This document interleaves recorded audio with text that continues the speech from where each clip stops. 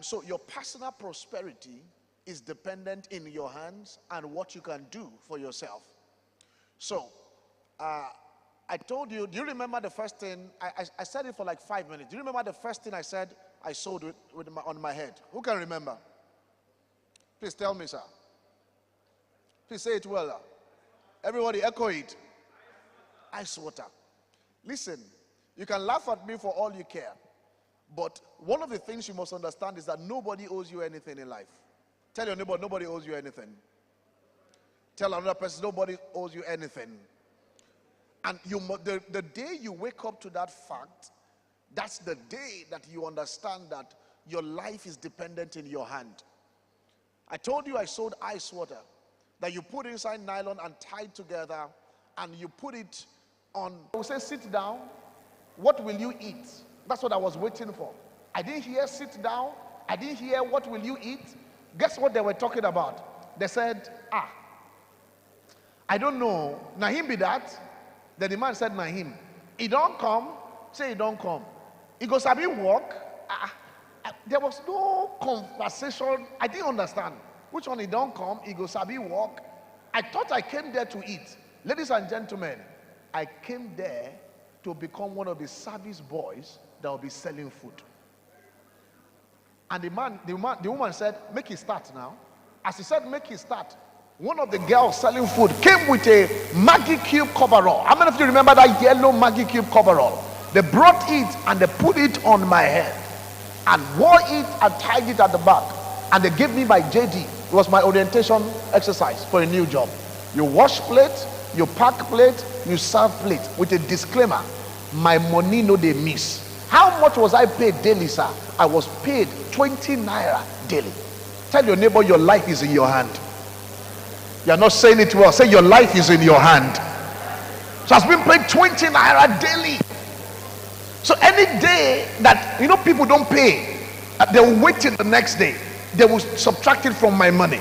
So the 20 naira never came. Sometimes it will be 15 naira. Sometimes it can be 10 naira. Why am I saying this? Your struggles are real. But I'm telling you that you have to toughen up to prepare a future for yourself. Does that make sense? You have to be toughened up. If Nigeria is tough, young progressives, you must understand that you have to be tougher than what is coming against you. There's a resilience that you must pack up, and there's a hope that you must give yourself to say that. Remember yesterday we said that don't ask what your country can give to you, ask what you can give to your country. You have to toughen up. One day the police came and raided the place, and they said they don't want the woman to sell food again, and they chased her out. Do you know I was happy? For a woman who treated me badly, who never paid my daily wage completely, they sent all of us out. We were happy. I said at least all of us were stranded. That was how we left. Well, ladies and gentlemen, from there, that was at Apapa Wharf. This happened in Lagos, Apapa Wharf. Then we moved and migrated to start hawking in a place called Ijora Market. How many of you have heard of Ijora Market in Lagos? Oh, beautiful. So that's when we started hawking and selling. Then one day, we couldn't sell again in the place. We returned back to our homes and in Ebute Meta, very close to where Honorable Dayo Israel grew up. I hope he can share his story for you one day. His story is worse than my own. Has he shared it with you before? See, beg him today that I should share his story. His own is worse than my own. Because for every glory, there is a story. Good. And his story is also a story of a young person who decided to spark up resilience, to say that no matter what, I will put my future in my hands. Ladies and gentlemen, one day I got back home and I went into the store. I came back from school, I had nothing to eat. We used to be rich. So all we had was that we had bags of rice that had nothing inside it again. Now that we are very poor. So I came back from school one day. You won't believe that I needed to eat and I had no food.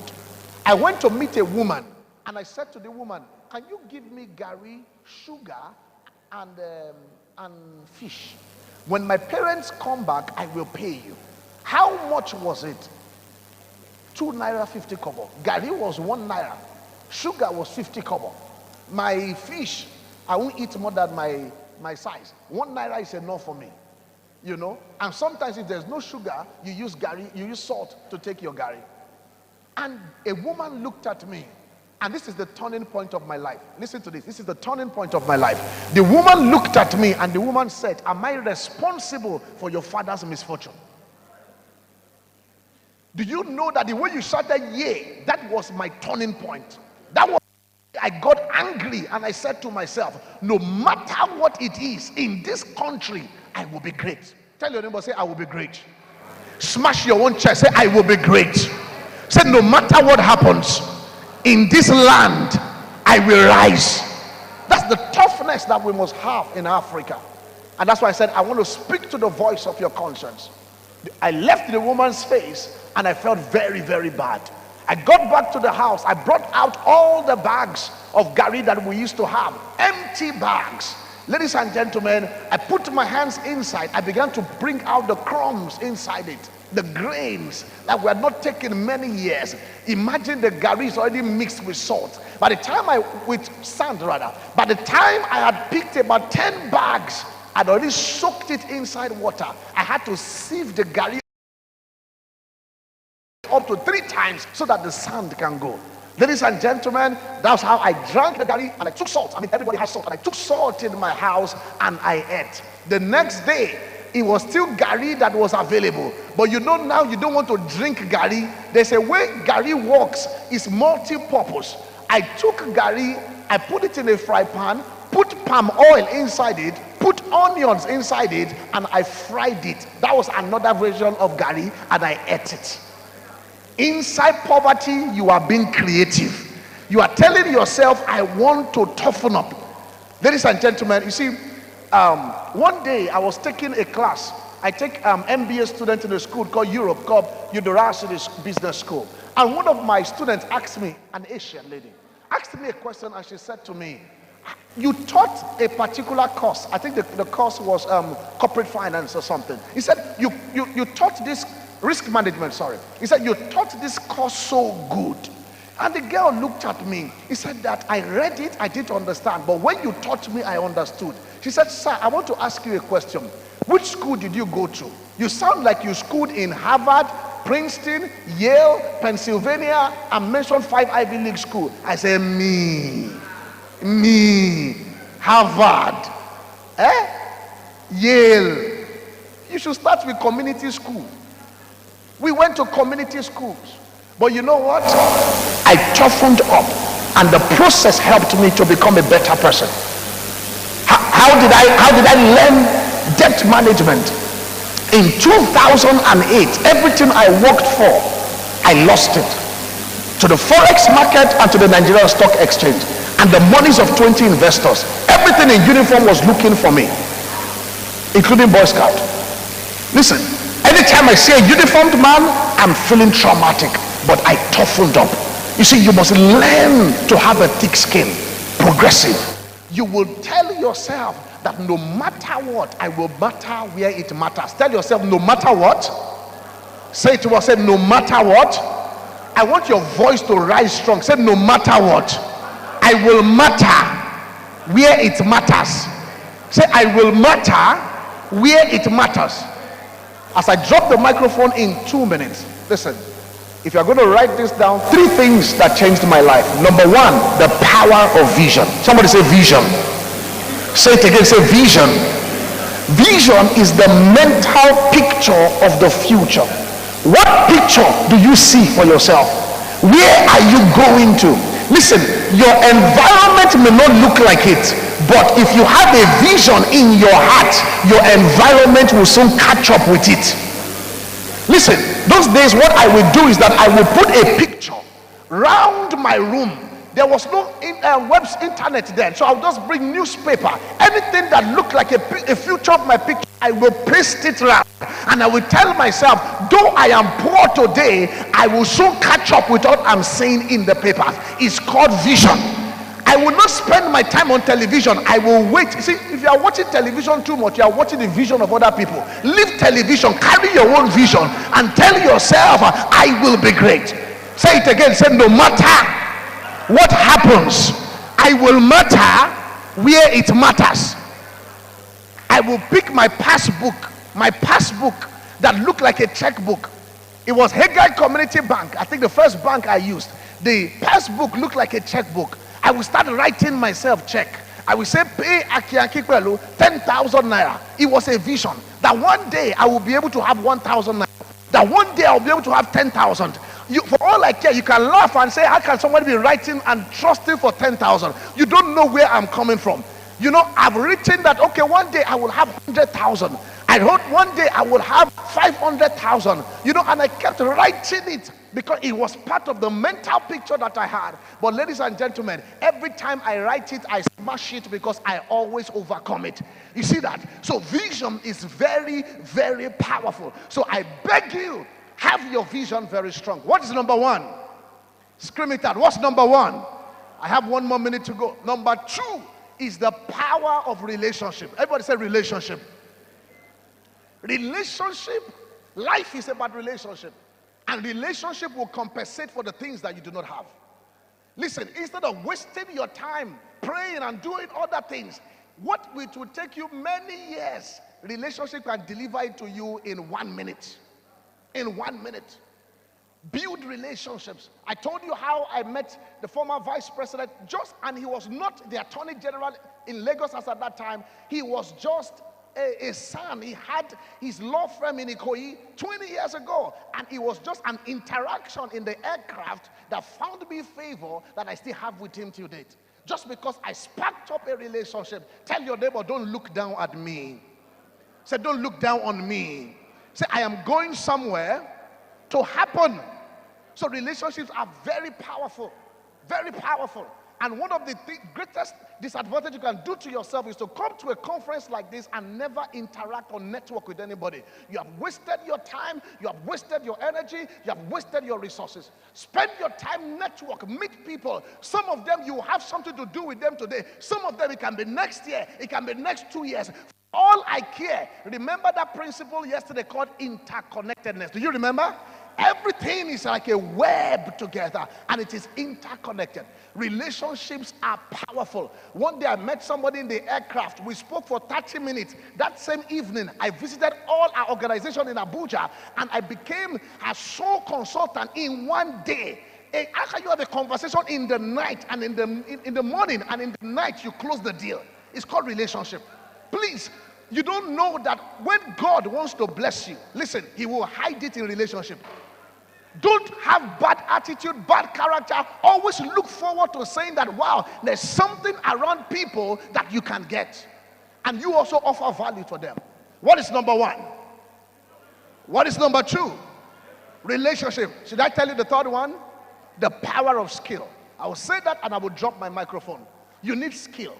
Young progressives. Nobody will say because we are young, they will give us power. Nobody will say it's not emotional to say we will give them power, we will help them. You have to prove yourself to become great, that you are irresistible and you cannot be pushed away. One of the ways to do that, young progressive, is to ensure that you have skill. Listen, I'm not saying talent, I'm saying skill.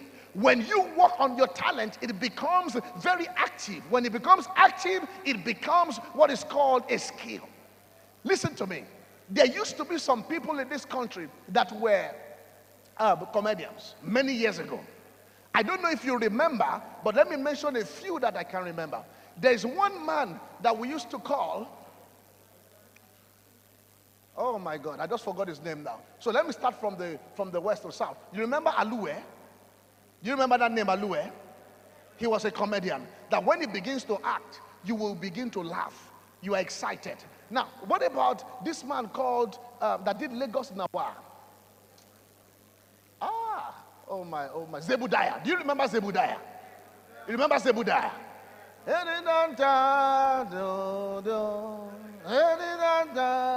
So you have Zebudiah. Those were the real comedians that we had in this country. Time will fail me to mention a lot from the north. But you know what? Most of them ended up poor. You know why? Because all that they had was talent. They never worked on it to become a skill. Many people don't know the names I'm mentioning now. There's one called Clarus. You don't even know the names. You know why? Because what they were doing was not sustainable. Ladies and gentlemen, if you look at the comedians that you have yesterday and day before yesterday, Sheyi Law, who is the SSA to the governor, spent a lot of time, 1 hour, holding the microphone, engaging you, singing "Oh Get You." Remember, day before yesterday, and we all had fun. 1 hour. Listen to me. If Sheyi Law had bad business in a hotel, he would make a profit of nothing less than 20 million that he had bad business. At that level, that is not talent, that is skill. Skill is powerful. When you have skill, you cannot be pushed away. When you have skill, people will need you. When you have skill, people don't have a choice that to want to have you in your life. Young progressive, it is not an emotional thing that people will help you to rise. You've got to have skill for yourself. Ladies and gentlemen, I hope with these few points of mine, I've been able to help you this morning. I will see you again. Thank you very much. Let's give our youth leader. How many of you have been charged, inspired, challenged, fired up, ready to go? Please give Dr. Aki Akikwelu a big round of applause. So we've talked a lot of theory and practical. My next speaker is someone who has taken everything Dr. Akikwelu has said and turned it into reality. He's a young man. He's not yet 40 years old. He used to intern and volunteer and then started working for Mercedes-Benz in Nigeria as a staff. He was inspired with working there and what they were doing, and he said he was going to start his own company. Today, he's not yet 40. He's 36 years old. He's the founder and owner of Nord Motors. He's now producing locally made vehicle of international standard in Nigeria. He created his own car company. He's assembling cars in Nigeria, building vehicles. You must have seen his cars in different places. N-O-R-D, Nord Motors. Ladies and gentlemen, please welcome my friend and brother, CEO, founder of Nord Motors, Toby Ajayi. Thank you. He's going to be telling us about entrepreneurial journey, entrepreneurial story, and how you too can be your own founder and CEO. Over to you. Thank you very much. I'll start from there, but eventually I'll be here.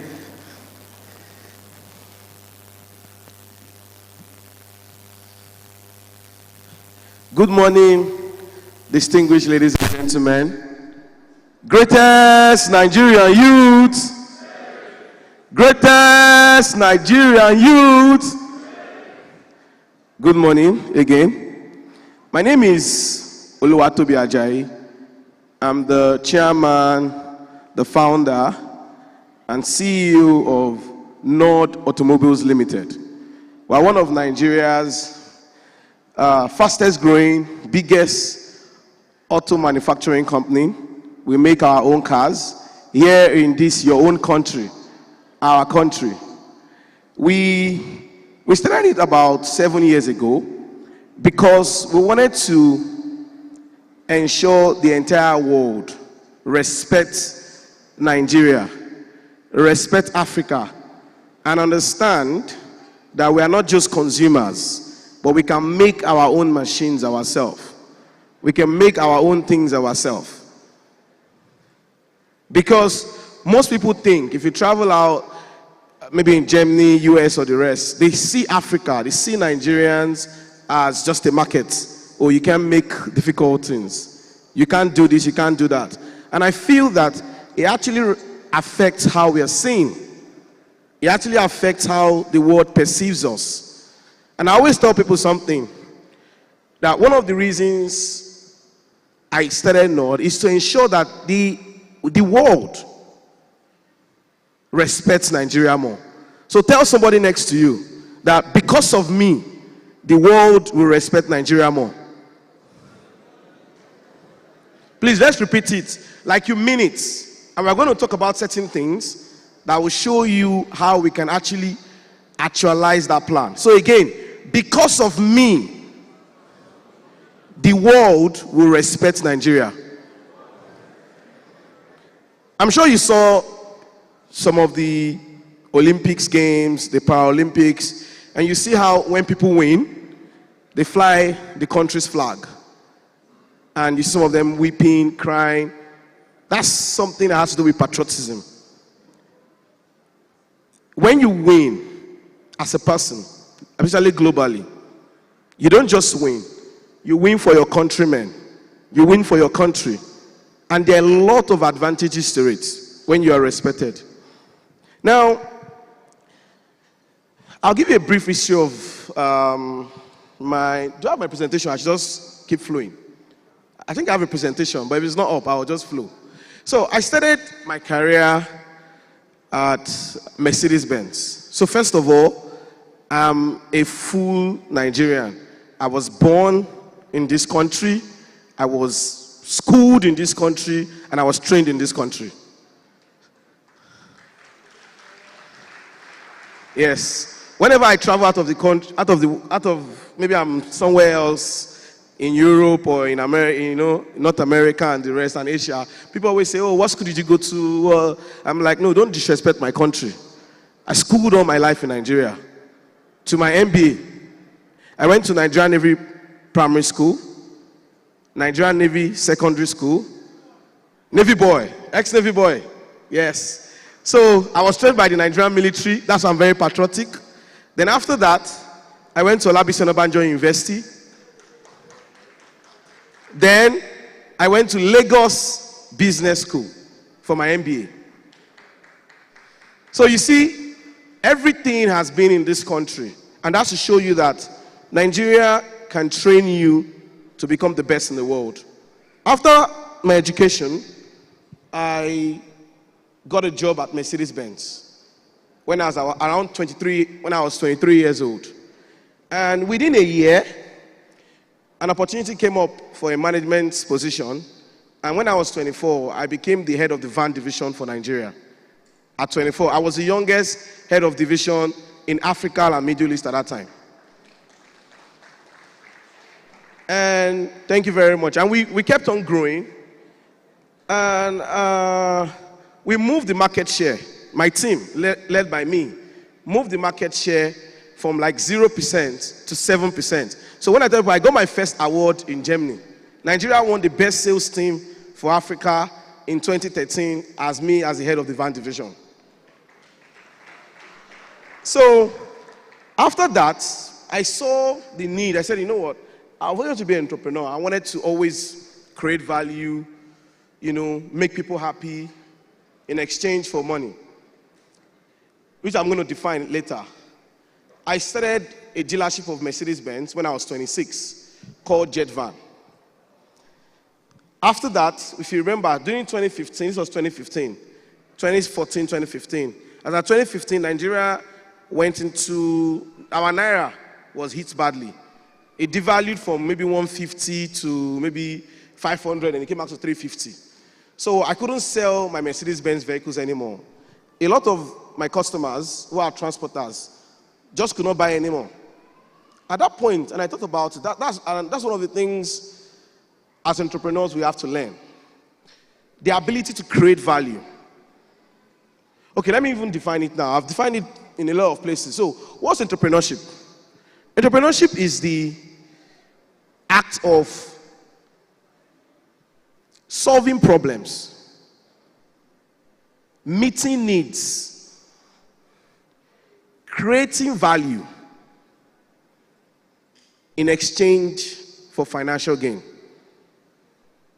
Do you understand me? Solving problems, meeting needs. You solve a problem, you meet a need, you create value. It's not free. In exchange for financial gain. In that sequence, you need to create value first before you make the money. You don't make the money first. I see some of us, which sometimes we see this a lot in our country. I'm sure a lot of people, when you deal with maybe Nigerians here and there, some people give you this bad feeling. They do not deliver the job, but they want to be paid. Right? That's something we're trying to change. We have to understand as a country that you need to deliver value first. Solve a problem. then you make the financial gain. So at that time, I said, you know what? I'm not going to lose my new business. I was almost, I guess, 27, 28. I said, no, I'm not going to lose my new business. If my customers want cheaper vehicles, because the vehicles moved from 9 million naira for one to 27 million naira within 6 months.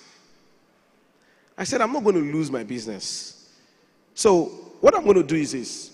I'm going to look for a way. Okay, I went to Germany first. I told them, can you remove 1 or 2 components that we don't need to bring the price down?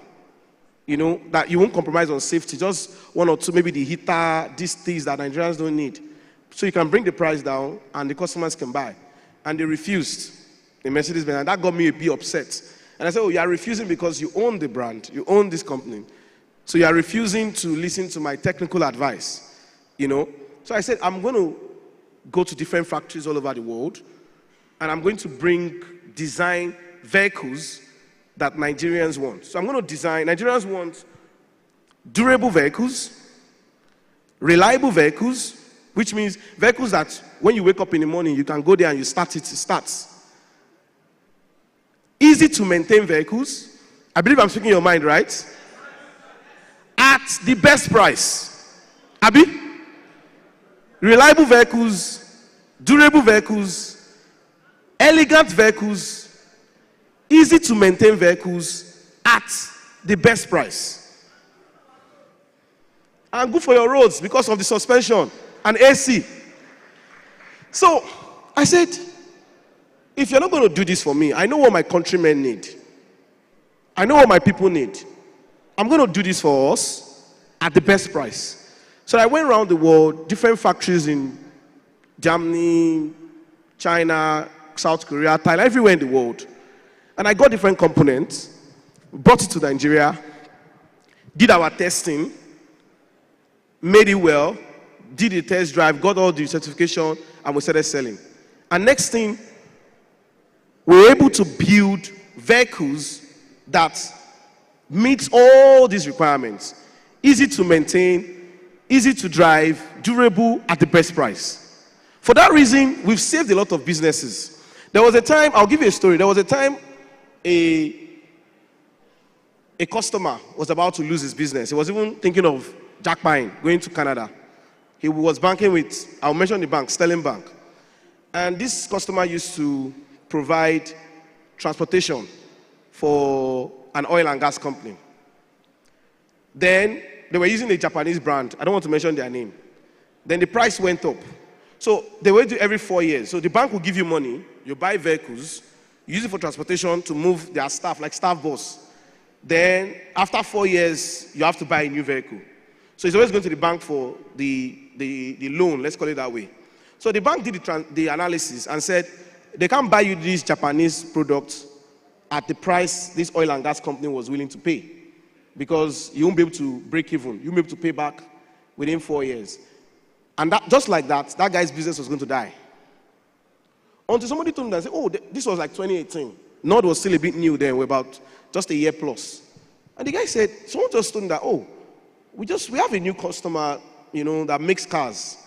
We can talk to them and they use these very good engines from Japan, very reliable. Try them out. We gave the guy the invoice. We're offering essentially the same vehicle because we're using the same parts for half the price. So for that reason, when he did the calculation, he was going to break even quickly. And the bank saw that from a financial point, it made sense. And he was given the loan and his business continued. That way his business didn't die. He didn't have to fire anybody. His staff remained and he and his family remained in Nigeria. Those are kind of stories I like to hear. How value is being created. Impact is being made.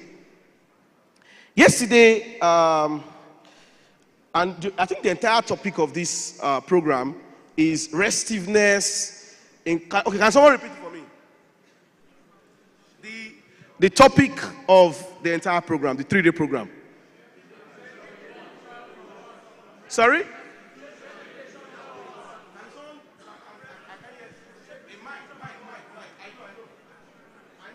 the future from restiveness to inclusion, action, and development. Now, how do we shape our future from restiveness, which is like, too much energy, to including the youths, including all of us here, into the national program, into being glad and happy to be Nigerian?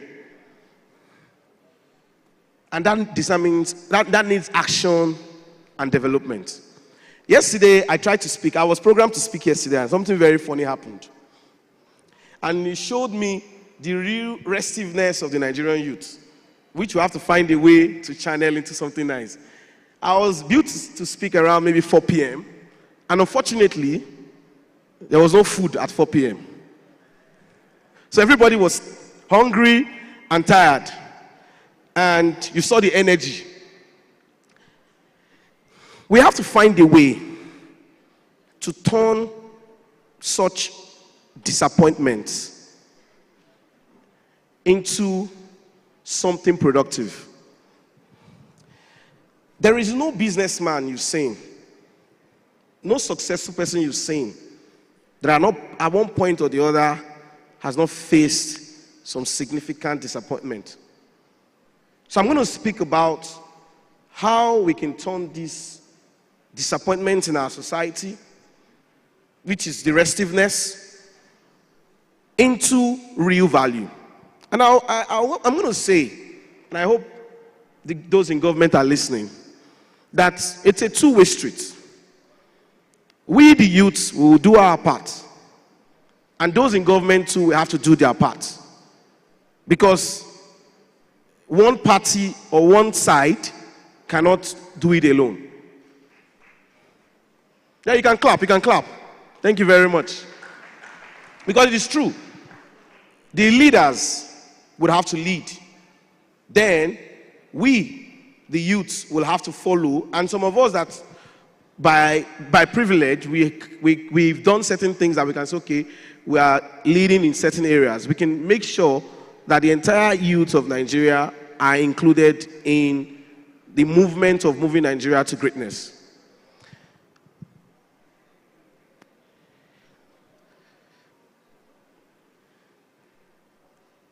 Look around you.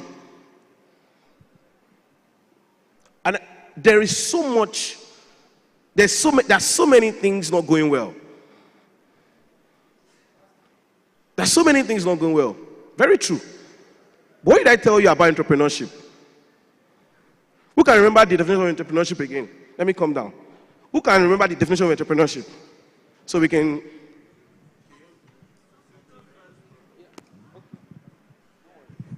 Entrepreneurship, according to your definition, is creating value for gains. No, I mentioned 3 things. Okay, somebody else. Solving problems for gains. Before you get gains. Okay. Again, I want the 3. You mentioned 1. Solving problem, meeting needs, and creating value. Thank you very much. For the exchange of money. Financial gain. Money. I know you like money. She said money. To her, it's money. Financial gain, nothing. Just hit the nail on the head. Money. I like that woman. She said for money.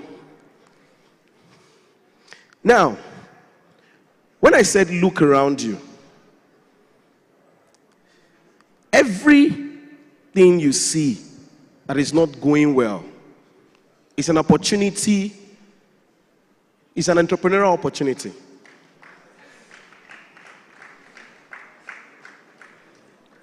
Everything you see. And that's why I said, I agree with you. We cannot do it alone.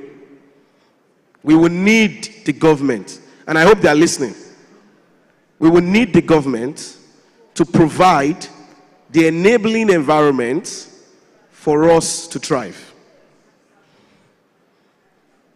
But the government is not, this is a capitalist economy. The government is not going to solve these problems for us. We in this room and many outside are going to have to do the hard work of solving those problems. You can see what has happened with the Dangote refinery, right? That's a good example of what citizens can do. When there is a problem, you can see we've been queuing for fuel since 1994, maybe even longer than that. And somebody said, yes, it's a problem. You're always crying, protesting, doing this one, doing that one. Me, I'm going to build an assembly plant. I'm going to build a refinery, to solve that problem. Look around you and tell yourself, what problem? You don't have to do it alone. You don't have to do it alone. You can come together. That's what business is. You can do a limited liability company. That's 2 to 50 people. You can come together as a group of friends, shared interests. Come together.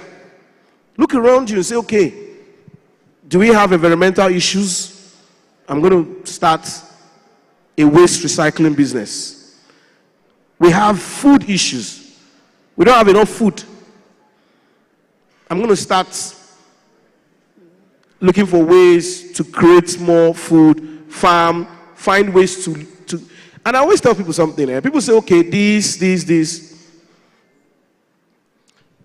What are the 4 factors of production?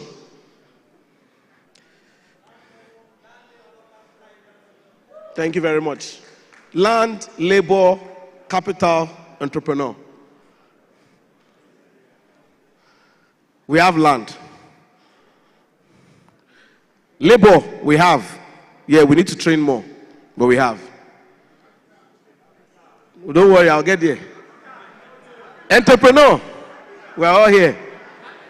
But capital, that is where the problem is. And I always tell people when I speak in certain places, I say, I don't know about other places in the world, though, but we have to be honest as Nigerians. In Africa, actually, that capital and the lack of it is one of our biggest problems. And this is where we need the government parastatals, we need the government entities. I know people with brilliant ideas. I always believe, in fact, if you check economic textbooks, they will tell you when there's brilliant idea, capital will always follow. Not necessarily so in Nigeria. And that's something we have to solve. We have to make access to capital a lot easier. Maybe not affordable at the beginning. And that's something I always tell people, that we have to be realistic about who we are. And you have to solve the problem one step at a time. You cannot be US in one day. You cannot be Europe in one day. Let us start, maybe expensive capital, yes, but let us start by offering capital to serious people.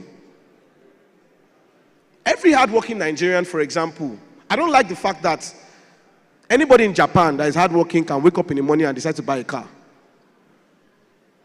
Because he won't pay. Oh, he will make some down payment and spread the rest. And he'll get his brand new car. But in Nigeria, a very hardworking person will not really have to buy a car. When you go to Nord page, when we post a very nice picture, say, oh, I love Nord. I love Nord. Oh, this vehicle is so beautiful. Because exactly. And this actually has a multiplier effect, because when people can afford commodities, you make the company or the industry producing those commodities a lot better, because they increase their revenue. And when they increase their revenue, what happens? They employ more people. They grow bigger. They increase salary. When they employ more people, grow bigger, what happens to those people? Those people send their kids to better schools. Those people send their kids, those people spend more in the economy. And what happens to those schools? Those schools employ more teachers. So it's a multidimensional, multi-layered way of being successful as a country.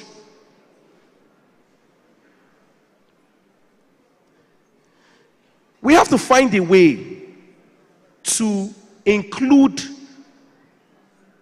the youths into this government, into this country. I was telling somebody that if Nigeria and Africa generally has the highest ratio of young people in the world, hope you guys are aware of that. The highest ratio of young people in the entire world.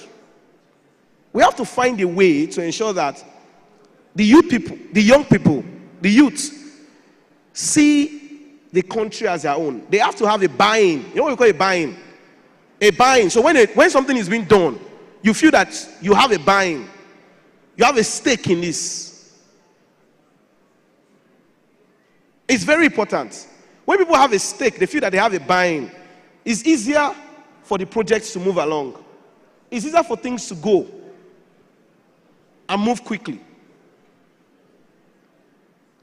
Who's an entrepreneur here? Entrepreneur. Yeah, but can you give a mic to him, please? The mic to that gentleman, please. I want to tell me what you do. And a lady.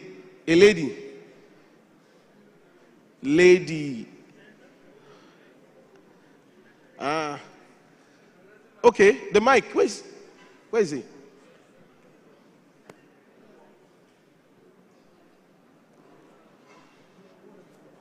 No. Let me just go there.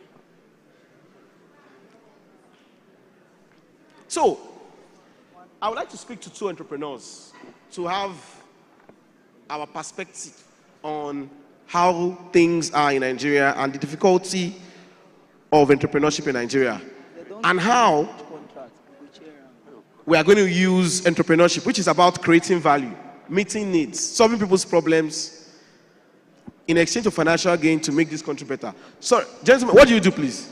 Good morning. Your name, please? My name is Oriyomi Adedoyin. Sorry? Oriyomi Adedoyin. Okay. I'm an entrepreneur. I'm into the fashion and creative economy. Fashion and creative economy? Yes. Okay, so when for your fashion business, are there people who come to you, I want to buy your clothes, but they can't buy because they cannot pay for it? Of course, yeah. So do you think that what do you think happens if there is a scheme, a credit scheme, that allows people to actually pay you in bits, but you get your money up front, but they now spread the payments over a period of time? What do you think happens to your business? So actually, we have a plan like that. Okay. Right? Which is mostly for salary earners.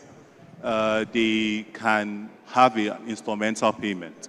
So we can bulk produce suits, natives for you, and then you can pay instrumentally. But in terms of credit facility in Nigeria, which I think is something that we need to adopt, which is basically what you're talking about, credit facilities, where people can afford to buy things and then pay later. I guess that's your question, right? Yes. So what do you think? It would obviously give you capital in terms of helping you to run your business upfront. And it will also help you to produce on a larger scale. So if everyone that really wants your clothes and gets it, if they can access credit, how many times more do you think your company will have grown? Give me an idea. Like maybe 10 times more. 10 times. Thank you very much. You're welcome. The next person, please. It says, if his potential customers have access to credit, his company and revenue, that means revenue, profit, and the likes, will grow by times 10. Now, imagine where across board, every commercial entity is doing times 10 more. It means that our GDP will be doing something similar. You understand? So this is one of the reasons why I say, as entrepreneurs, we have to just keep doing what we are doing, and some of us will engage the government on how to move, how to support us. And one of the biggest ways is by offering credit facility to people around. Where's the lady that wanted to speak here? I want a guy and a lady, please. No, no lady. Let me just continue. So, I'll continue with the North story. In 2018, We started Nord because we wanted to give Nigerians the opportunity to drive their own vehicle, to move from one point to another in a brand new vehicle. We want it to be normal for you to be in a brand new vehicle, because in most places outside of Africa, it's quite normal to own brand new vehicles. But in Nigeria, it's not. And that's something that we are going to change.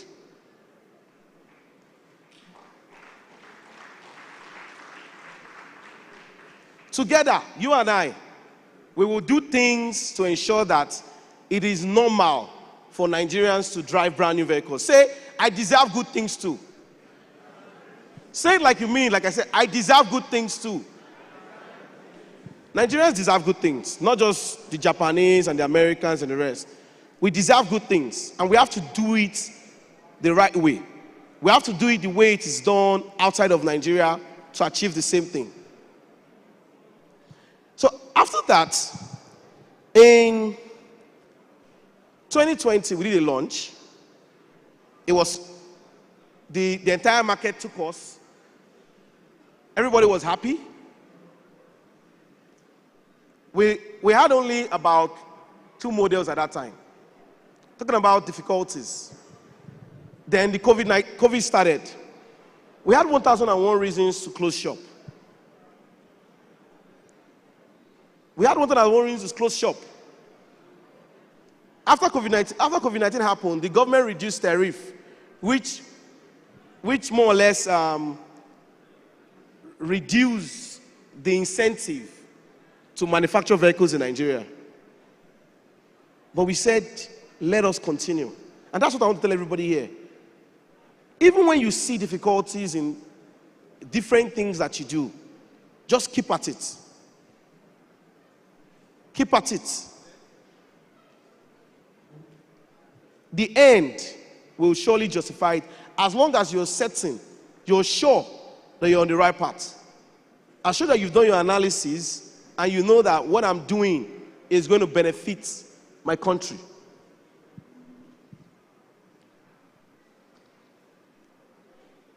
How many people have been here since day one? All of you. That's very nice. Programs like this are actually very important because we need to create better leaders for our country. One of the biggest problems Nigeria has is a leadership problem.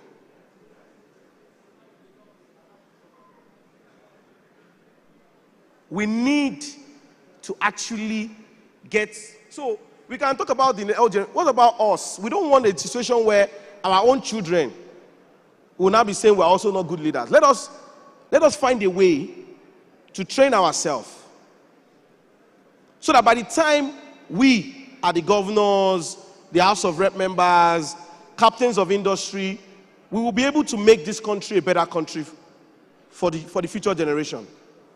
Because Nigeria has the potential. We have the biggest population in Africa. We have one of the biggest economies in Africa.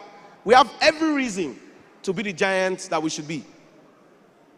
And I want to believe that everybody here, I heard from my big brother, Dayo Israel, that most people here are youth leaders, carefully selected across the country.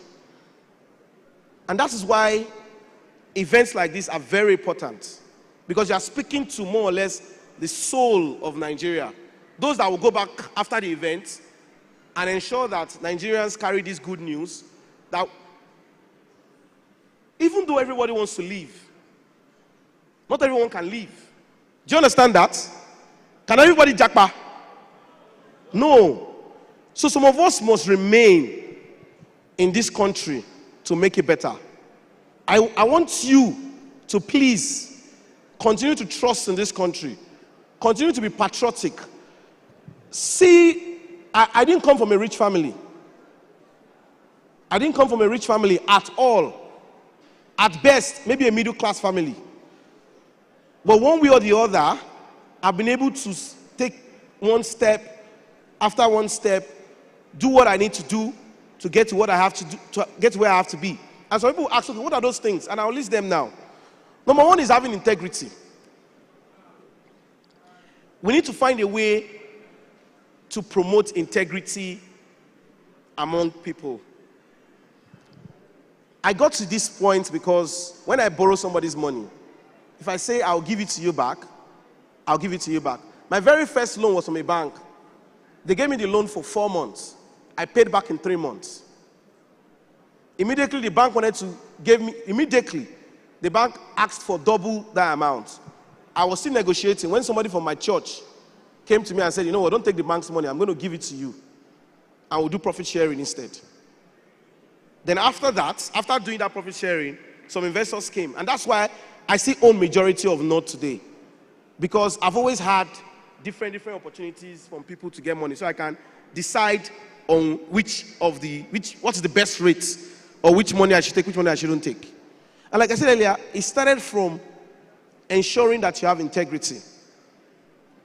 In the beginning, it might be very tough. It was tough in the beginning. Trust me. It was very, very tough in the beginning. But at the end of the day, it will make you worth the while. Number two is hard work. We have to create a culture where we still respect hard work. There's a Yoruba saying, I don't know if they say, it's nice, but it cannot cut across. You need to have the experience. Which means that there must be a time in your life when you would have actually worked more and earned less to get to the point where you can work less and earn more. There must be a time when you must have invested a lot of hard work and earn less so that you can get to a point where you can work less. Where you can work less to earn more. We have to ensure, all of us here, it's not one person, it's not only the government, all of us have to create a culture where hard work is respected. Number three is bring your brother's keeper. Being your brother's keeper. Just be kind to the next person. Just be kind to the next person. If somebody says they want something, can you do it? Do it well. If you can't, I see some, there's in our system, we're currently operating a system of low trust. And it's one of the reasons why our credit systems are not working. Because you give somebody a loan, or you give somebody, okay, like the gentleman there, maybe you give him you give somebody a kaftan, and say, okay, this kaftan is 50,000. Or you have paid 20, come and pay later. The person will not pay. Not because the person doesn't have the money, but because always thinking, oh, so we have to create that culture where we are kinder, where there's more trust in the environment. There's more trust in our system. There's more trust in the way we do business.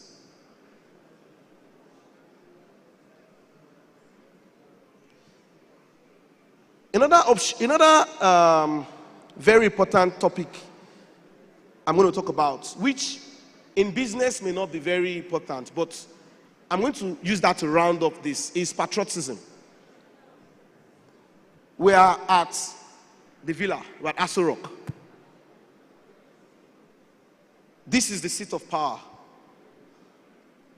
If you watch American movies, you will see how the movie is always, no matter how bad it is, the movie is always moving America's image up. It's become a bit fashionable to not be patriotic in Nigeria. And there is no country, even since the Roman Empire, that has moved forward without patriotic citizens. We have to be patriotic. There are a lot of things that I do in my business that the numbers do not add up, but I do because it's a patriotic thing to do.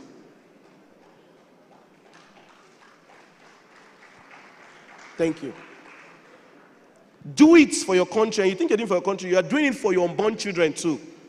In 500 years' time, you're going to have probably 500 descendants. So do it for them. Be patriotic.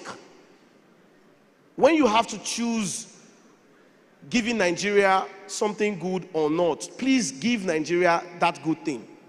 And I'm sure at the end of the day, we will all benefit from this. We will all move to greatness. Thank you very much for listening to me. I'm very happy to be here. I'll see you some other time.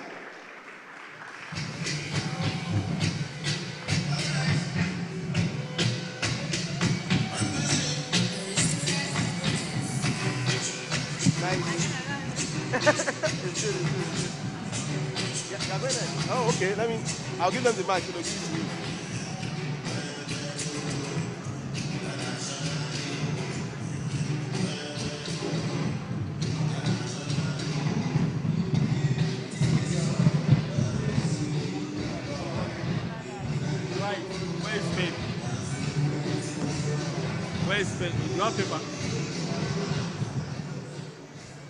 Ladies and gentlemen, I believe we can do better than that. Let's put our hands together for our speaker. That clap is not clapping. Let's put our hands together for our speaker. Come on.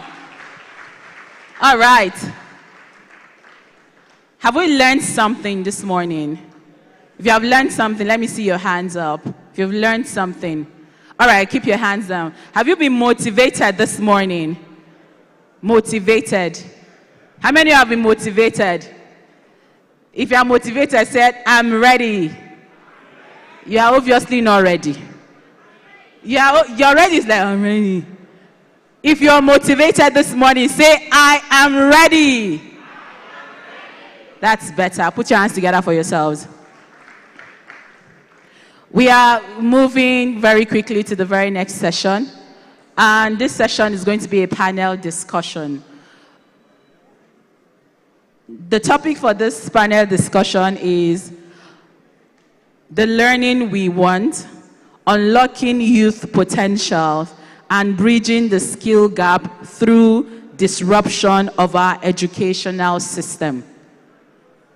During this discussion, we are going to have the opportunity of reimagining the educational system as it is in Nigeria, while speaking to thought leaders who have taken action in ensuring that the system is being shaped and reshaped, not only to measure up with international standards, but to also co-opt our Nigerian sentiment. But before I welcome the panel discussants, permit me to make welcome Mr. Jimo Kasim Adeyinka. Please put your hands together for him. He's the country director, WNDP. Thank you so much, sir, for joining us. It's an honor to have you. By way of a foundation, let me say that education is the cornerstone of our national development. There is no doubt about that. The reason why some of us have the voices that we have today is because of education. Education has shaped us. It has given us an identity for us to continue to thrive and reshape our environment and our generation. But I am not the speaker, not the panelist. I'm going to be calling the panelist.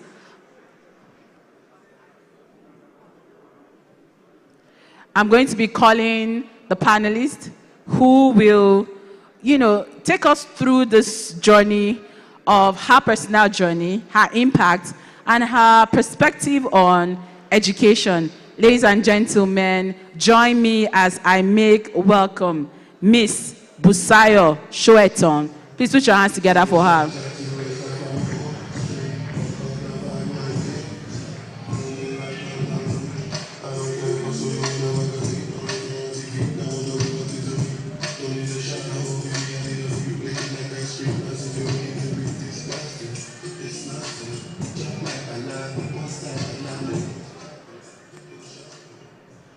Please, can I get the second mic? Thank you.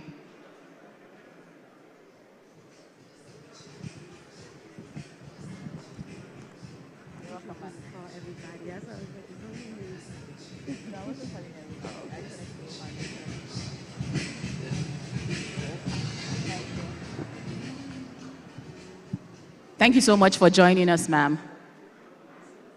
Sir?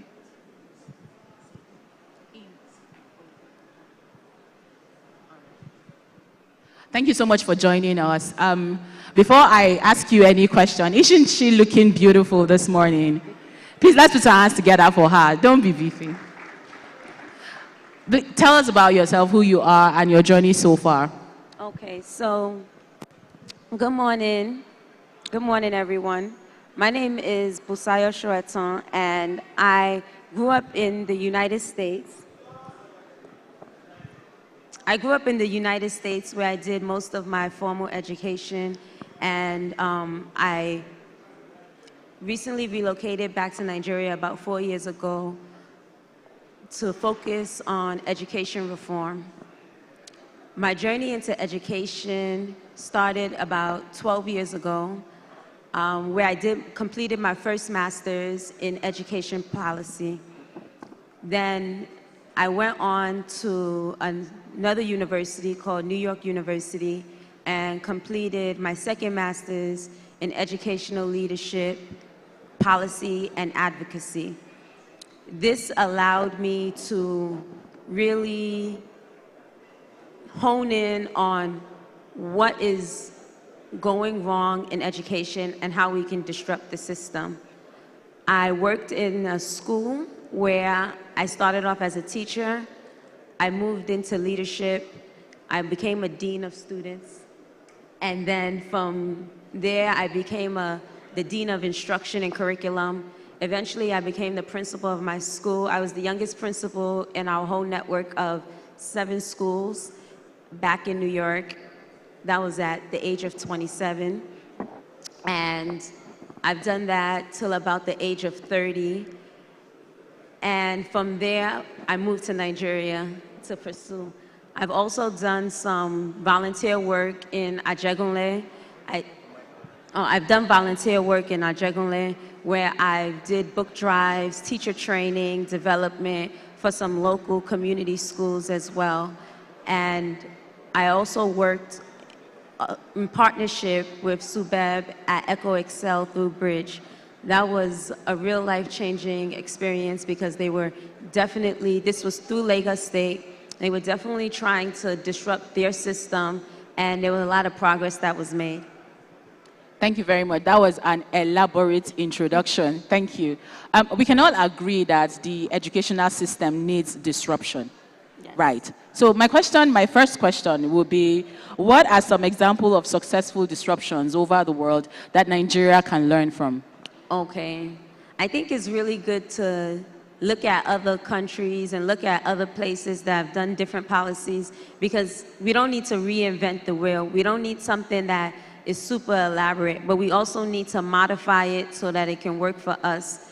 One of the models that I'm really familiar with, which is in the US, there was a time period where all the teachers were old. When I went to school, all the teachers, they were old. They were like your grandmothers.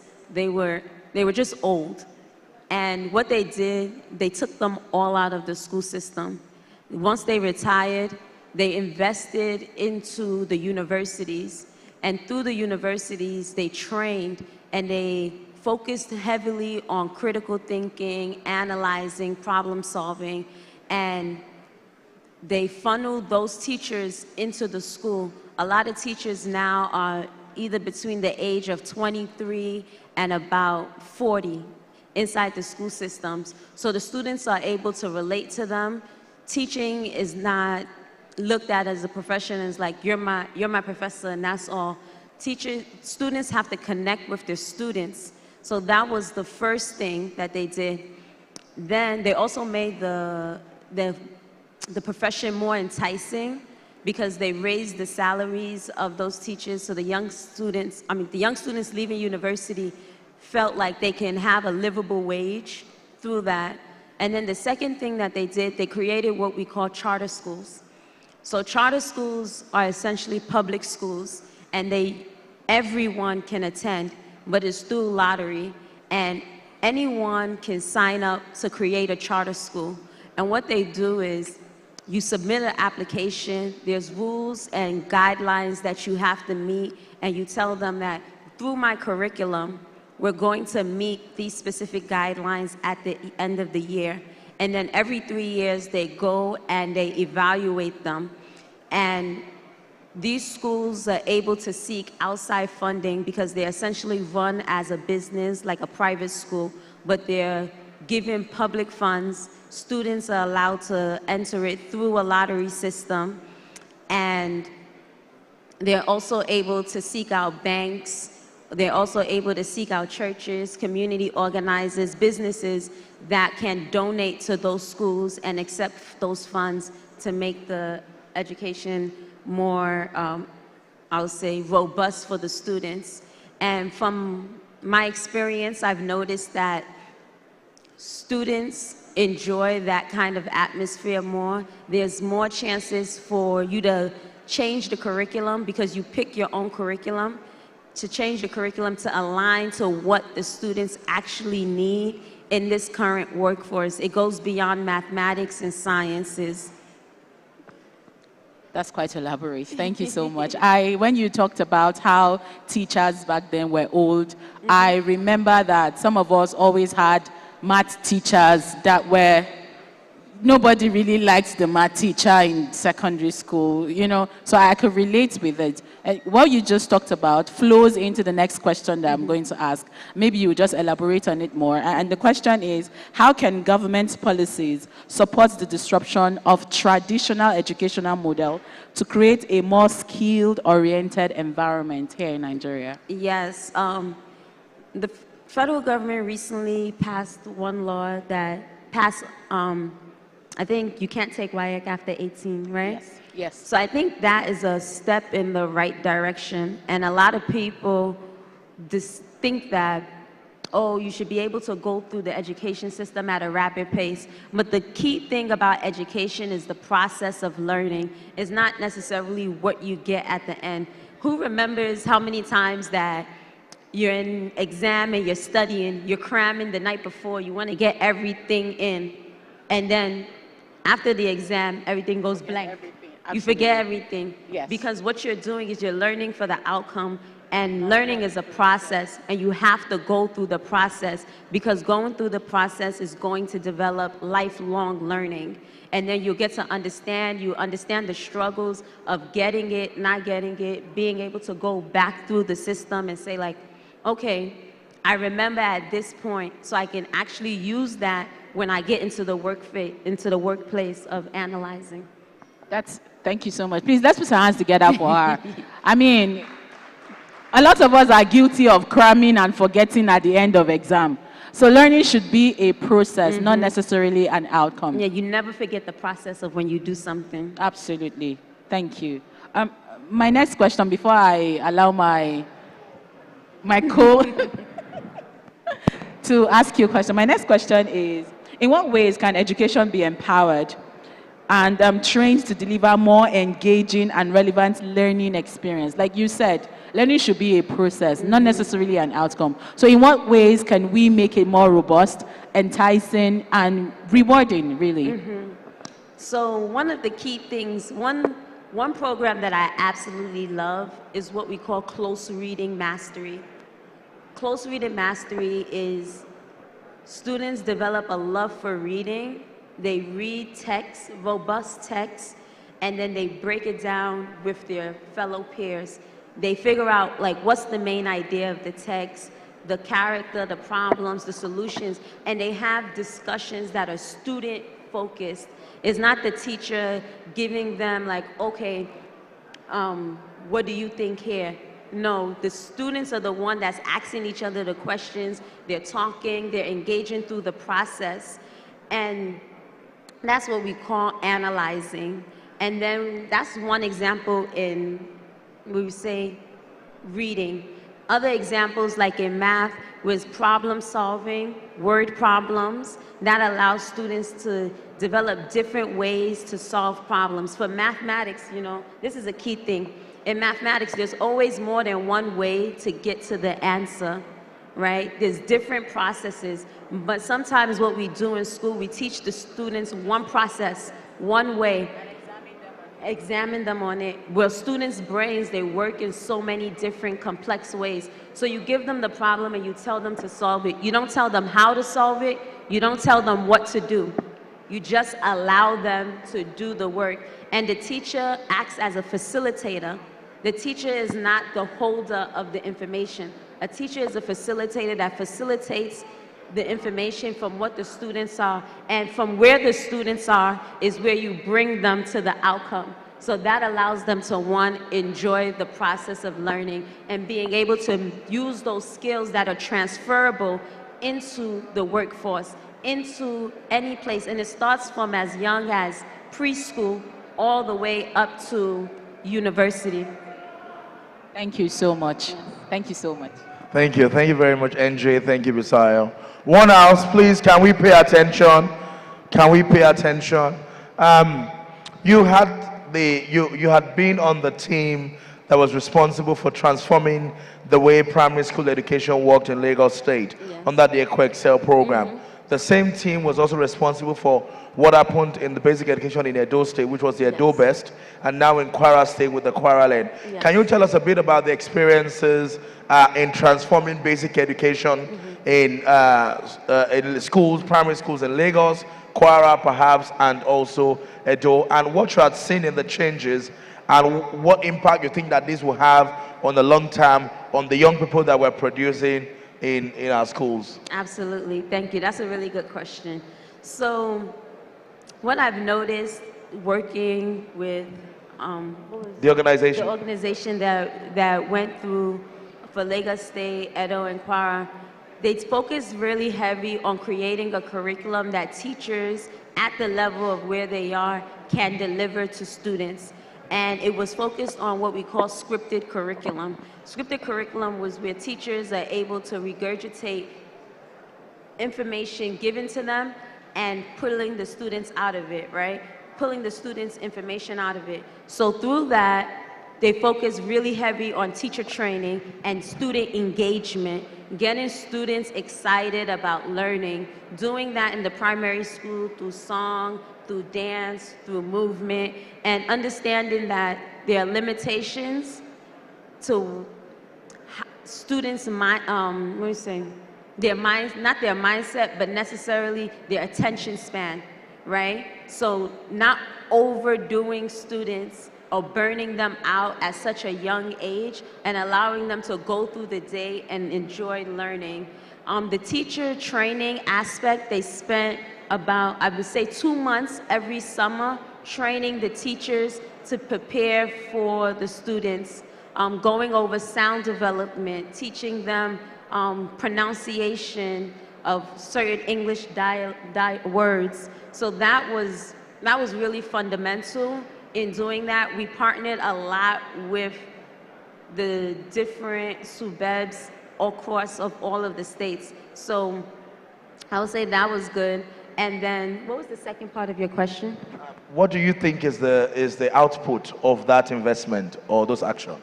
Yes, so the outputs, I believe that teachers are more equipped to enter the classroom and really deliver instruction that the students may receive. And I also believe that students were given the opportunity to receive education not just in the classrooms, because each student was given tablets that they can take home to do continuous learning inside the school, that didn't require them to have data, because in different areas, everyone has different challenges. Sorry, thank you. Sorry for that interruption. I was speaking to the Minister of Agriculture State. He's on his way here. We're going to be inaugurating our Progressive Young Farmers Network. We're just informing that he's on his way to be here. Work never stops. Also, I think my last question from my side is in the sense that there needs to be transformation in what we learn, in linking that to what the job market needs and what employers want. Many of us are doing biochemistry, We are doing many courses today. Nothing is wrong with them, but the labor market, the jobs of the future are not in should I say they're not synchronous to what we learned or we're learning in school. And we can begin to get it right in basic education.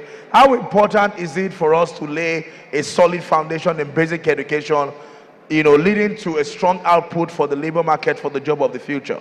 Yes. A lot of jobs right now, tech is everywhere. Tech is one of the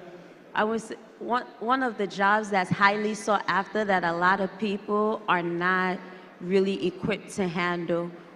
And I think incorporating those things like programming into the schools, incorporating things around risk analysis, looking at data-driven, would allow students to actually come into the workforce more prepared.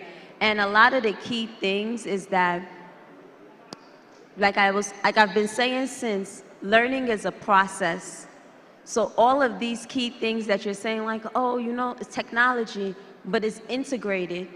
Integrated curriculum allows for students to have their mathematics, have their literacy, have their sciences in one project. You can do project-based learning, and they're going through all those steps just to get that outcome of that project. So I think that we shouldn't look at it in isolation.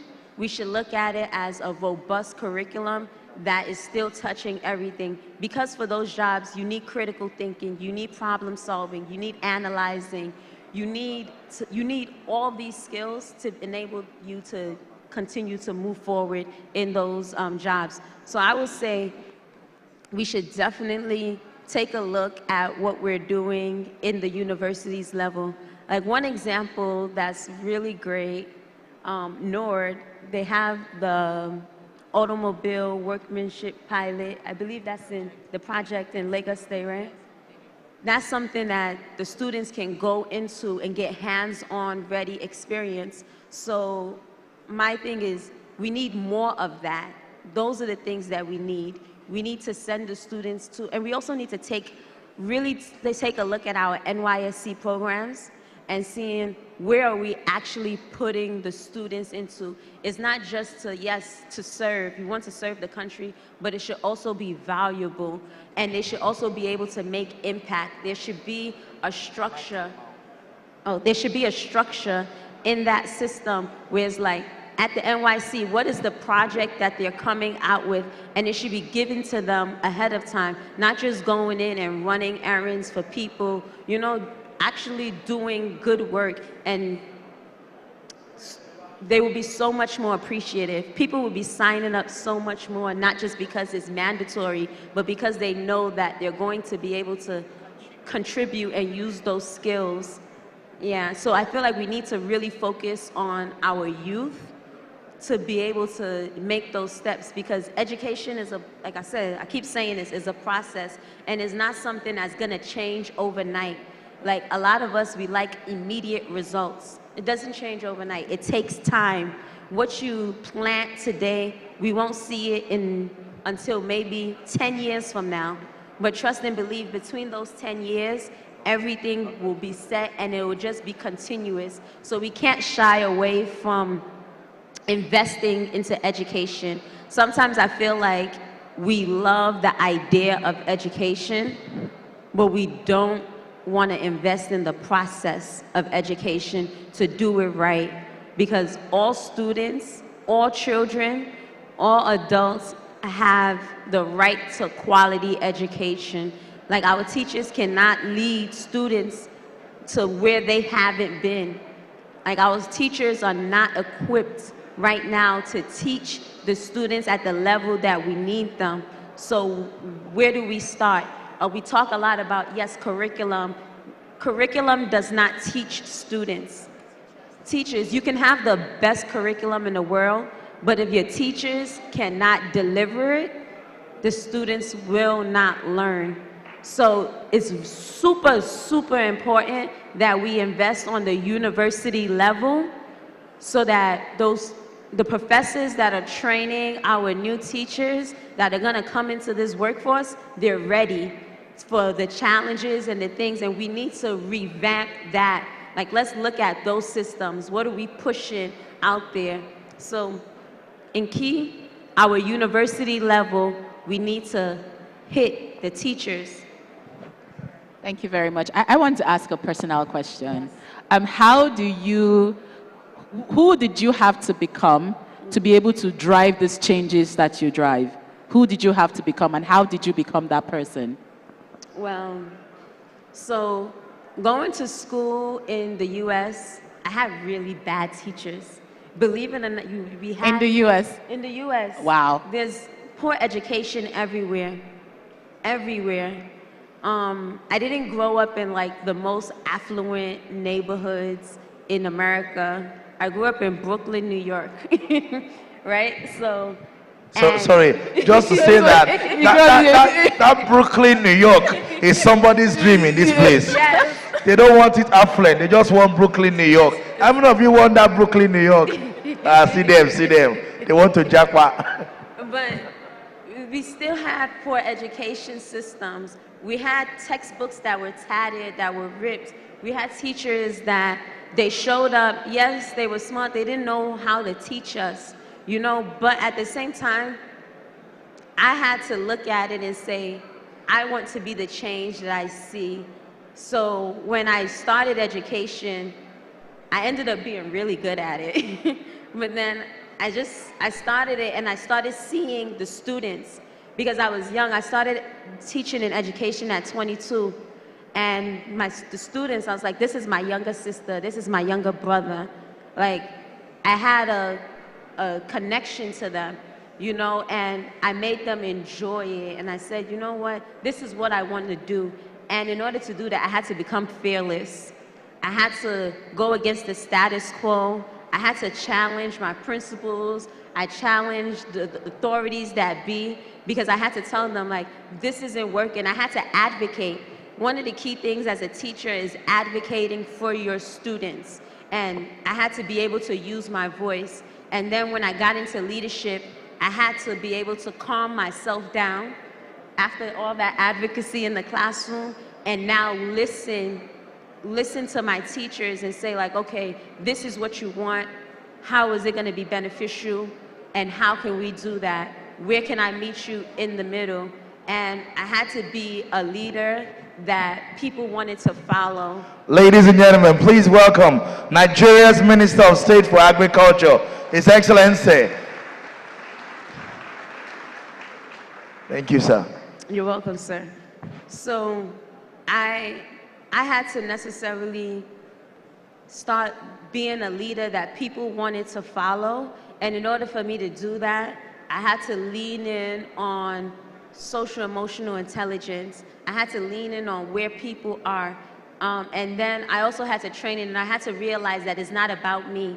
It's not about my accolades, because when my team wins, I win, right? So I had to do whatever I needed to make sure that my team won. Yes, and in return, we created magic. I like the sound of magic. Before I let you go, this will be my last question. So you've obviously taken a huge step in the right direction. So my question is, how can we meet you halfway? What should we be doing? What should communities be doing? What should schools be doing? What should government be doing? What steps can we begin to take to start shifting the balance towards where we want it to be? I would say some of the first steps is engaging the stakeholders in creating a solid plan, right? There's a lot of smart, educated people here in Nigeria, even in this room, that have ideas in terms of what we can do for the education system. We need to start listening to our communities. We need to start engaging the right people, you know, not people that just want to come and collect the check. People that actually want to do the work, people that will tell you the truth and not tell you what you want to hear, right? And we have to start being comfortable in discomfort, right? And I think one of the key things is using the right people. I'm always available to consult, you know? So it's one of those things where we have to start. And when we do, we need people that aren't just in the process inflating budgets to collect money. We need people that are actually going to do the work. Thank you very much. Please, ladies and gentlemen, let's put our hands together for...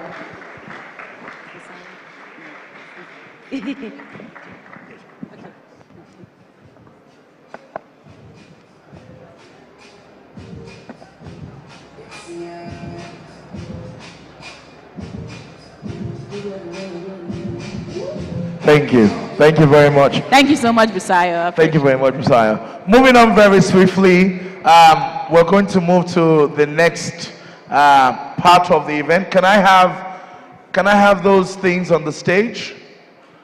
Can I have those stuff on the stage, please? Before I bring in our special guest for this hour, I recognize my colleagues, the zonal youth leaders, South. I'm seeing him in suit for the first time. The zonal youth leader for Southeast, he came in from Canada yesterday, urgently cut short his holiday to be back for the summit. And of course, North Central, he's even been at the car park in Eagle Square working tirelessly. I have some of the best team. Where is Northeast? Northeast, where did he go? He's outside. All of my colleagues are working together. Of course, we have the former zonals as well. Those ones that were in neck. And they've been fighting the Fakais, Mekudi. Thank you very much for coming here. I'm waiting for that. I'm waiting for you guys to see me. Okay, I think hold on. I think while they put that together, ladies and gentlemen, I want to bring one of my big uncle, one of Nigeria's finest minister. Many of us don't know what they're doing in the Ministry of Agriculture until you begin to hear the things that are being done. Amazing stuff. He actually left his brother, the Ministry of Agriculture, at the Federal Secretariat. They're working on the distribution of the rice project across the country. And, you know, the minister also called me and said, the Minister of State is on his way. I would come in the evening for the reception. And it is an honor to bring an orator, a farmer, an agriculturist, an astute politician, His Excellency, Nigeria's Minister of State for Agriculture, Honorable Sabi Ali Abdullahi. Please give me a big round of applause. He will speak first, and then he would inaugurate.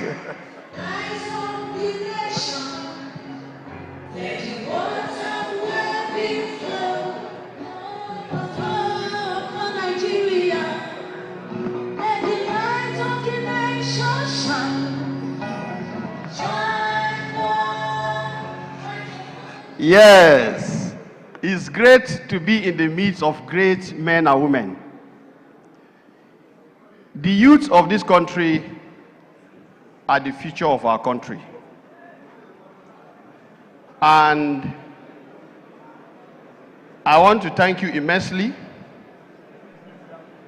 for the wonderful work you are doing individually and collectively. I want to thank my youth leader, the ever smiling and never tired Dayo. His energy is out of this world, and I want to appreciate him for bringing all the youth under this platform. And let me say that shaping the future we want is not just apt, but that exactly is the essence or the purpose of what the youth should be looking at. I'm privileged to be the Minister of State, Agriculture and Food Security. And I don't envy myself, because we are coming at a time in which there are so many crises.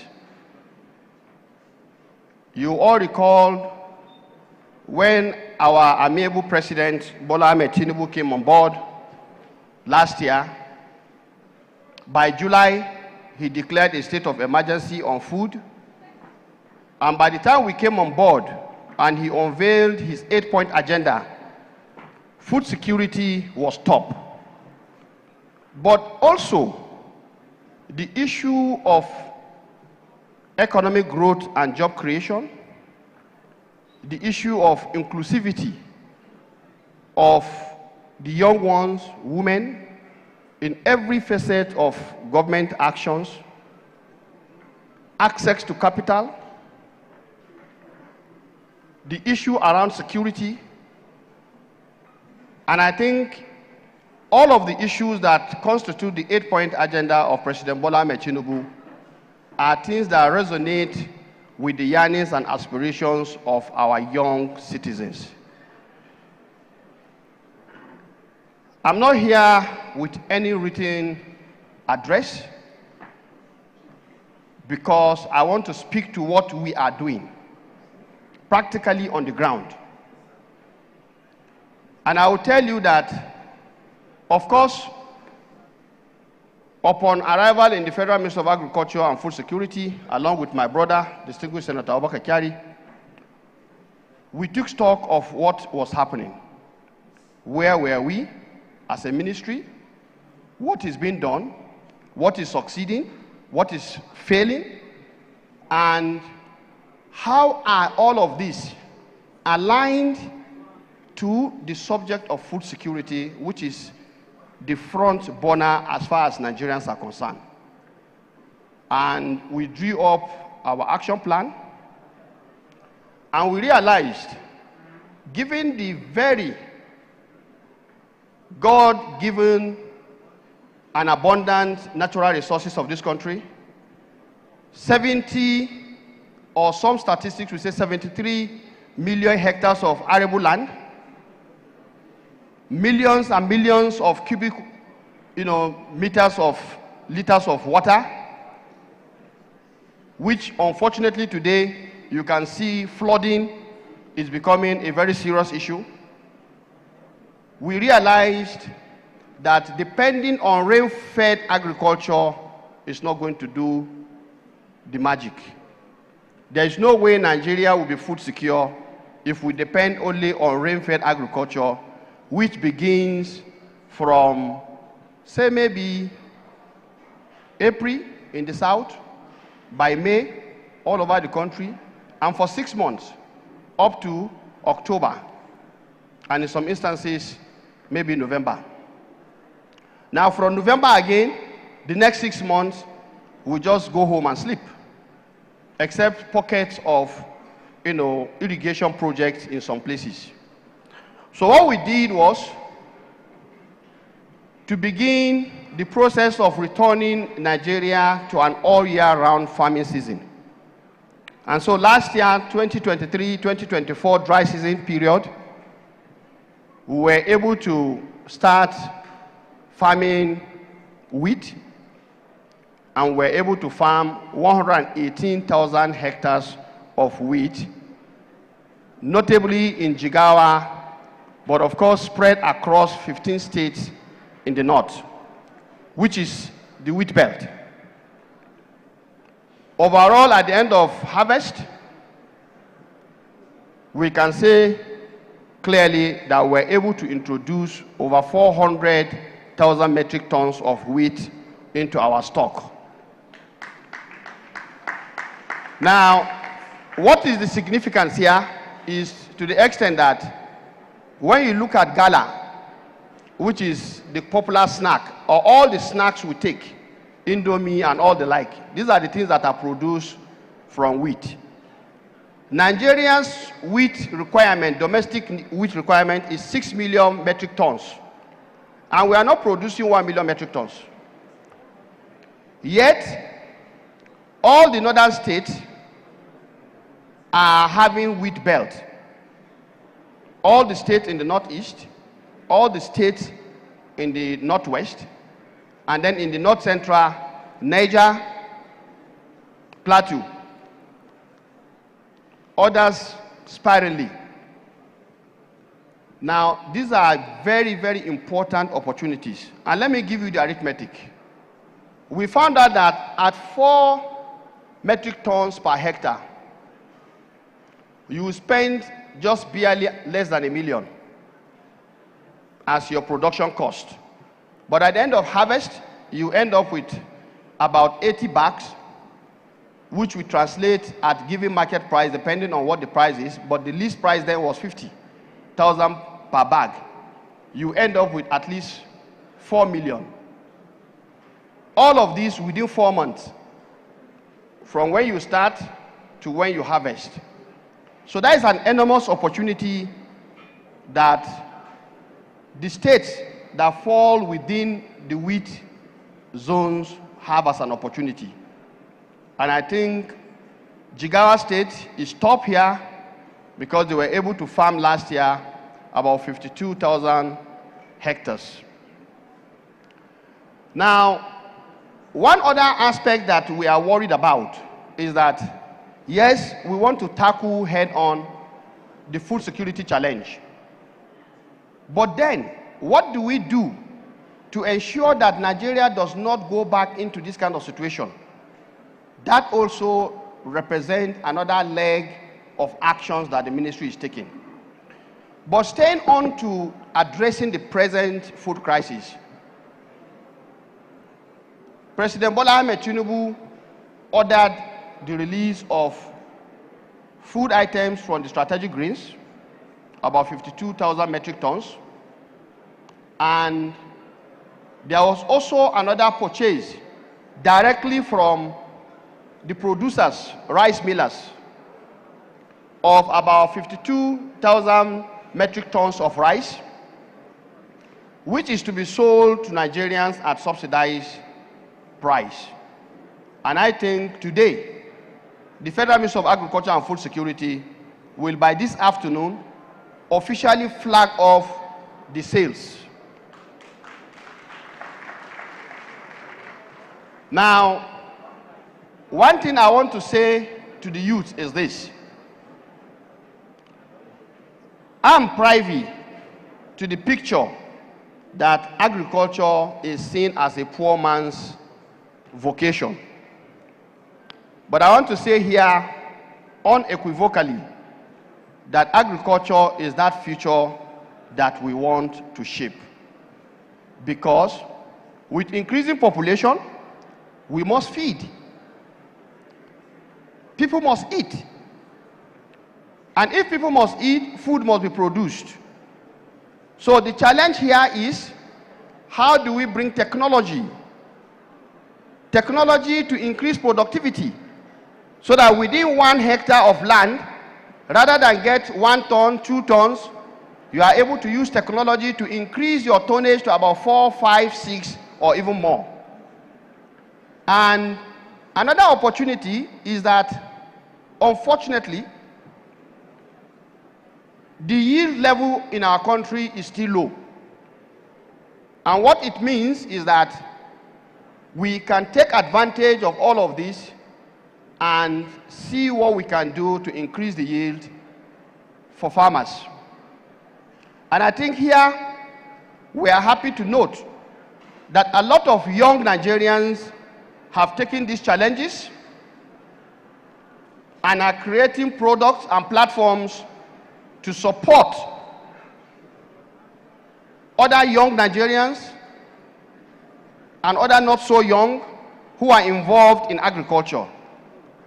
And of late, the idea of soilless farming, which is another very huge opportunity for those living in urban area where land is scarce, has taken center stage. And as far as we are concerned as a ministry, we are also focusing on that, so that at the end of the day, we can support all those who are interested in helping us to produce. The solution to our food security is for us to increase our production. When we increase our production, we can guarantee availability of food. The other aspect is that if food is in abundance, it will modulate price and price can come down. Now, along the chain, we are also tackling the issue of post-harvest losses. And I think the idea around post-harvest losses is another very great opportunity for Nigerian youths to take on. What more? When you look at the role of renewable energy in providing solar structures that farmers can use to save their harvest, and at the same time processing. When you process, you are able to extend the shelf life of what you are producing. So we are also having programs around post-harvest, and the Federal Ministry of Agriculture and Food Security has launched what we call Post-Harvest Connect. We started it this year, where we bring all people involved in the post-harvest ecosystem with a view to looking at what can be done to help farmers and producers to solve the post-harvest challenge. Now, the other aspect that we are dealing with in the ministry is the fact that you cannot produce under ignorance or with poor knowledge. This is where extension agents are known to support farmers. And we also realize the farmer extension ratio is very low. And for that reason, we are looking at e-extension services, where we will create a platform that will enable us to bring knowledge to Nigerian farmers anywhere they find themselves. And of course, with the smartphones that we are dealing with these days, even our local farmers are beginning to, take on to the use of smartphones. And we believe such extension platform can be translated into the various major Nigerian languages. Bottom line here is make knowledge accessible and available to producers and all those who are interested in farming. Now, one thing I would like to add here is that to the Progressive Farmers Network that will soon be unveiled, we are worried about one thing as a ministry. Who are farmers? Who are the genuine farmers? Many times we are aware that whenever support is being provided, does it get to the intended beneficiary? Does it get to the intended beneficiary? That is one major issue that we are very much concerned with. What we met on ground is an all-commerce affair. And at the end of the day, we end up having ghost farmers, portfolio farmers, who come around to take what is meant for the genuine farmers who really want to farm. Progressive Farmers Network, you will be offering us an opportunity to reach the genuine and progressive farmers. And I want to assure you that on this basis, we are challenging your leadership to work together with us to identify genuine farmers across all the wards of this nation where we know you are located, and we shall bring them on board our database for them to benefit from support that government is going to give. Please, I consider this the most significant intervention that together we can make. Are you ready for this? Are you ready for this? I'm not getting the answer, please. Are you ready to get us to the genuine farmers?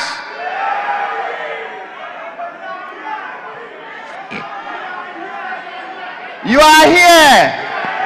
If you are a genuine farmer, please can you raise up your hand? Stand up and let's see you. Genuine farmers. Genuine farmers. Progress.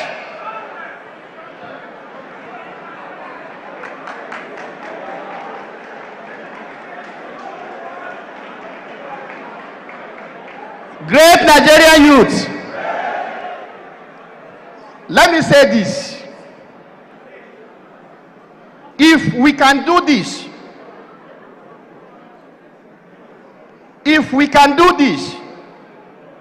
I want to assure you that we will have been taking Nigeria to that future that you want.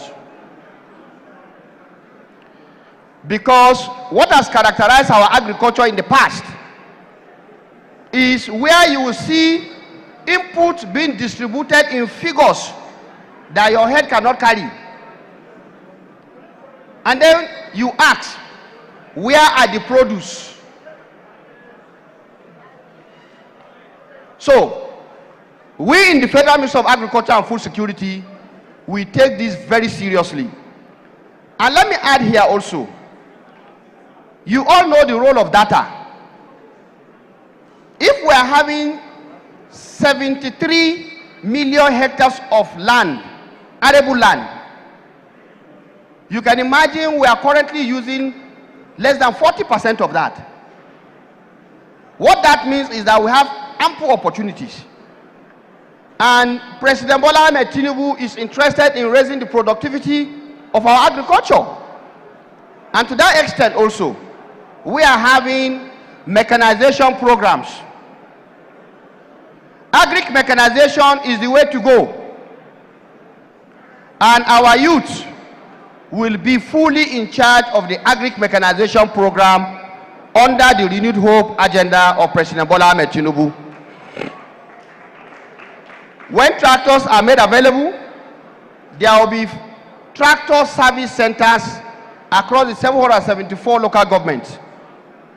And so please, I will want to see a situation where the progressive farmers are playing a very critical role in driving this agenda, in making sure that the precision-oriented, mechanized machineries that we brought into country can be adequately deployed to support our Nigerian farmers. Distinguished ladies and gentlemen, I want to assure you that in the Federal Ministry of Agriculture and Food Security, we are doing everything we can to drive home the renewed hope food security agenda of President Bola Ahmed Tinubu, because we know when there is no food and people are hungry, definitely people will be angry. And this is not lost on us. The president has said to us on many occasions, his vision for Nigeria is that country where no man goes to bed hungry. And I believe we are endowed enough to be able to achieve that, and we are doing all we can to achieve that. The other aspect I would like to close with is the fact that you plant the right seed and you feed an entire nation. So here also, we are doing all we can to revive the seed sector so that we can have improved seed varieties that are drought tolerant, that are short duration, that are disease resistant, and that we give higher yield to Nigerian farmers using less chemical so that we can protect our environment. All of this we are doing, and we believe very sincerely that in no distant future, when we are able to conclude this rainy season, in spite of the flood challenge, we are very optimistic that we will still get some very good harvest out of this rainy season. But what is important is that we have already kick-started preparations for the dry season 2024-2025. And I want to urge you to be on the lookout for the programs that will be coming from the Federal Ministry of Agriculture and Food Security towards the 2024-2025 dry season. If we are able to have production back to back in the next 24 months, we are convinced we should be able to take Nigeria out of the current food challenge. But we cannot afford to lose any time. Time is of the essence. Agriculture is time bound. We realize that, and we are doing all we can to ensure that the right thing is done. President Bola Ahmed Tinubu has ordered us to distribute 2,100,000 bags of fertilizer for this dry season, which is almost 85% in terms of that activity.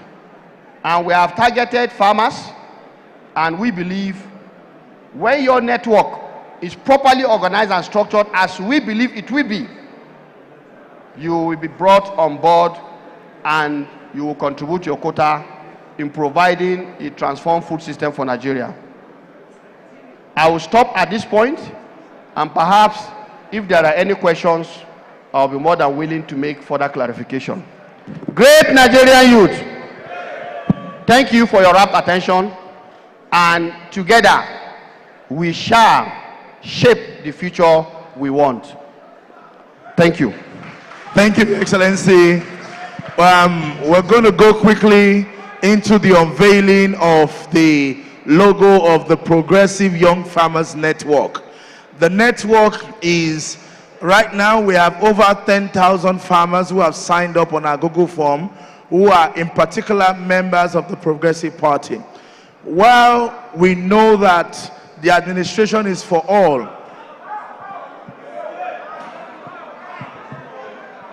okay, so they would share the QR code of the Google form. Let them arrange to put it on the screen. Anybody who follows our handle at APC NG Youth Wing, or if you go to my handle at Dio Israel, you will see the link to the Google form. It's there. Go on the timeline. It has been posted over the last 2 weeks, and we have over 10,000 applications on that. It's still open. You can go there right now. Go to my timeline, on the Youth Wing timeline. You will see the link and register. It's open for everybody. What we are doing is to make sure that as the party of the administration, we want to work with the Ministry of Agriculture, the Agric land holding agencies across the state, the Bank of Agriculture, to connect our young farmers to the opportunities in those ministries. They are doing a lot, and when you are busy with a lot of work, you might not be able to actively communicate as much as you are doing effectively. So when this opportunity comes out, we want to be able to share them to those of you who are farmers who sign up. We're going to display the platform before the end of the event today, so that whenever the opportunities or anything is happening, we can make it easy for you to access. We share information for you. We also help you to facilitate opportunities, even funding. Of course, they need collateral for the Bank of Agriculture. So that's one of the reasons why we have set up the Progressive Young Farmers Network, coming together almost like a cooperative to be able to collectively benefit from whatever agricultural intervention the Renewed Hope agenda is producing. So we're going to have the Honorable Minister for State for Agriculture unveil the logo, but we are honored in this hall right now to have 3 ministers of the Federal Republic of Nigeria here. And so it's significant as the ruling party to have our cabinet and FEC member, to other members of the Federal Executive Council, to join the Honorable Minister of Agriculture. We have my sister, the ever delectable and dynamic Anatu Musawa, the Minister of Arts and Culture. We have the former Deputy Governor of Taraba State, who is now the Minister of Steel for the Federal Republic of Nigeria. We'll have them here. We'd like them to join the Honorable Minister of State Agriculture to unveil this logo. Please join us on the stage. Can I invite the zonal youth leaders of the APC who are present here? Zonal youth leaders, please come on the stage. The state youth leaders, Where are we standing? Yes, sir. State youth leaders, come on the stage. Zonal and state youth leaders only. Yes, sir. Yes, sir. Yes, sir. Yes, sir. When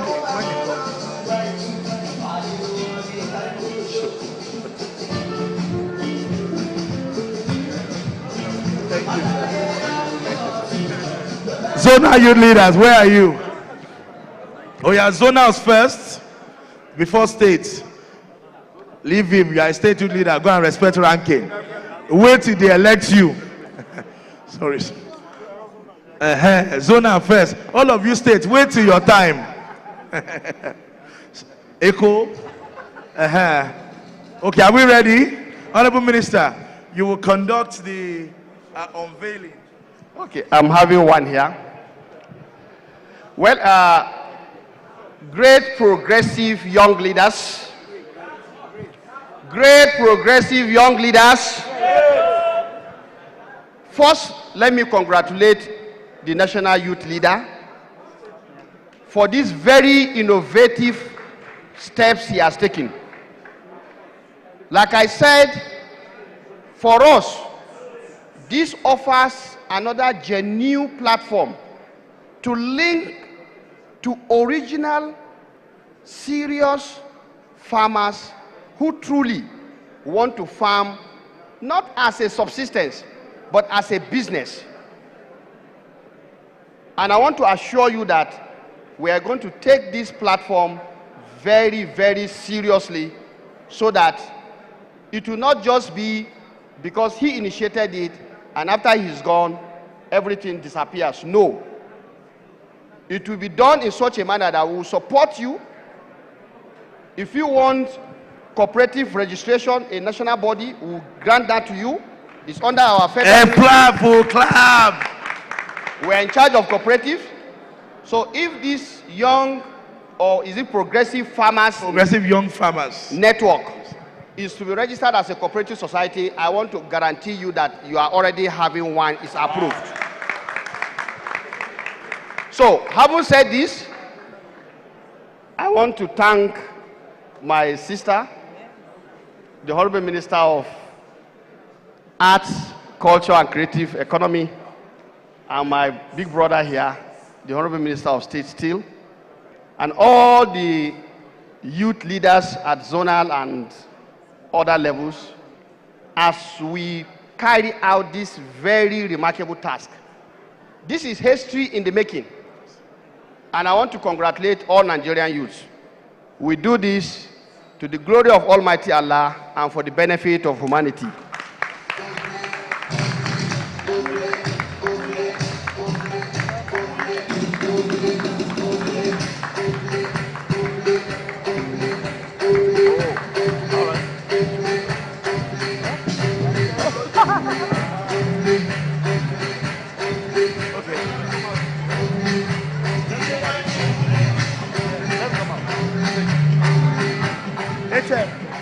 Oh, okay.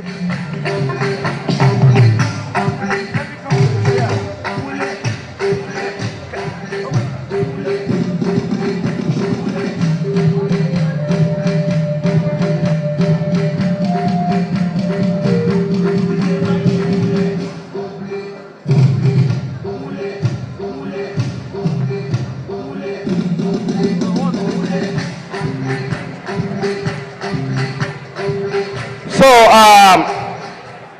what that means is that we are going to have Progressive Young Farmers Cooperative Society of Nigeria.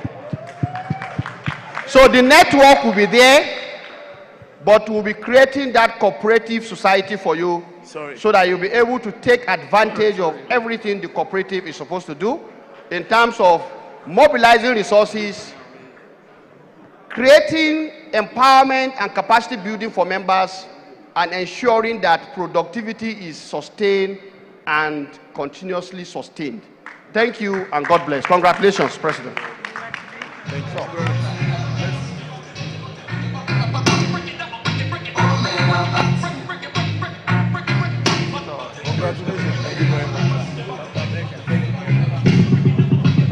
Thank you very much. Thank you, Honorable Minister. Thank you very much.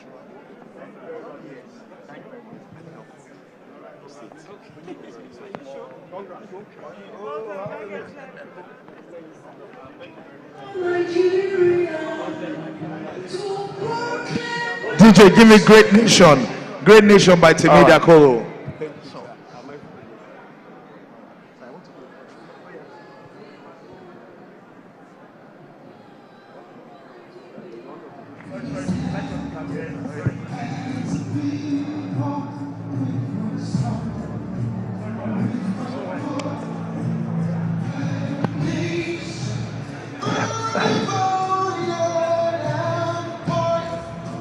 Sorry, can I ask everybody to stand up? I want us to sing this song together. The land as a people with one song.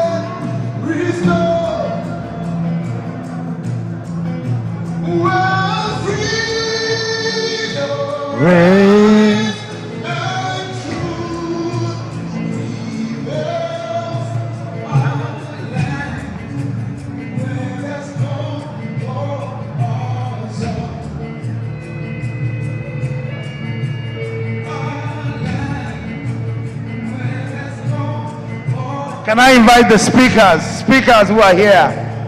Atiatipelu, Obiwosu, Zonals, Arabic.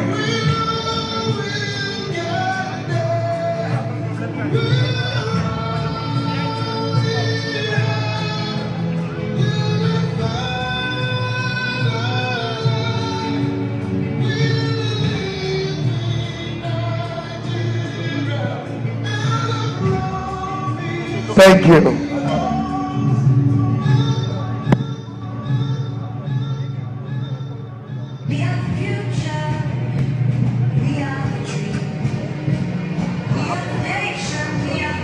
Thank you. Thank you. Amazing. Thank you, DJ. Please be seated. There's hope for Nigeria. Renewed hope. At this junction, I want to bring, for a goodwill message, the former Deputy Governor of Taraba State and now Nigeria's Minister for Steel Development, an astute politician, an outstanding Minister of the Federal Republic of Nigeria, His Excellency Obama Igari, to give us his remark. Honorable Minister, sir. Please welcome him with a round of applause. I have told them to stop serving food for now. After the ministers are gone, we will take a break and make sure they serve everybody together. Honorable Minister, sir. Thank you.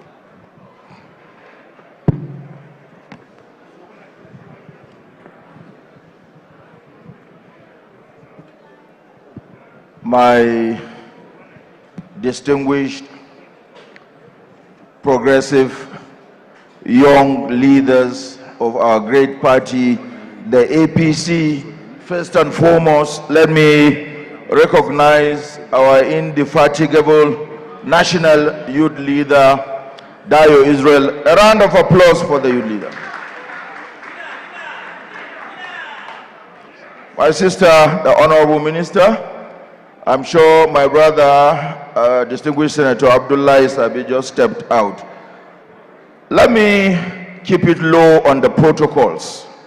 Progressive young leaders all over the country, good afternoon. I'm indeed delighted to be amongst you this afternoon to share this very joyous moment, this memorable occasion that has brought progressive leaders from all over Nigeria under one roof. This is one great feat, and I want to once again say a big thank you to Dayo and his incredible team of young progressives. My task has been made very simple. The day is long spent and gone. You've been here today 3 days now with all the little inconveniences you've had to put up with. We are doing lots to make life a lot better for all Nigerians. I won't bother you with the part we're doing in the ministry. My colleague was here yesterday. I'm sure you heard a lot from him. My task is to say a few words of encouragement to progressives like us here. About 23 years ago, I made the concerted effort, the bold decision to toe the line you have chosen to take. Back then, I was a young person like you all, although I was not as armed as you all are. I make bold to say that progressive youth leaders in Nigeria today are possibly the most well-guarded, most qualified, well-armed, and the most educated and prepared for leadership in the next generation. Not even waiting to take over from those at the helm of affairs now. There are many good examples of well-prepared leaders from amongst you who are already showing a very good example at different stratas, be they at the federal level, at the states, and at the local governments. When we started, we didn't have opportunities like you have now. And I'm impressed with the way you're going. I want to say that with the way we are going, because we used to be young people like you too, and I am confident that with very positive examples we have amongst you, Nigeria will be greater and greater and greater in the years coming by. You should be resilient. You should remain steadfast.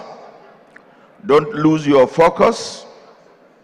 Don't be distracted. Of course, you'll be distracted by those who don't share in your vision. But taking the way you have taken, I am very confident you will remain focused, determined, and there are many opportunities out there in this government. President Asiwaju Bola Ahmed Tinubu has probably provided the best opportunities ever for young people in Nigeria. We have them in government at several stations, and they are doing incredibly well.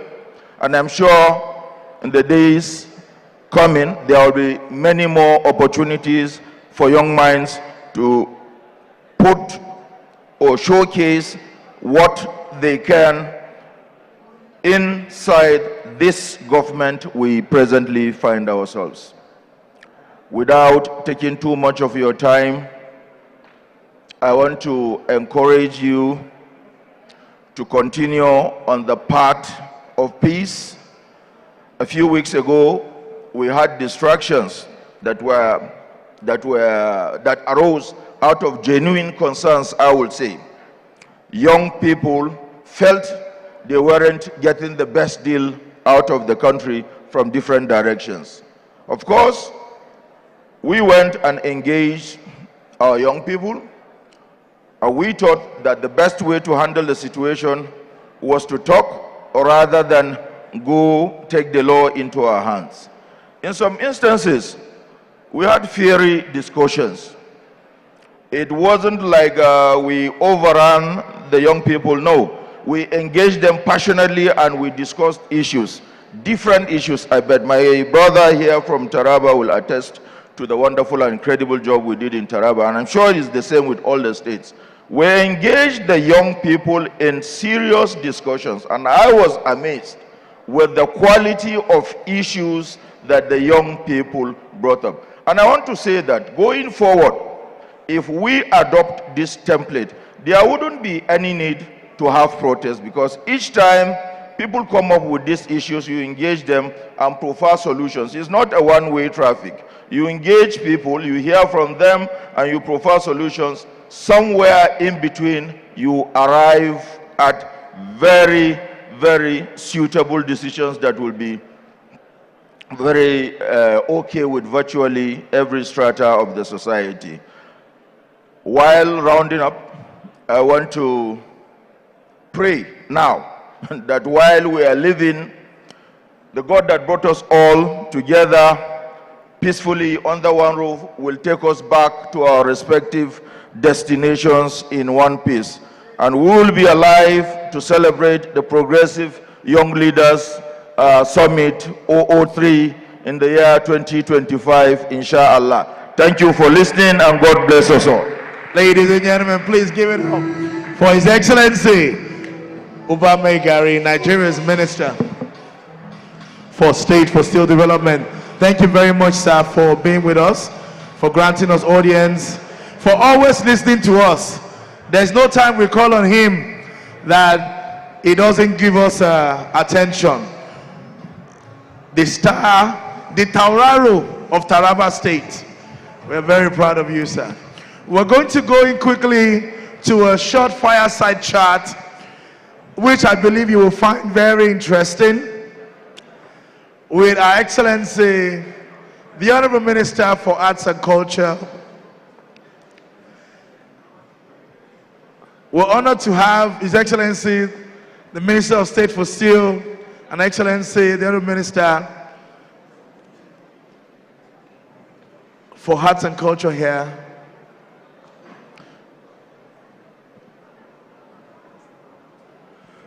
Okay, they don't want us to put it on front of the screen. Let's put it on the side.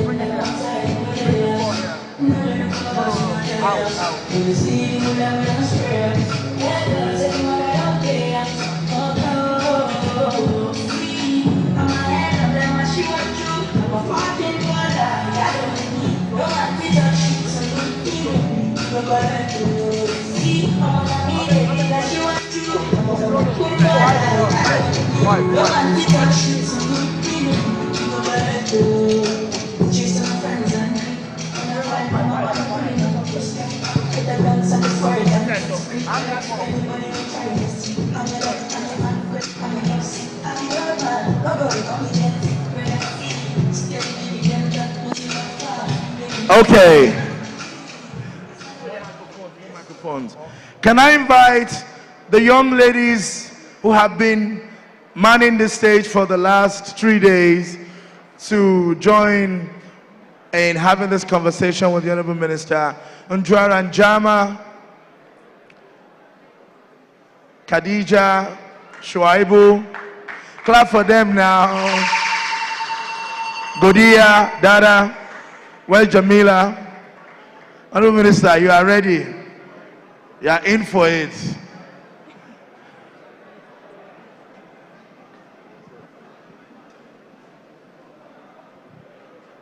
Ladies and gentlemen, with a round of applause, please welcome the Honorable Minister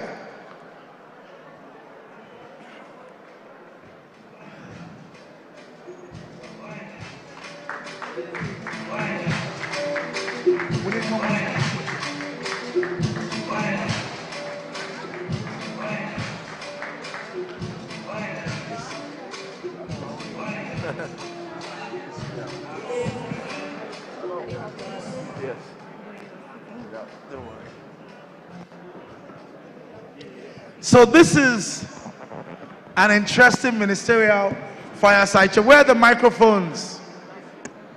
Thank you. The MC needs the mic. An unprecedented ministerial fireside chat. We're going to bounce our questions on you, and then perhaps we'll go to the floor and take a few questions. We're going to start from the Minister of Art, Culture and Creative Economy. Honorable Minister, one thing that I love about you the most, in particular during the election, was your poem. We want you to recite it for a start. Yes. On the wee dawn of Saturday, March 29 of 1952, a baby was born. Bola made his debut. At least those two lines I can I think this is a better one, yes. I think it's a louder one. Yeah.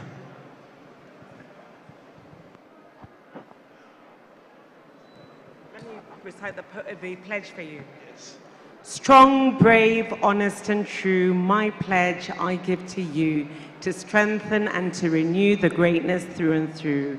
Even when tired and worn, her grace and beauty adorn her face. Each night and each morn, in our motherland we sworn.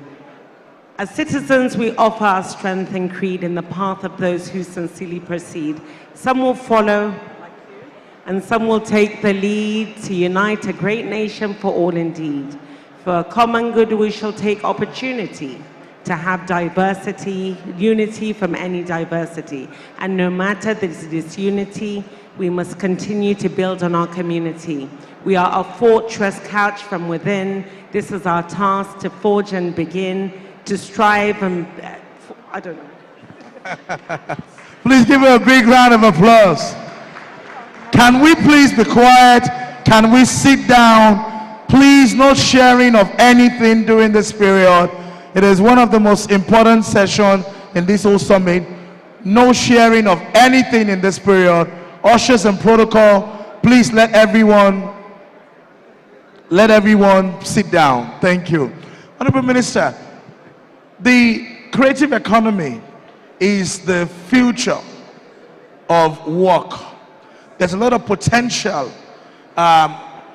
in that sector. How do you think what do young people need to do to leverage the opportunities in that sector for their personal economic prosperity? So again, good morning everyone. Thank you very much for having me on this panel. Before I answer your question, I had come up with a couple of phrases about the youth, and let me just read that for you. The first is, it said, youth is not a phrase, is a revolution waiting to happen. And then there's one that says, in the heart of every young person lies the potential for greatness. I want to say, Mr. Dayo Israel, you are the complete personification of that. I've watched you in the last year and a half or so through the campaign. We've worked quite closely together. And I've watched you, even now, as you continue to commit and devote yourself not only to the progressive youth in the APC, but to youth generally, to the Nigerian populace. And I want to thank you for all that you continue to do. May the sky continue to be your limit. I am excited to see your journey, to see where it will take you, and I am sure as we recount the history of Nigeria one day, you will find that the name of Dayo Israel is going to play a huge role in that. So I want to thank you for that. Now, the creative economy. One of the great things that President Bola Ahmed Tinubu did was to see how we can diversify away from oil. We all know that relying on oil is not as sustainable as a means of growth. So what he did was he diligently looked at all the areas that have great potential, such as digital economy, blue economy, creative economy. I can tell you that as a minister of the Federal Republic, I feel I'm the luckiest minister to be given this portfolio. Why? Because the potential abound within the cultural industry, and the creative industry is absolutely huge. We are at a point now where Nigeria is having a huge global moment, where the world is really interested in Nigeria, not because of our oil, not because of our population, but because of our talent, because of our spirit, because of our culture, because of our content. That's what it is. And as a government, you would have thought that from the very beginning of the inception of Nigeria, with the diversity in Nigeria, with the creativity and the talent that you have in Nigeria, someone would have thought to have created a ministry that would really give a platform to this huge potential that you have within this ecosystem. But Bola Ahmed Tinubu did so. And one of the things that he told me very, very early on was that in creating this ministry, he wants me to put up a structure that is going to work for the future of the younger demographic. He said this. He said he wants this ministry to be the ministry of the future for the young people. And I'm very happy for that, because the potential and the opportunity that you have in this ministry is huge. When I came on, I looked at it, and rather than roll out initiatives, I decided to do a complete deep dive into the industry. You can look at countries such as South Korea, what they have done with their creative industry, Japan, America, Silicon Valley alone, what they make, the kind of value that it adds, Brazil. You know, there's a huge resource there. So rather than diving deep into it, I decided to do that deep dive, bringing some of the great minds of the world, look at industries such as Bollywood, what they've done in India, and to use those benchmark countries to give me a structure that I'll be able to localize and make it work for the Nigerian market. And in that as well, I decided to do a handshake with members of the industry. The industry has been successful in spite of government. Government has never done anything to help your Burna Boys and to help your Davidos, to help your Mo Abudus. They've succeeded on their own. So organically, they have grown this fantastic industry. So I worked together with many of them, as you would know, some of the people that I brought onto the ministry, such as your Obi Asika, such as your Ali Nuhus, Baba Abbas, and members of the industry, because I wanted them to help me understand the industry and putting together, using the formula that was used in these benchmark countries, we came up with a proper structure and a strategy. First of all, you needed legal regulatory framework. When you talk about the creative industry, there's no protection. There's no IP, securitization to support the industry. So we looked into that. I'm happy to announce that in the next, I think by the end of September, in the next 3 weeks, we would have delivered IP, complete, wholesome IP to Nigeria. And then you look at infrastructure. At the cost of me sounding repetitive, imagine that as a Nigerian, I want to watch a Nigerian perform Afrobeats, but there's not one arena in Nigeria to be able to do that. You have to travel to another country to watch a Nigerian perform Nigerian music. That is a crying shame. You can look at the lack of infrastructure even in Abuja. Abuja is the capital city of Nigeria. There's not one museum.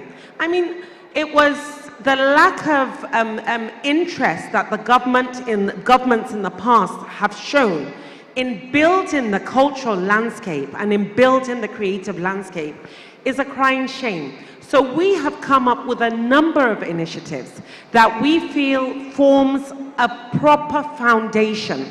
Those of you who are opportuned, please go onto our website, and we are at the point of implementation now.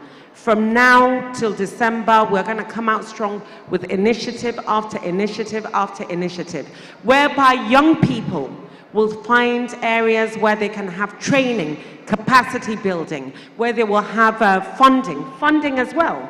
The fact that there's no funding, as an artist, you have to go individually to find funding. You have to record this fantastic Nollywood industry, film industry that we have.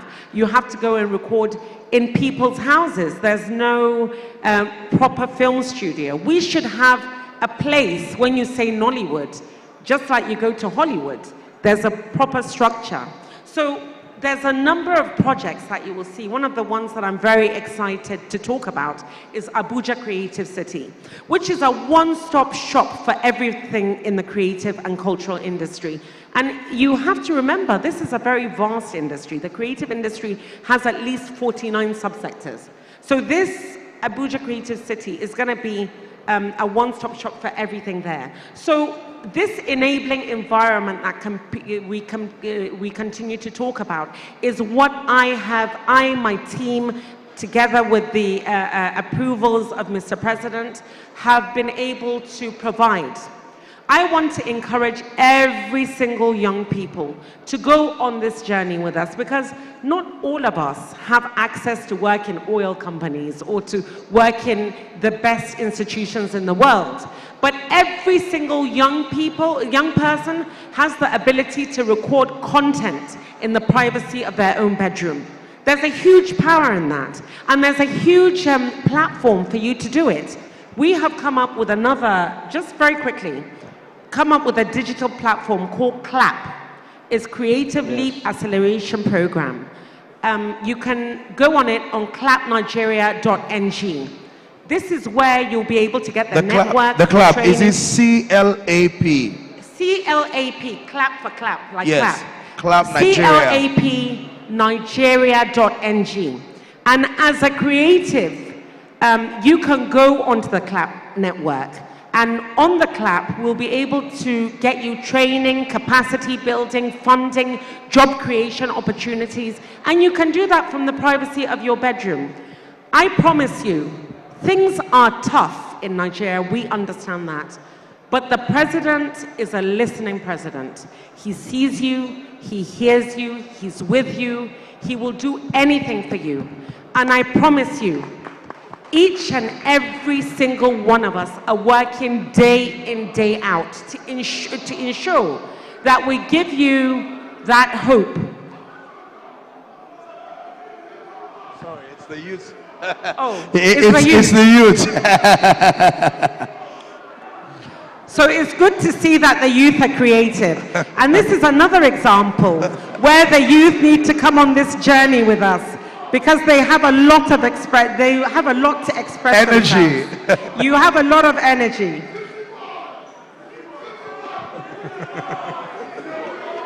Oh, that's the city boy. Is that the city boy? Okay. Welcome. Welcome. Sugar, you are the one that caused all this attention. Oh, okay. Welcome, City Boy. As long as you're called City Boy, you're part of the community and part of us. So like I say, there's a huge resource for the young demographic in Nigeria. Please, pay attention to what we're doing in the Ministry of Arts, Culture and Creative Economy, and you will find that there are opportunities abound for you. If you're not able to work in the biggest law firm, you can find something within the ministry. So, thank you. Thank you very much, Honorable Minister. I know that the ladies have a lot of questions, so I'm just going to take one to the Minister of Steel to open the floor for the ladies. No, he has another. Honorable Minister, you have this green economy. Honorable Minister is doing creative economy, but you have this green economy idea about the steel to, what is it called, sir? Vessel to steel farm projects, vessel to greenhouse farm project. Can you please share with us what this project is about? Thank you, Dayo. It's all about a presidential approval we inherited when we assumed office, September 2023. You know that government is a continuum. So President Buhari granted approval to the erstwhile minister. But of course, you know that when approvals are given towards the end of the year, or a few months approaching election, everybody is busy preparing for elections. So when we inherited it, like I said, government being a continuum, we decided on what to do with it. Essentially, the approval was given to the ministry to take control of all abandoned vessels, barges, ships, and tankers in Nigeria's territorial waters. It ended there, but we sat alongside my team members and looked at it, tried to tweak it in such a way that it will be most beneficial to the nation, to our young people, and to the government as well, because we intend to make money, make some revenues out of it. And what is it all about? We've partnered, we first of all identified vessels and tankers in this category in excess of 3,000 across the country. Yes, in our territorial waters. And it is important to note that all these abandoned vessels are unencumbered, meaning that they don't have issues.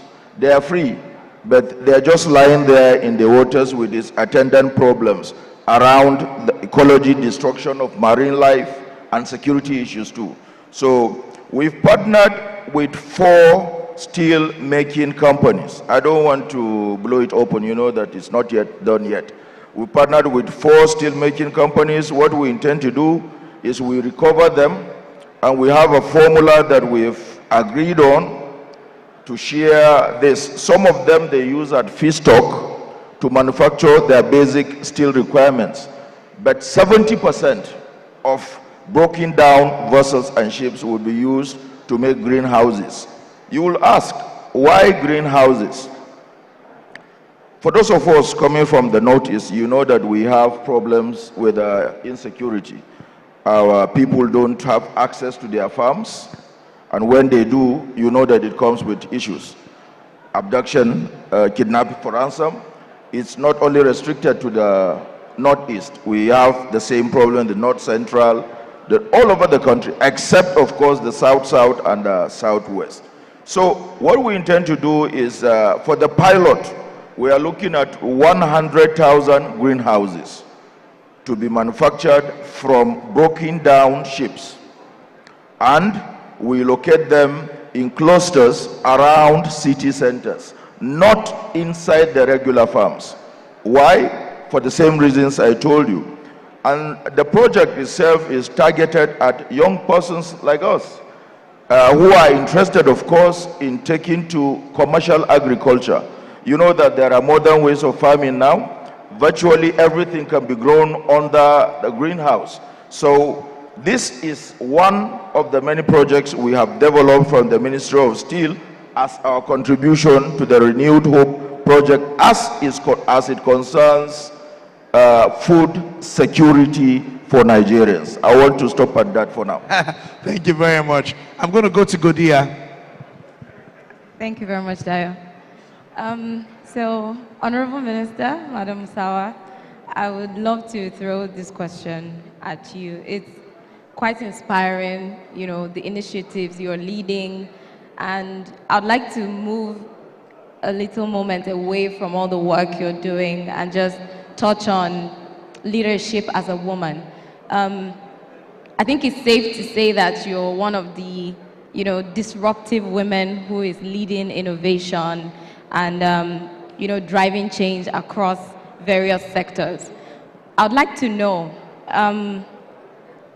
disruption often, you know, involves taking risks, and just what are some of the strategies as a leader, as a disruptive woman, have you had to take, you know, to navigate uncertainty in your ventures? I'd like to know. Thank you very much. Whether we like it or not, it is a man's world. That's just what it is.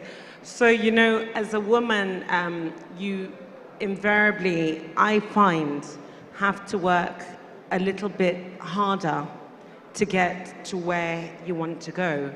And I think generally in life, in order to succeed, you have to always not only be prepared, but continue to evolve yourself and continue to prepare. And especially in an environment such as Nigeria, you know, it's a huge population. And, you know, it's a group of very ambitious and energetic, dynamic people. So generally, you have to always work. Success, they say, is preparation meets opportunity. I've been prepared for a very long time. I've been in politics since 2003. I've been working as a lawyer for a very long time, a writer, many different things. So that is where the preparation part comes in. The opportunity came when President Bola Ahmed Tinubu saw some value in me. I want to encourage everyone, not just every young woman, but just every person specifically of a younger demographic, that no matter the hurdles that you find in life, you have to continue going because you have to continue to believe.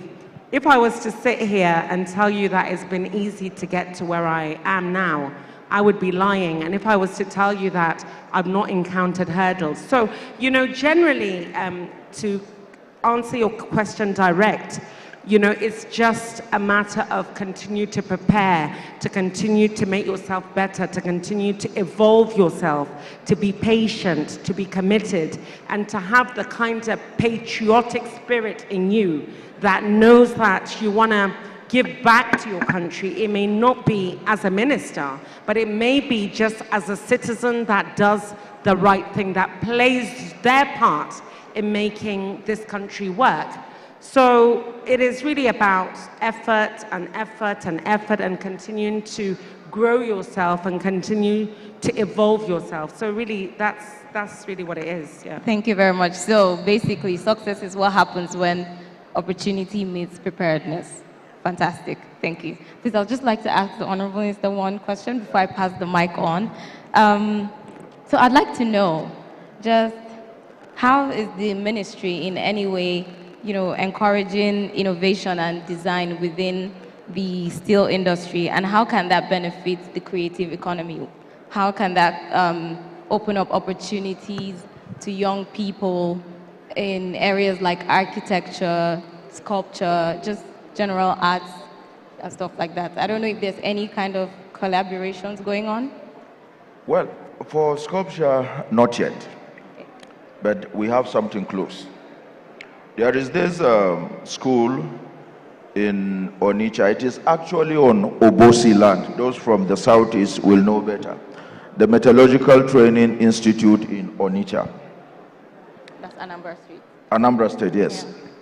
This is one specialist school that was set up by then Shehu Shagari government back in 1981, going like 42 years now. It's been there. It was conceived through a partnership between the Nigerian government and the German government then. The German government provided 70% of all they needed, including machinery, equipment, and stuff like that, while the home government provided the enabling environment and, of course, the structures there. The school trains, it runs a 3-year curriculum, structured in such a way that you have the option of specializing in your 3rd year. 2 years basic training of metallurgy, metal fabrication, foundries, spot welding, issues like that. It's a very wonderful place to visit. We took a trip to the school on a facility tour last year, and I was amazed to find students from across the country, far-flung places. Jigawa, Yobe had the most students from the north, and of course, being located in the southeast, students from Imo, Anambra were all there, and we found them in session. This is one school I will encourage Nigerians to patronize, because it has the capacity to train young people who will in turn the employers of labor rather than waiting to be employed. And we are doing so much more to improve on the situation. We are currently upscaling it by way of providing additional workshops to train more students, such that, and we are also found accreditation for the institute, such that they would have Cisco certification. Those who are IT people understand it better. And that will enable them work overseas, and if they can work overseas, they can earn Forex. It will add to like stopping the depletion of our foreign Forex. And you understand what that means to the economy. We're not stopping at that. In this year's budget, we were lucky to have gotten by way of appropriation, graciously approved by the National Assembly, we got a project into the budget that is supposed to train 1,000 Nigerian young persons. 1,000 spread across the country. We had initially planned to take 10,000, but of course for budgetary constraints, we had to limit it to 1,000. What is it about? To train young people in this category. And we intend to roll it in such a manner that subsequently we will have to replicate these schools, not physically. There are universities of technology located in virtually all sections of the country. And we intend to replicate this institute in all regions of the company. I'm happy to report that as we speak, the government, we are in talks with the government of Kano State, which is interested and has shown commitment to do something in that direction as a test. And we intend to carry it forward. We're in talks with the Nigeria Governors Forum, trying to sell this project to them. And we also have another one through the Steel Raw Materials Development Exploration and Research Exploration and Development Agency in Kaduna, and targeted at looking at reserves. Every part of the country has one resource or the other. We are not waiting until doomsday. We are trying to develop alternative sources of revenue. We are doing quite a lot. I hope we have the time to do all we intend to do. Thank you very much, Honorable Minister. So I'll yield the floor to MJ. All right. Thank you so much, ma'am. I want to take you on the area of cultural tourism. I believe that just yesterday I was having a conversation with someone from Zambia, and I was telling the person about pounded yam and edikankong. And the person has no idea what pounded yam was. And if you look across Nigeria, we have such a rich culture, from the way you're dressed, to the food we eat, to our dances and what have you. So my question is, what is the ministry doing to propagate the image of Nigeria through cultural tourism? Thank you. First of all, you're right. There's so much uniqueness in Nigeria that we can monetize culturally and creatively, which we haven't done in the past. Like I mentioned earlier on, this is the first time a government has ever come on to really cater specifically to this very unique area. In the past, the component of culture was always with information, which sort of overshadowed it. So a proper enabling environment or structures or initiatives were never really put in place that allowed us to really leverage on that culture and to benefit from it. So what we've done, first of all, last year in Davos, we launched one of our great initiatives called Destination 2030.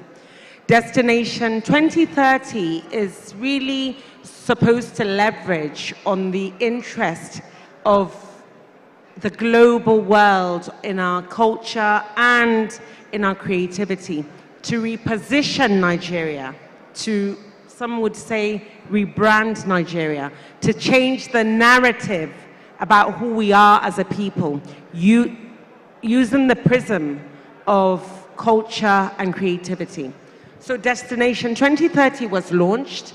At UNGA this year, we're going to launch it again and present it. I've taken a memo to FEC at the next FEC that will present Destination 2030 to the Executive Council so that we can socialize it into the policy framework of the administration. That way, we have a platform whereby we can use that culture and creativity, like I said, to reposition who we are as a people. What we want to do with that brand is Nigeria everywhere. Wherever you travel, you're going to see a tapestry of Nigeria, whether it is our adire, whether it is our craft, whether it is our singers, whether it is our Nollywood greats, whether it is the picture of Wole Soyinka, you're going to see something about Nigeria anywhere you go in the world. That's where the interest is, really. And then when you talk about like the food, culinary, gastronomy, I spoke about 49 subsectors being under the creative industry. Culinary and gastronomy is a huge part of that, part of the subsectors. So again, we are trying to see, coming up with initiatives where we're going to monetize that. When you talk about jollof, yeah, jollof, Nigerian jollof, I'm gonna need all the Ghanaians and the Senegalese to take a seat at the left-hand side of the stadium because Nigerian jollof is going to top it, and we're going to take it international. We're going to take everything about the egusi. We're going to take furami and kuka, fura denono. We want to take it international. So again, what about zobo? Zobo as well, suya, moi moi, any edika ekon, banga, and anything. Insala, anything you want. Fisherman soup. Even fisherman soup is going, that already is global, but we'll take it more global. So, like I said, we're doing a number of diplomatic exchanges and collaborations with countries. You know, there's a real power to being Nigerian. You go to Brazil, you go to Mexico, you go to Cuba, you find people speaking Yoruba. You go to some parts of the world, you find people speaking Igbo. You go to the Middle East, you have Nigerians, they're speaking Nigerian, their grandfathers have never been to Nigeria. So these are our people. And these are people who are interested in what it is to be Nigerian. They say that 1 out of every 5 African is a Nigerian, 1 out of every 8 black person in the world is of Nigerian descent. So these are people that are waiting for us to tell them who they are. So we want to use that, leverage on that to ensure that our fashion, our food, our expressions, our art goes completely global. So we're certainly doing that. And like I said, from now till December, you will hear announcement from the ministry of some of the international global collaborations that we're doing. We're taking our festivals international in most of the countries where we have very important missions. We want to have an expression of what our art is, what our music is. Within that mission, we're working together with the Ministry of Foreign Affairs so that a Nigerian in Acapulco may be able to go to the mission, and non-Nigerians who are interested in this Nollywood industry, what is it about? You can go to the mission and find out a lot more about what it is to be a Nigerian. And like I said, in the creative city that we are going to create, and we're doing some collaborations with the Ministry of FCT to ensure that in Abuja you have beautiful roads now, but we need some life. We cannot let Lagos and Port Harcourt alone and Kano alone take the life of Nigeria. We're going to breathe life into Abuja so that people will be able to come in. And you spoke about tourism. Tourism goes pari passu with arts, culture, and creative economy. I'm working closely with the Minister of Tourism to ensure that everything we do, brings traction into Nigeria, and at the same time we're able to export our not our values, our talent, our content internationally. I'm working together with the Louvre in Abu Dhabi. We're taking some of our art, some of our artifacts on loan to them so that we can monetize it and create value back. And as we bring our artifacts back, repatriate them back into Nigeria, there are some, because we have thousands and thousands of artifacts that were stolen by the colonialists. We're going to get most of them back. Those that we choose not to bring back, we're going to leave them on loan so that anywhere you go in museums in the world, you can see a history of an anthropology of what Nigeria, how the evolution of Nigeria. So yes, we're doing that in terms of the cultural tourism. That is something that is really at the top of our gamut. So I assure you, between now and December, you will hear a lot of what we're doing in that respect. Oh, thank you. Thank you. We'll take the final question from Khadija. Your mic is off, I think. Hello. Good afternoon, ma'am. It's good to have you here. I'd first of all like to commend you and your efforts so far. I follow your work, and I must say you and your team are doing amazing in transforming the creative industry. You've built your ministry on 8 agenda. I would like you to please put us through some of these agendas and how many you have been able to achieve so far. Thank you very much. Yes, we had an 8-point agenda for those who knew right at the beginning. If you would know that before I was minister, Mr. President nominated me as the special advisor on entertainment economy. So already I was doing a lot of work, especially towards realizing the ministry a standalone ministry. So right from the get-go, I knew what we needed to do to hit the ground running. I've already spoken about Destination 2030. That is one of our very important, that's a soft power initiative that we want to rebrand and reposition Nigeria. That's one of on our agenda. And then, of course, one of the things that I think I touched on it initially, but I think I will talk about it more in depth. Infrastructure. I spoke about the fact that there's really no infrastructure to support the growth of the industry. So within that 8-point agenda, you know, we have the creation of infrastructure that will help the growth of the industry. I've taken to FEC a memo which perhaps since is yet to be approved.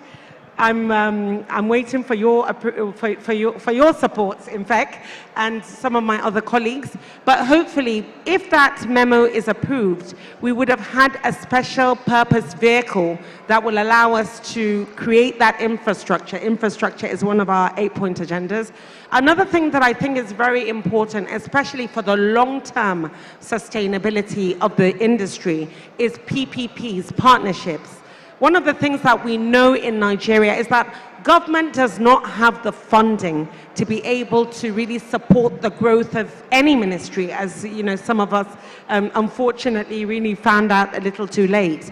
So one of the things that we have done, we have put a lot of effort into seeing how we can get investment to do public-private partnerships.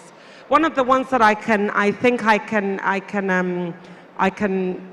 announce is Afrexim Bank. We're doing a partnership with Afrexim Bank to support the creatives within the industry. And then also we have signed an MOU with Big Win to be able to create, or rather into the actualization of creating at least 2 million jobs for the youth by 2027. That already is signed. We have already been able to recruit some youth. Hopefully we'll continue to do so. I think this clap that I mentioned to you earlier on will help us to do that. That's why I said I encourage you, please, to look at what we're doing at the ministry, because honestly, I feel that a lot of you may find some resource there. And even if you don't have interest, I know that you know people and know other people and know other people that, may have some interest in the creative industry, in sewing, in singing, in weaving, in henna, something as small as that. This is a huge resource that they'll be able to add value to their lives and to bring it back to the country. Again, one of the things that we spoke about in our 8-point agenda is economic expansion. I have committed myself, and the president at the beginning told me, you're part of the economic team, so I expect you to contribute. So I have committed the ministry will contribute at least $100 billion to increase the GDP by 2030. It may sound ambitious, but I promise you it is doable. Once we have put up the structures in place that I spoke about earlier on, IP, regulatory framework, policy, infrastructure, enabling environment, capacity building, the network, the funding, all the things that the creatives need so that they don't need to do it on their own, or close all the lacunas as has been done in the benchmark countries that I mentioned earlier on, you will find is going to organically grow. And I promise you, we will contribute at least $100 billion to increase the GDP by 2030. A number of things. I mean, I've spoken about 4 of some of the things, and of course, collaborations. I think you spoke about one, which is diplomacy, cultural diplomacy. Our festivals, we're doing a number of exchanges, festivals, collaborations with China, with Brazil, with South Africa. We're doing one with the Grammys. I think many of you would have heard the Grammys is coming to Africa. We're one of the founding members. We're encouraging also indigenous organizations, indigenous talent to also have their own award shows. The Headies, we're supporting the Headies as well to ensure that the Headies as a Nigerian brand becomes even more global and international. And we're pushing Rwanda, Kenya, South Africa to ensure that the Grammys headquarters for Africa is situated right here in Abuja. So a lot of things are happening, a lot of really exciting things. I said at the beginning, I feel I'm the luckiest minister, and I tell you why. A long time ago, there was a study that said Nigerians were the happiest people in the world. I didn't understand it then, because when I went to my village, people were struggling just to eat and, to create a livelihood for their family. It was not until I became minister I understood why. The reason why the world thinks we're the happiest people is because of our music, our craft, our creativity. So I feel with all the things, the challenges that Nigeria is going through, my ministry has a very important role in being able to give hope back and to put the smile back onto Nigeria, the faces of the youth. And I'm going to work closely with the youth leader after this summit to see what we can do to collaborate, because I can see he has a bigger network than I have.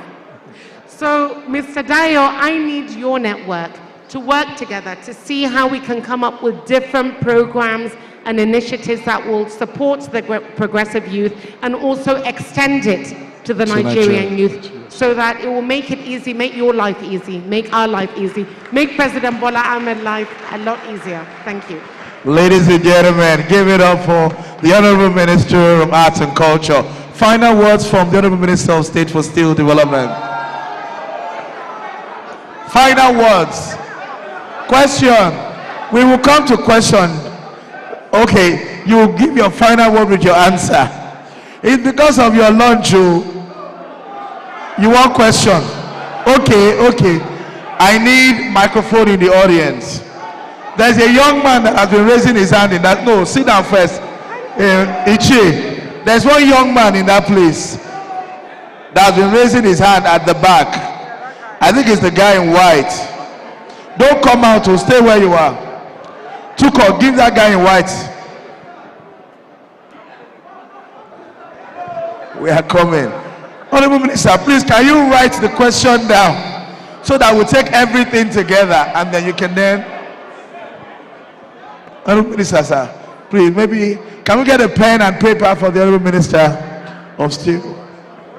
I think, I want to take like 2 years. I want to take like 3 or 4 questions together. Okay. Okay, the guy in white.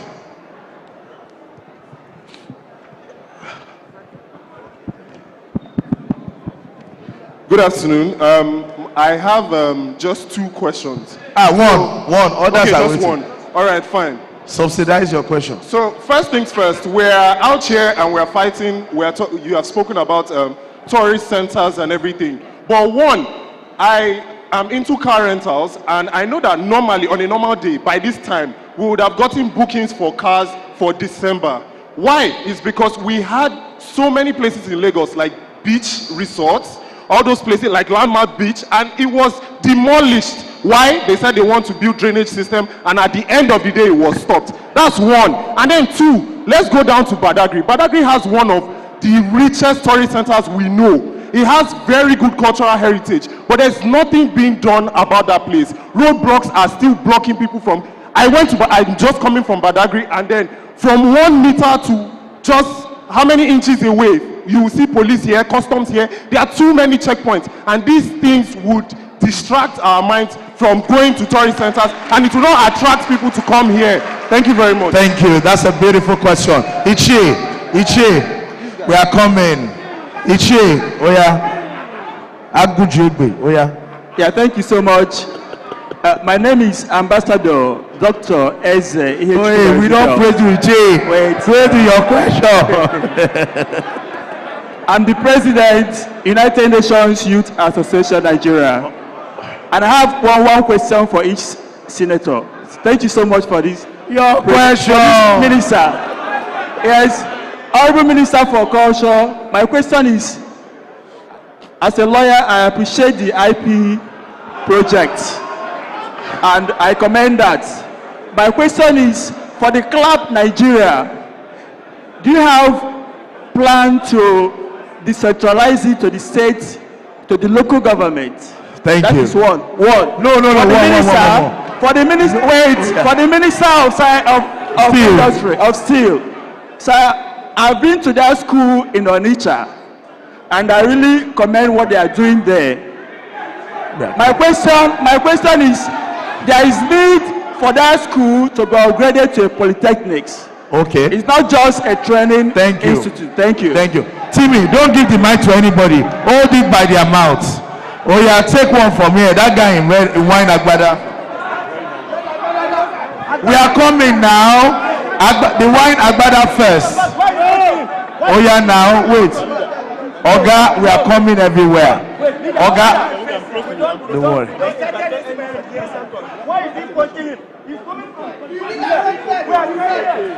Wait now. The guy in wine. Calm down. Wait now, my brother. Oh yeah, no verse. Dala, dahala. Asaura, No verse.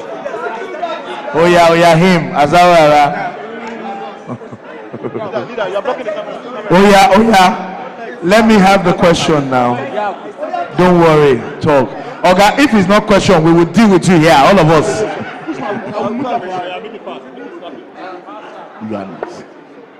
They will hold it for you. Oh yeah, ask your question. No. Sorry? Can I talk? I can talk now? Cox, yes. My name is Abdullah Elias Alabra. Yes. My question goes to the Minister of Arts and Culture. Yes. I know that a lot of outer actors are under her wing, the likes of Alinu and the rest. The Kannywood industry does not have a proper structure, so I want to know what the ministry is doing about that. Thank you. Thank you very much. Let us welcome the CEO of TV Continental, TVC. Thank you for joining us, Ms. Victoria Ajayi. Where is that guy? No. There's this guy that was shouting. Wait. He's talking for you. Where are you? Where are you? Yes.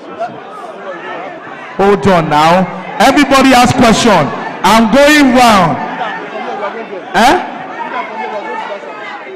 I'm coming round now. Can we be patient? I'm taking group of questions. Please, I will go round. That's the same thing happening with the food. Everybody wants to be served at the same time. Wait, we will go around. You, Oga, he has question. That's the one I'm taking. Oh yeah, for now. Stand where you are. I will come round. Oh yeah, you. Don't hold the mic. He will hold the mic. Honorable Minister for Steel, the question is for you, sir. Yes. The steel industry is said to be the backbone of any nation. And then I want to know if there is any update on Ajokuta Steel. I'm from Kogi State. And then I have seen that industry down since from my mother's womb. And then what is the government doing about that? It is glad we know. And then these questions also follow. Have there been any feasibility studies conducted to determine the continuity of that project?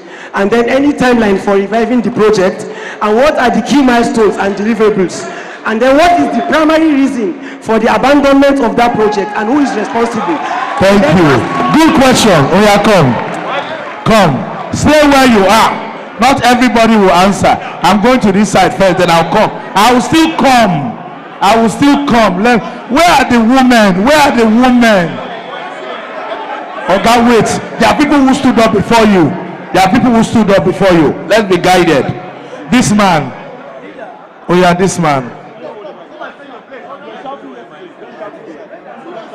Oh yeah. No, he will hold the mic. He will hold the mic.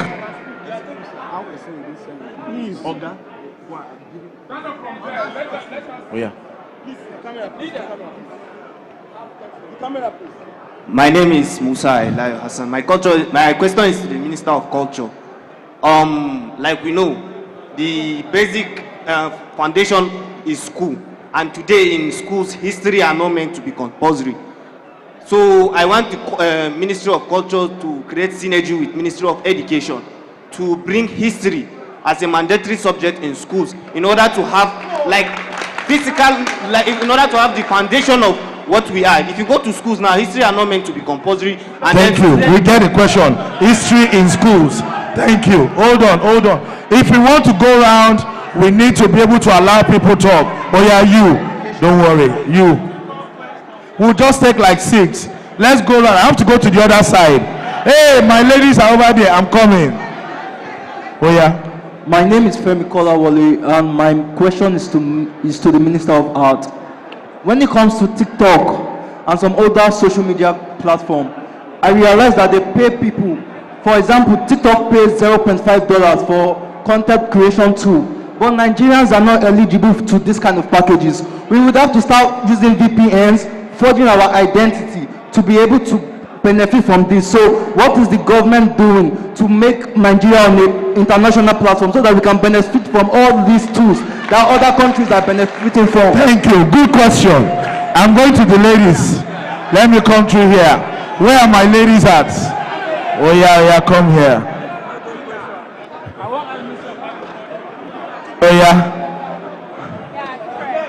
Oh yeah, here you are. Don't worry, we'll take her too. Good morning, good afternoon, Honorable Minister for Culture. My name is Barrister Sese. I'm a lawyer and I'm practicing in the IP sector. When you spoke about the structuring of the IP, I knew exactly that at least once in a while, Nigeria have had the opportunity to have a minister that understands that there is a big loopholes and a big lacuna in the IP sector. As young Nigerians, we all know that the creativity of young Nigerians have gone beyond Africa as a nation. And what my question is centered on proper awareness and advocacy, because many creatives themselves do not understand. This is where my question comes from. I'm coming. In IP, you lay a foundation before you generate a question. So, as young Nigerians, I believe that they should. My question is, what is the ministry doing to create a proper synergy between lawyers and creatives? Because most of the creatives do not even know their rights in terms of IP. So I'm asking, what exactly is the ministry doing to bring in more lawyers that are practicing in the IP sector to help the creatives in Nigeria generate revenue? Thank you. That lady. Please, for emphasis, IP is not internet protocol. It is intellectual property. Okay. No, just her, please. Good afternoon. My name is Eloy Ada. I have a question for the Minister of Culture. So why is it that the head is one of the most important awards in the entertainment industry of Nigeria isn't held in the country? Because as it is being taken abroad, opportunities for creatives in Nigeria that have companies like I do, I have a short-led company, we don't have access to those people that look for accommodations when they come for that award. Those networking and those opportunities are given to people outside the country. How are the citizens or the creatives of Nigeria able to open up themselves and make money from an important award like that if it is not being held in the country? What do we get from it? What do the creatives? Thank you. We'll take no, we can't take everybody. Thank you, my sister. We'll take 2 from there and then we'll wrap up. I'm coming. Let me go to the extreme end and then I'll come back. My brother, you don't sleep. You don't get IP. Oh yeah.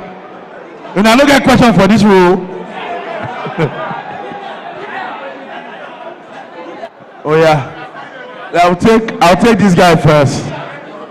And then I'll come to the ladies. Oh yeah. Okay, question straight.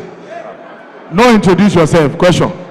Good afternoon, Honorable Minister for State. My question is very simple. Last year, you guys talked about 35 billion to restart Ajaokuta Steel. Till today, Ajaokuta Steel is still in that same position, and the federal government is giving palliative to each state every month for 5 billion. Why can't those money be diverted for them to renovate that Ajaokuta Steel that can give 5 million youth employment? Thank you. Oh yeah. Don't give pros. You are not IP lawyer. All right. My question goes. My question goes to the Minister of Steel. It's in regard to our Ajaokuta Steel Company, just as my brother here said. So many ministers have come and go with the promise of reviving Ajaokuta Steel, but not much progress has been seen there. Myself, I'm a Ajaokuta boy. I was born and raised there. So I know the capacity, I know what the company I think it gets your question. Yeah. 2 people have asked the same question already. It would answer. I'll take a question from the ladies here and then we can wrap up. We have other things and we have lunch. I will not take question from you. Oh yeah, go ahead. I'm coming. Oh yeah. Oh yeah, Auntie, ask your question.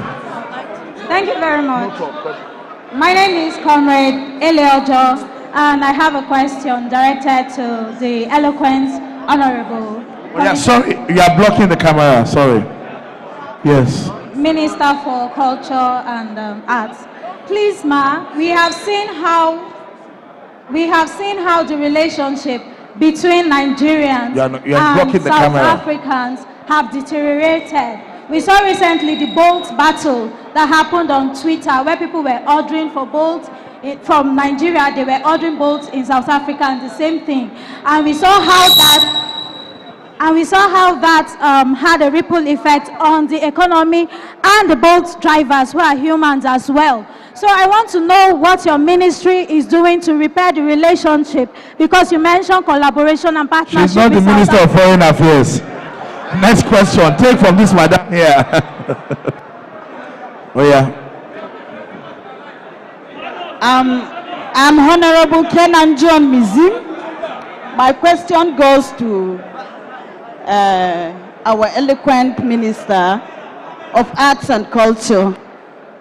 I don't know how inclusive your ministry is, especially in terms of accessibility, because accessibility is not the physical accessibility that we are seeing. Access in terms of either communication or the environmental accessibility. You should have sign language interpreters, and also some signage that the visually impaired they can touch. That is my question. Thank you. That's all we can take. Thank you, everyone. Honorable ministers, your responses. So we have 2 more panels before lunch, and we have to close before 2 o'clock.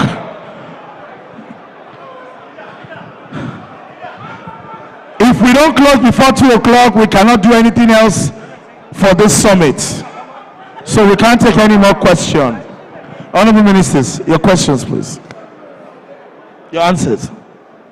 She has ceded grounds to me to go first because my questions are fewer. The first one was that why isn't the institute converted to a polytechnic? Someone asked why okay, they're calling for it to be converted to a polytechnic. I think the question will be best directed to the Minister of Education. But I'll hazard a guess. There are so many polytechnics already. And for every polytechnic, or any institution for that matter, before it is created or cited, there must be a need-based assessment. And I am sure for the institute in Onitsha, it was created to specifically address middle cadre requirement of workforce, the workforce to service the steel sector. If it was intended from takeoff, from the beginning, to serve as a polytechnic, it would have been set up as one. So I think we'll leave polytechnics at polytechnics, and the institute remains as the institute to serve the purpose for which it was originally set up. I hope I've answered you enough. The second one came from someone who wanted to have an update on the feasibility on Ajaokuta, timeline and abandonment and issues like that. Perhaps what he meant by feasibility was probably out of recent activity going on in Ajaokuta. What you saw going on was not a feasibility study.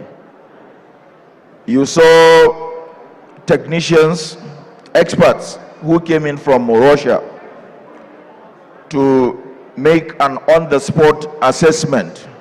I hope the person who asked the question is listening. Some people came in to take an on-the-spot assessment of facilities on ground. Why are they doing so? There are so many things going on from the side of government. Some would say, some for the responsibility that follows offices we hold, we wouldn't be properly positioned to divulge at this stage. But I will tell you that there is a lot going on in Ajaokuta. It is in connection with that the technical people are taking an on-the-spot assessment. I'll give you a simple example. Supposing you have a car that has broken down or has stopped running for some time and you need to take a trip to Lokoja. It will be foolhardy to just assume that you go into the car and start it up and start going. There are lubricants that need to be checked, brake pads and stuff like that. It is for the same reason that those people are right now in Ajaokuta going around to check all those component parts before or to enable government take a proper position on the direction to go. And this leads to the next question. Many people do not know that Ajaokuta is not just, I had a brother there over there say that he was raised in Ajaokuta. He virtually knows the place inside out.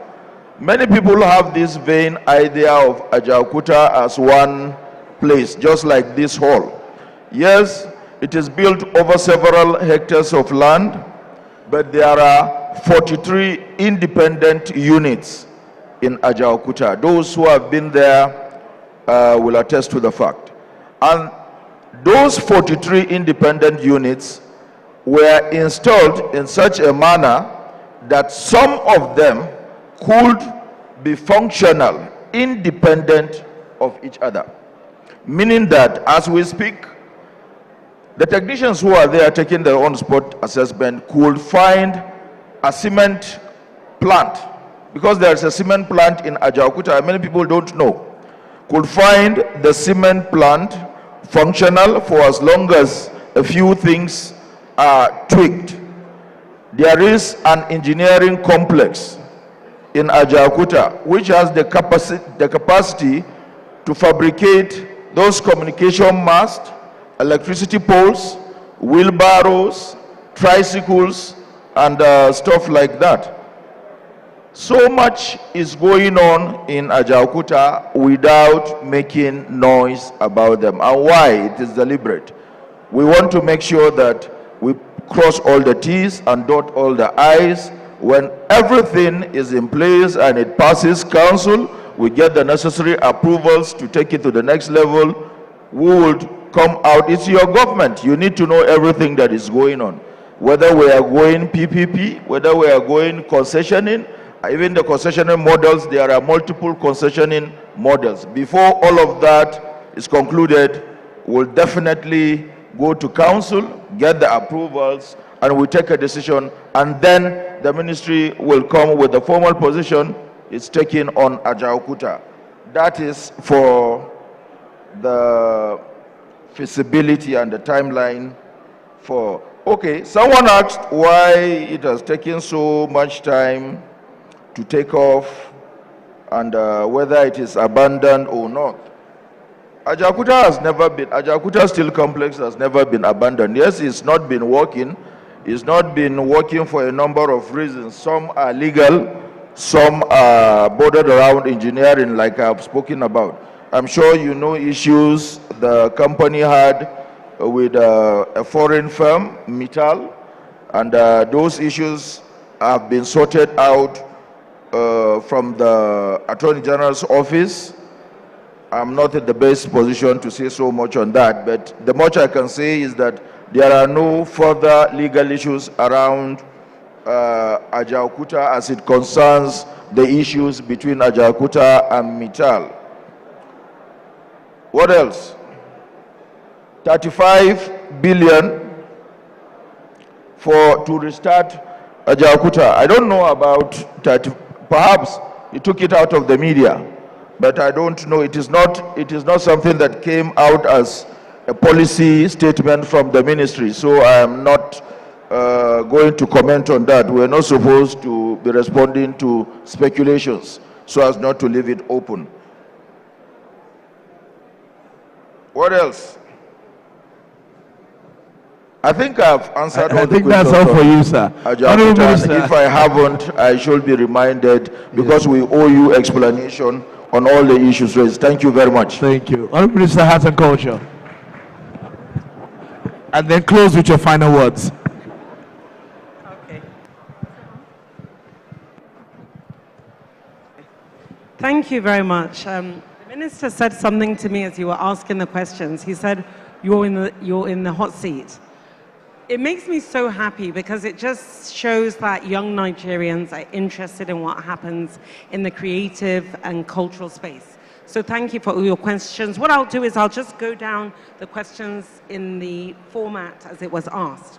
So the first one that was asked was by a young man that spoke about the road construction that seems to have encroached into some creative space, I guess specifically in Lagos. I was, and maybe other parts of Nigeria, I actually, a couple of months ago, I was in Lagos. I went to Soul Beach. Beautiful, beautiful construction of creative expression. And that is also going to be affected. What I can tell you with that construction is that that is a legacy project for Nigerian infrastructure sector. The gains will be realized in due course. But as the Minister of Art, Culture and Creative Economy, who has the mandate to protect the interest of every creative, I'm working with the state governments where the cultural and creative sector was affected by that infrastructure to see that we get an alternative. So, we're not going to stop the growth of the infrastructure sector, an initiative that's going to give Nigeria plenty and plenty of gains. But we have the power and the opportunity to find an alternative. So I promise you that in the next coming months, I will continue to work with the specific state governments where those specific sites were affected to ensure that we get an alternative. So that's, you want another question? I think it's too late for questions now. The second was on a young man in the middle of the hall that asked about Badagry. That's a very interesting question because actually you're right. The kind of resource, tourist-wise and also culturally, that we have in Badagry is huge. And incidentally, I think it would be about 3 weeks or 2.5 weeks ago, in my office, we sat with a delegation from Badagry, your representative, your state representative, a member of someone from the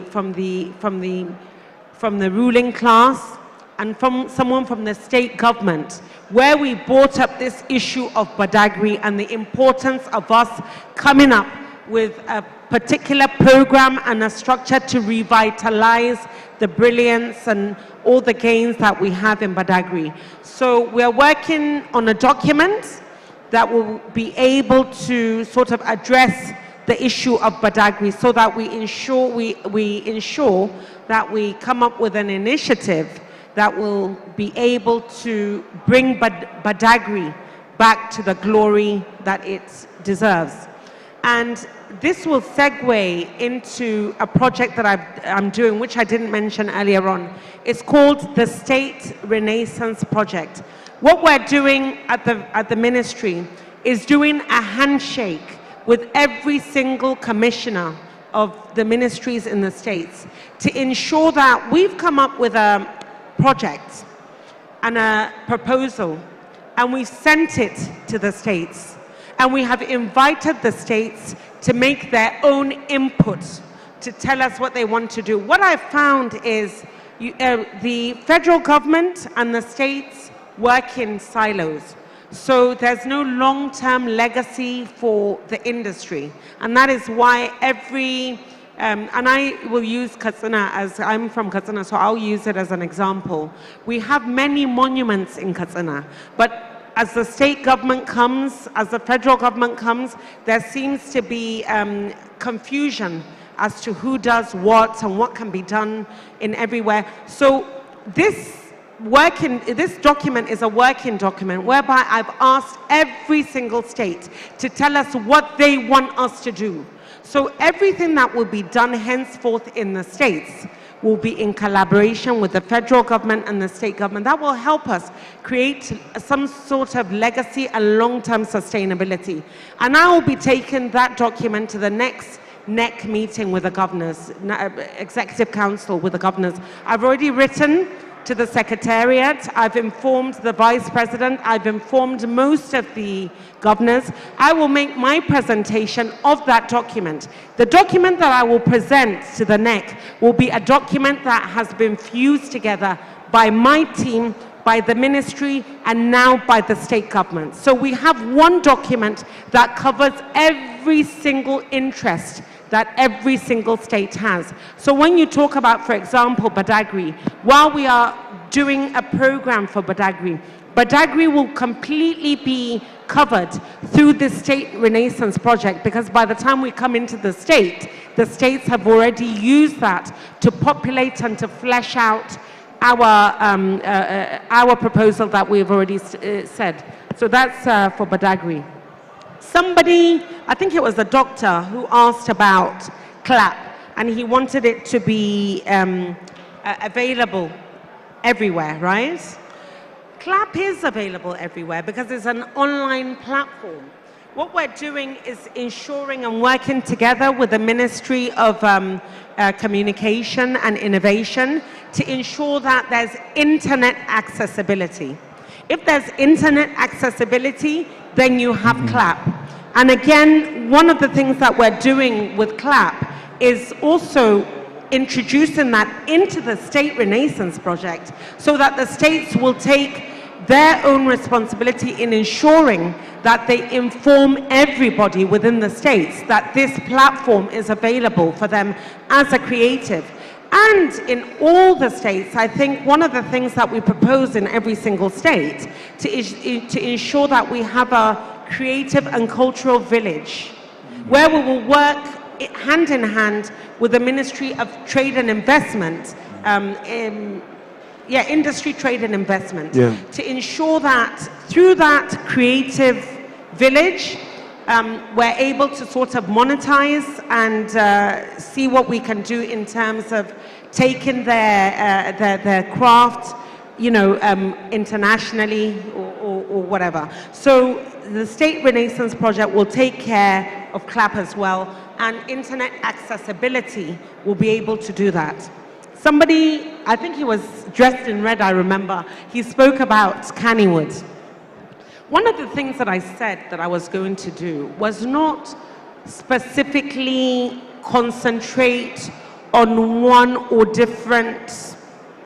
or another part of the subsectors. I've spoken to you about the fact that we have 49 subsectors. So what is important here for Kannywood, for Nollywood, for the music industry, for all the subsectors, is to create an enabling environment that allows them organically to grow. So by the time you put in a structure, Kannywood certainly will be covered.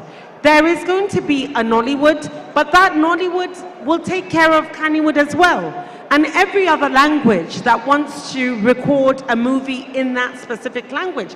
We have over 300 languages.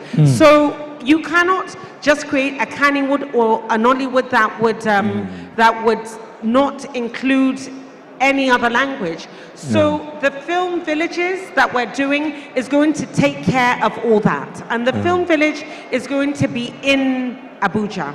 However, again, the Renaissance Project, every single state that feels that it should have a film village or a recording studio, it will be the states that will use that to help us flesh out the project that I'm going to deliver to NEC, to get the buy-in of the governors. So every state that feels it has a huge resource in terms of recording movies will be taken care of through that Renaissance Project. Thank you, Honourable Minister. I still have three questions. Okay, well.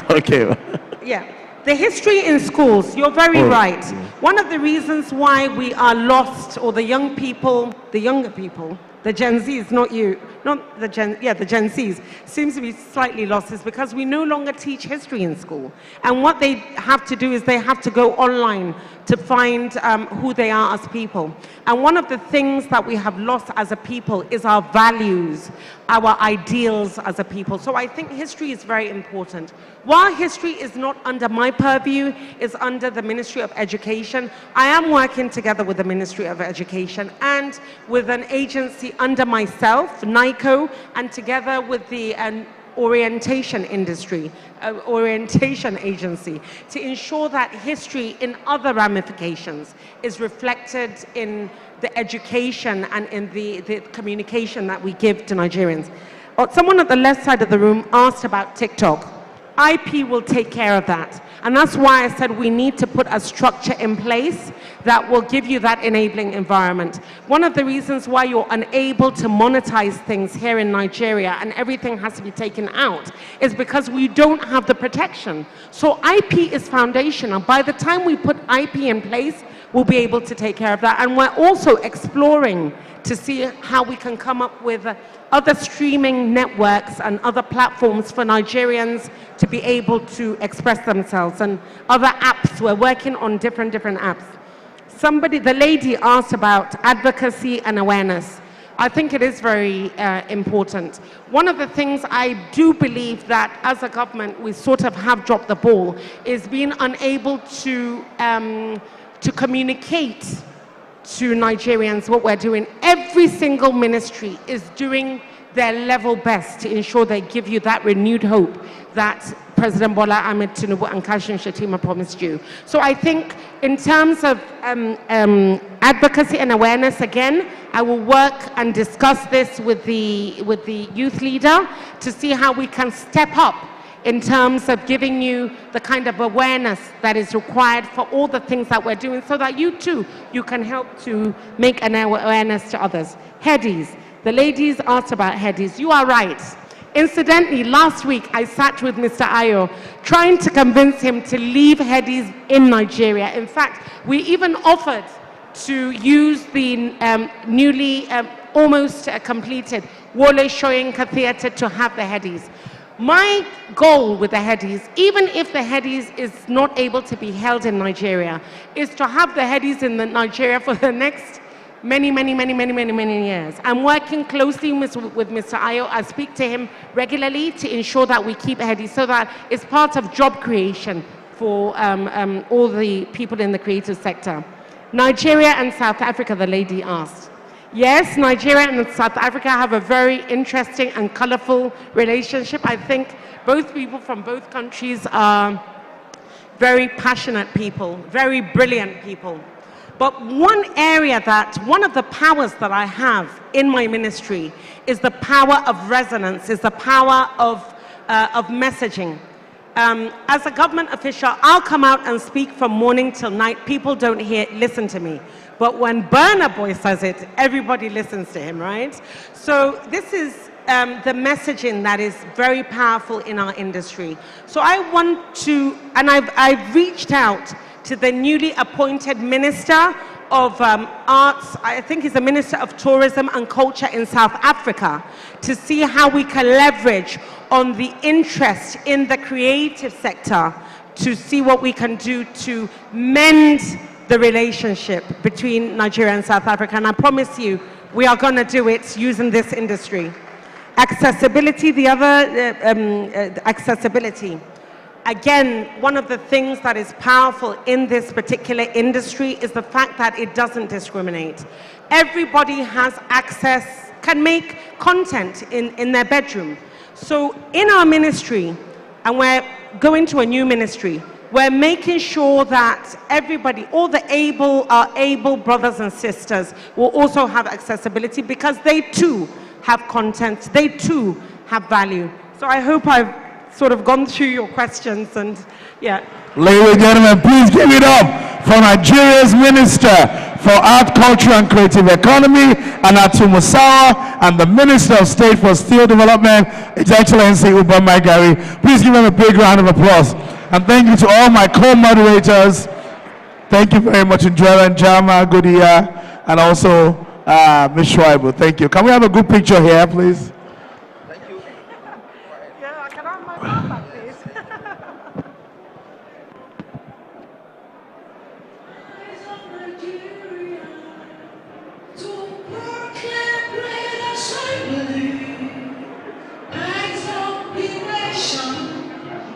Can I be your...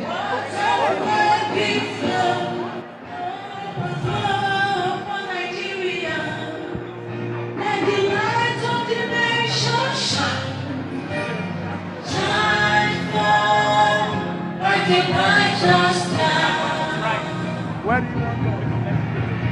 Sacrifice we have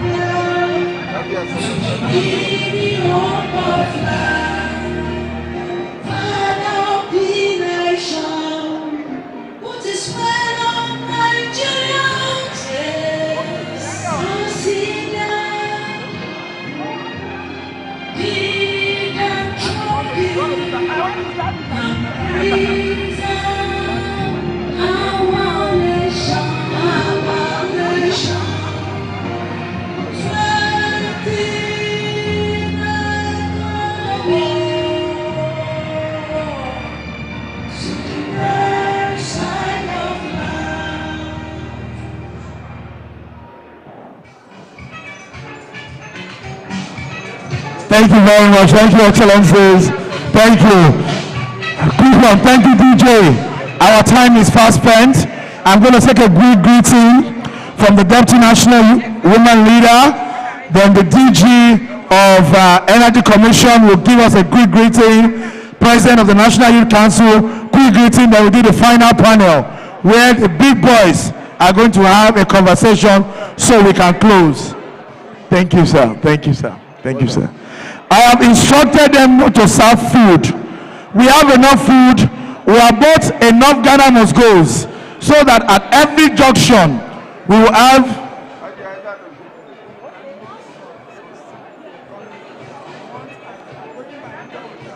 As you are going by the door at the end of the program, we will serve your food.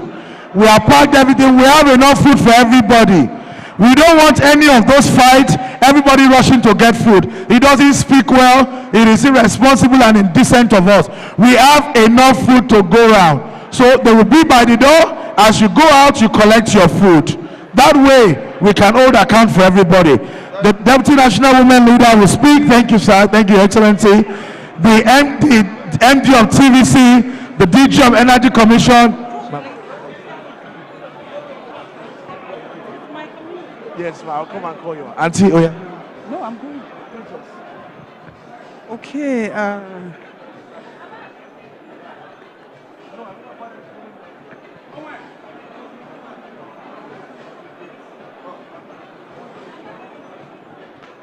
It's rowdy.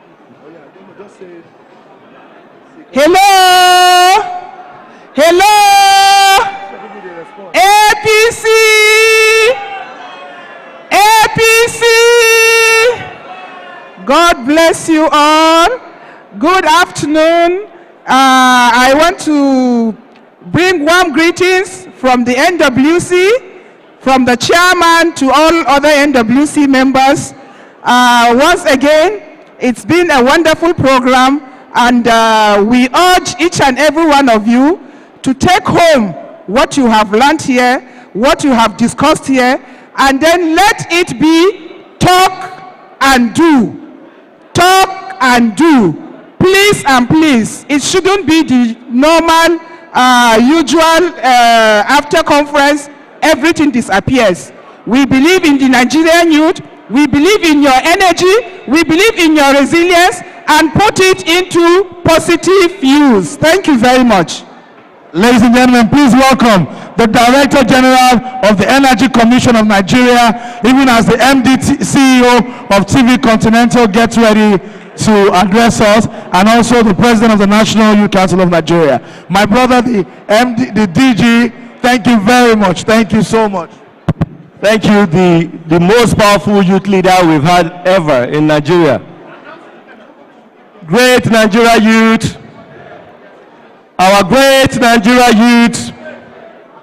I thought I would be part of the panel speakers. He told me to come and speak on energy security in Nigeria, because that's what I do. But I must say, I'm very, very impressed with the gathering, the crowd yesterday. I mean, you've pulled out, in fact, if you can do this, I think you can win election. Wow, wow, wow. Congratulations, this is a great feat. But I must say, because as Energy Commission DG, I must speak on energy. I can't be here without speaking a bit about energy. Our role in Energy Commission of Nigeria is we are saddled with responsibility of strategic planning and coordination of policies in energy in all its ramifications.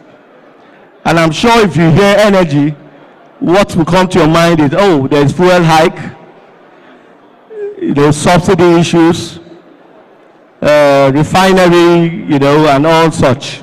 But there are good news. The renewed hope has brought so many good news.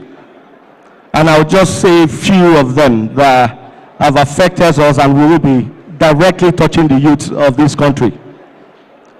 It will interest us to note here today that the renewed hope agenda, through the leadership of President Ahmed Bola Ahmed Tinubu, the Energy Commission is building the first ever barefoot renewable energy college in Africa. And this renewable energy college is an academy that will be giving the skills, will be equipping the youth with climate finance skills, renewable energy skills, and also climate adaptation skills. So we are committed in driving the climate change agenda. We are also committed in tripling, not doubling, our renewable energy generation in this nation. Another good news is that just yesterday, we must have seen it in the news, that our generation have rose to 5,300 megawatts. It will also interest us to know that when President Ahmed Bola Tinubu took over, the generation was at 4,000 megawatts. Now we have 5,300. And the Commission, through the Ministry of Innovation, Science and Tech, we are committed to get about 6,000 by the end of December. So we are working. Nigeria is working, the Energy Commission is working, the energy sector is working. And our refinery, the Dangote refinery, the domestic refinery we have is also have just started producing crude, PMS. So hopefully we are going to see a reduce in the PMS price. We're going to see a reduce in our energy, our electricity, and it's going to touch everyone. One thing I must say, we should not please rely on our grid.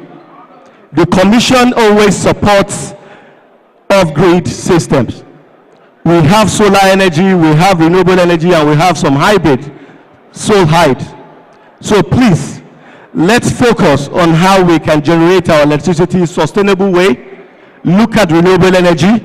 If you want the Commission to support you, please feel free, write to us, and be rest assured that we are going to definitely support with some off-grid. Particularly, I'm talking to the youth.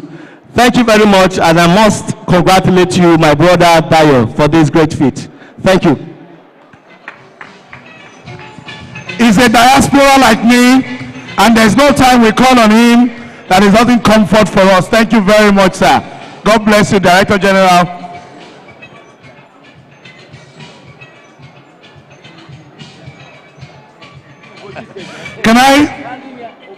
Can I please have everybody seated? Please, let's sit down. It's disrespectful for our speakers to be speaking, and then you are moving up and down. At this junction, I want to invite one of the leading women in the boardroom. She received the award for one of the most outstanding women in Nigeria, a private sector leader. Thank you. The CEO of one of the biggest media platforms in the whole of sub-Saharan Africa. Ladies and gentlemen, it is my singular honor and plural pleasure to welcome Mrs. Victoria Ajayi for her remarks. Thank you. Thank you very much. Good afternoon, ladies and gentlemen. Good afternoon, progressive youth. I'm going to be very quick because time is fast spent, but I would like you to listen to this.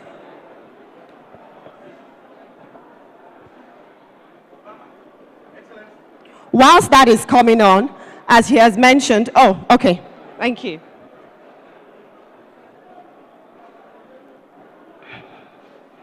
Thank you very much, Mr. Israel. He has mentioned I'm Victoria Ajayi, and the Group MD, CEO of TVC Communications, owners of TVC News, TVC Entertainment, Max FM Abuja, Max FM Lagos, Adaba FM, and so on and so forth.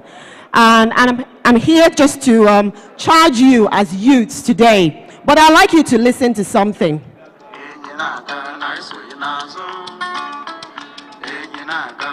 Can you hear?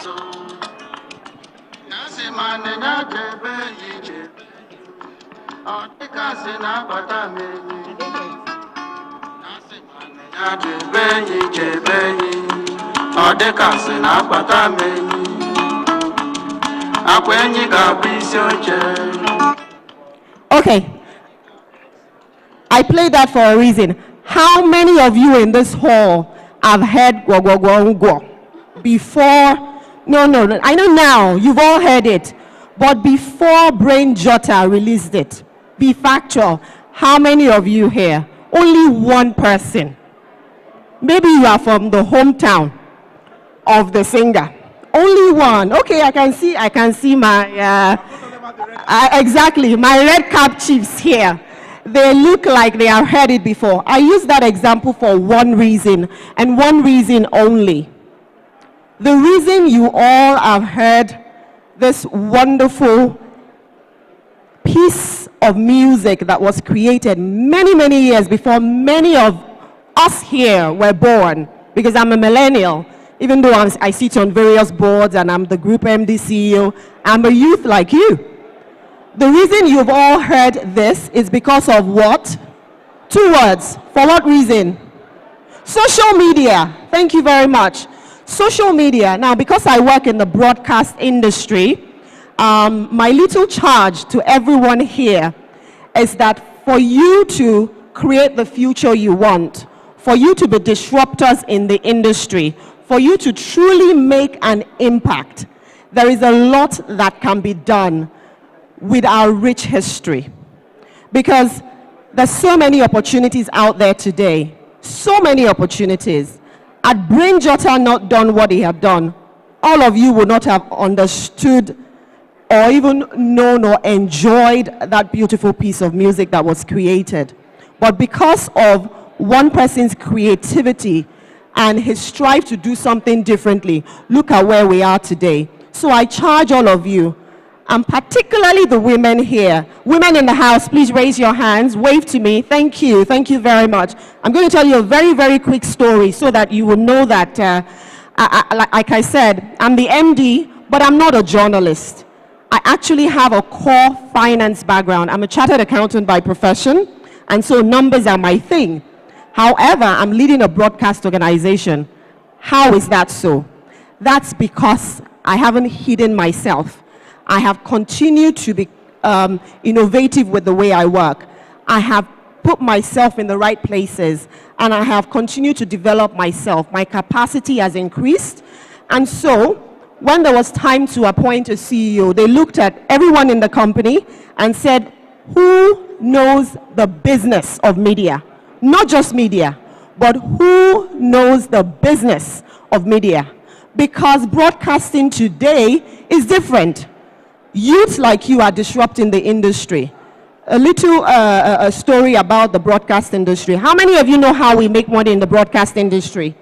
Advertising revenue, adverts, right? But advertising revenue is declining. And the reason it's declining, it's because of youths like you who don't have two, you know, the way they say it in the song, those youths don't have two heads. What used to happen before is if a brand wants to bring a business, let's use any brand, a tea brand, tea bag, tea. If a tea bag company wants to bring a business to our company, what they will do is they will find a creative company, a creative industry to create the ad. How many of you remember Fido Dido for 7-Up? You remember Fido Dido? It was a creative industry or a creative company that put together that ad. That creative company will send it to what they call the media agencies. The media agencies will then send it to broadcasters like us. What has happened now? Everyone has been disrupted. We, the broadcasters, no longer get that revenue. Why? Influencers like you and I will now go to the brands directly. They have cut out the creative agencies, they have cut out the media agencies, and they go straight. They don't even come to the broadcasters anymore. They just go straight online. And what they will do is, I use an example of any youth, any of the influencers right there now. They will simply be given that product, and in their homes, they will do that advert in their homes with their cameras and their phones and their equipment, and they will put it out on social media, and they will get all the money the creative agencies get, and the money the media agencies get, and they put that information straight out online to everyone. And so that's how we as broadcasters have been disrupted, by the youth, by influencers. So there's work for everyone to be done, especially you, the youth. You can disrupt from anywhere you are. And I'll close with this saying. It says, where you sit in your old age shows where you stood in your youth. So if you're not standing and innovating and disrupting in your youth, you will be sitting in an uncomfortable position when you are old. I charge you today to please put yourself out there. Don't just embrace education, embrace skills development. Don't just embrace social media, embrace the utilization of technology. And when I say technology, real technology, I can give you a very, very quick example. There is a huge gap in the use of AR and VR technology right now. And so if any of you want to disrupt, investigate how you can use AR and VR as influencers, as creators, right? So like I said, please, not just education, but skills development. Secondly, utilize technology. And lastly, you need to engage in civic responsibilities. And when I say civic responsibilities, when the youth are called out, you should be amongst them. You should be amongst the people contributing. Make your voice heard. You know, make your contributions known. And that's the way when opportunities come up, you will be called upon. And that is where I will leave you today. Thank you very much, Dr. Daya Israel, and I hope you have a phenomenal rest of the day. Thank you very much. Ladies and gentlemen, Mrs. Victoria Ajayi, please give her a big round of applause. Where you sit in your old age is determined by where you sat when you were younger. That is a lesson for all of us. Can I please bring on the stage right now the President of the National Youth Council of Nigeria, my own brother, Ambassador Sukubu, for his goodwill message.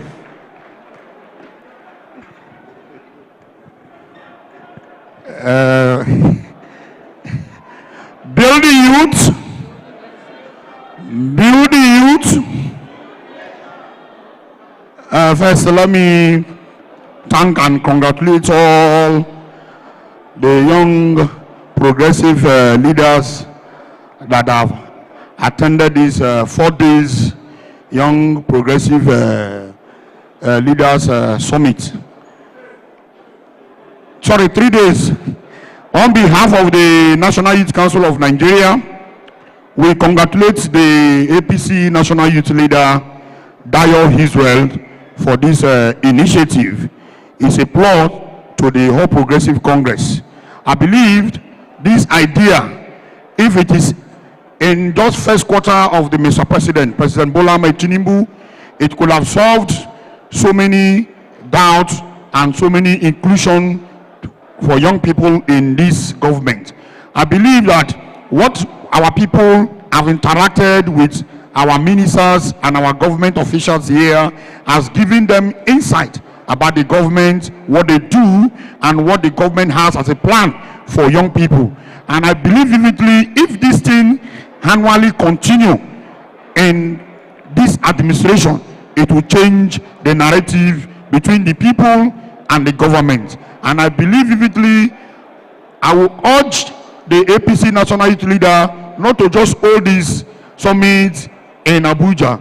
If it can be able to take it down to the 6 geopolitical zones for other young people to also know and learn more of this government, what they have for the Nigerian people. I believe vividly, as a young man or young guy that is representing the youth constituency in this country, the APC youth leader have done well, and I give it to him. And I encourage even other APC youth leaders from their 6 geopolitical zone and the states that have supported this program to hold and come to an end today. It is a wonderful program, and I believe that we as young people who have also have our own constituency will emulate the APC National Youth Leader to also hold such programs in our various corridors, so that to support the government of the day, so that this issue that we are hearing 1st of October that is coming, that is another protest, we can be able to advert that protest that is coming. But I believe vividly the government too have also known the young people challenge. And I believe yesterday I was watching on channel when they talked about the fuel hype. It is very, very important. The young people must know what the government are doing, and also the government should know what the young people are passing through.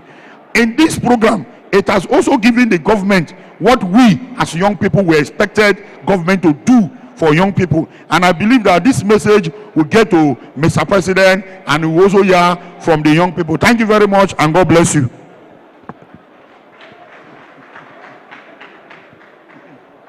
Thank you very much. You did well. Beauty youth. Thank you. Okay, now I think we've taken all the goodwill. We're going to go into the final panel. And I'm going to bring up the panelists now. Ladies and gentlemen, please help me welcome one of our panelists for this afternoon, the Director General of the City Boy Movement. Ladies and gentlemen, please welcome Sugar Francis on the stage, please.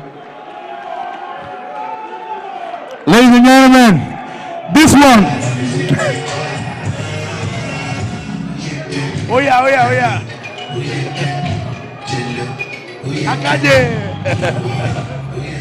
Ladies and gentlemen, thank you. This one now, they go make noise. Make a call am. Noise go tell this place now. Ladies and gentlemen, President of the Progressive Union, TPU, welcome, Ambassador Mohammed Awad. Where the TPU now?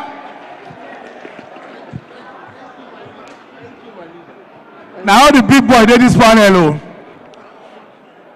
Ladies and gentlemen, the cabals in the youth wing have chopped and chopped under Ismail, under Sadiq Abubakar, under all my predecessor, the head of the cabal of the youth wing before now. Please welcome Abubakar Sadiq Fakai Sada.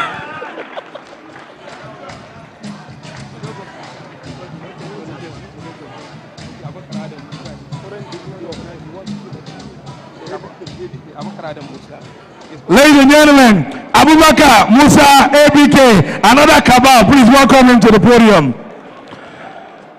Where are the other speakers on the panel? Where is the senatorial youth leader? The senatorial leader for Delta South, please welcome him.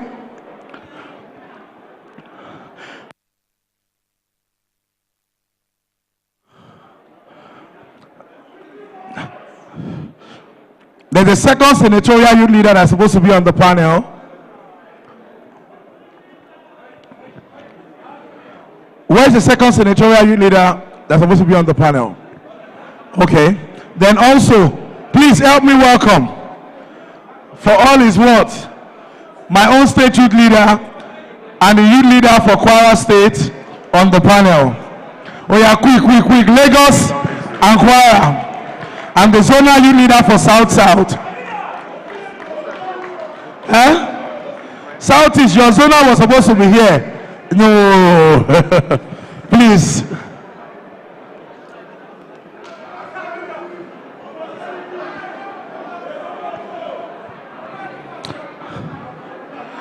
While I'm doing that, let me quickly recognize the presence of the APC UK youth leader, my own friend and sister, she flew all the way from London, bought flight ticket to be here at this summit. Thank you very much for being here.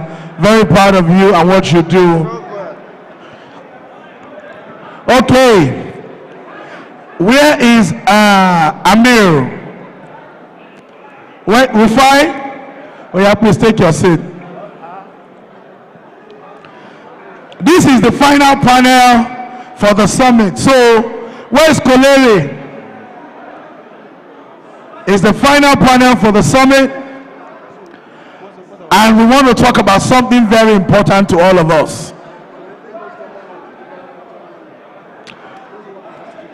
I need one more chair.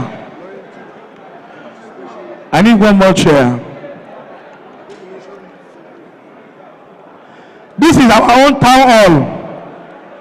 We want to talk among ourselves, and we will close here. Please bring the chair.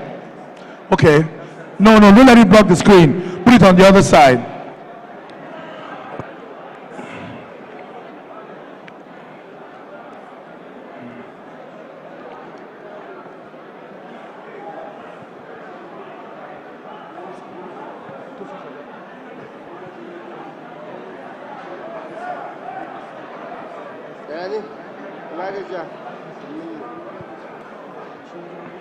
Thank you. Okay, this panel is on reward system. Where's my chair? You're putting me all the way here.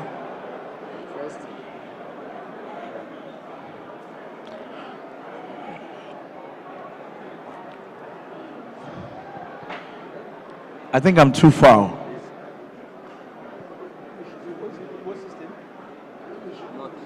No, Quara is not. Quara is not. I am thinking of going to the middle. Yes, if I can come to the middle.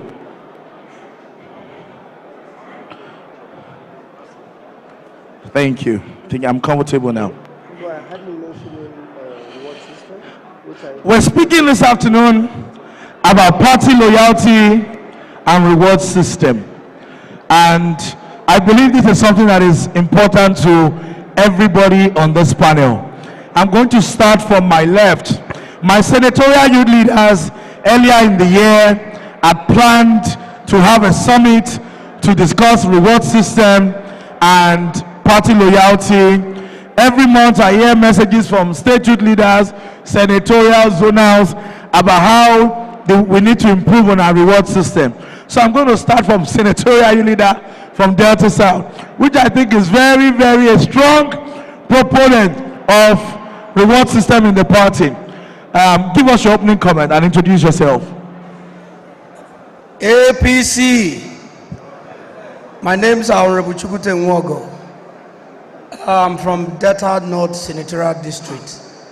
The gospel truth is the reward system of our party is dead, and that is why we are going to talk today.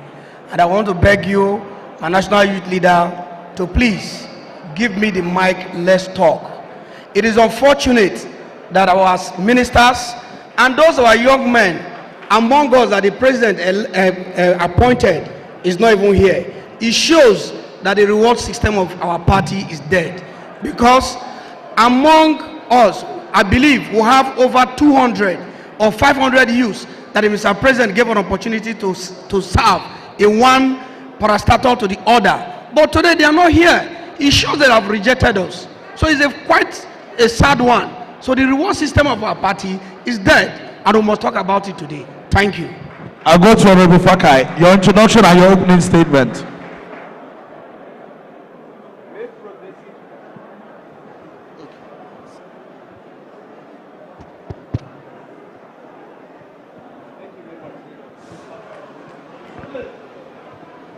Thank you very much, leader, for giving us this platform.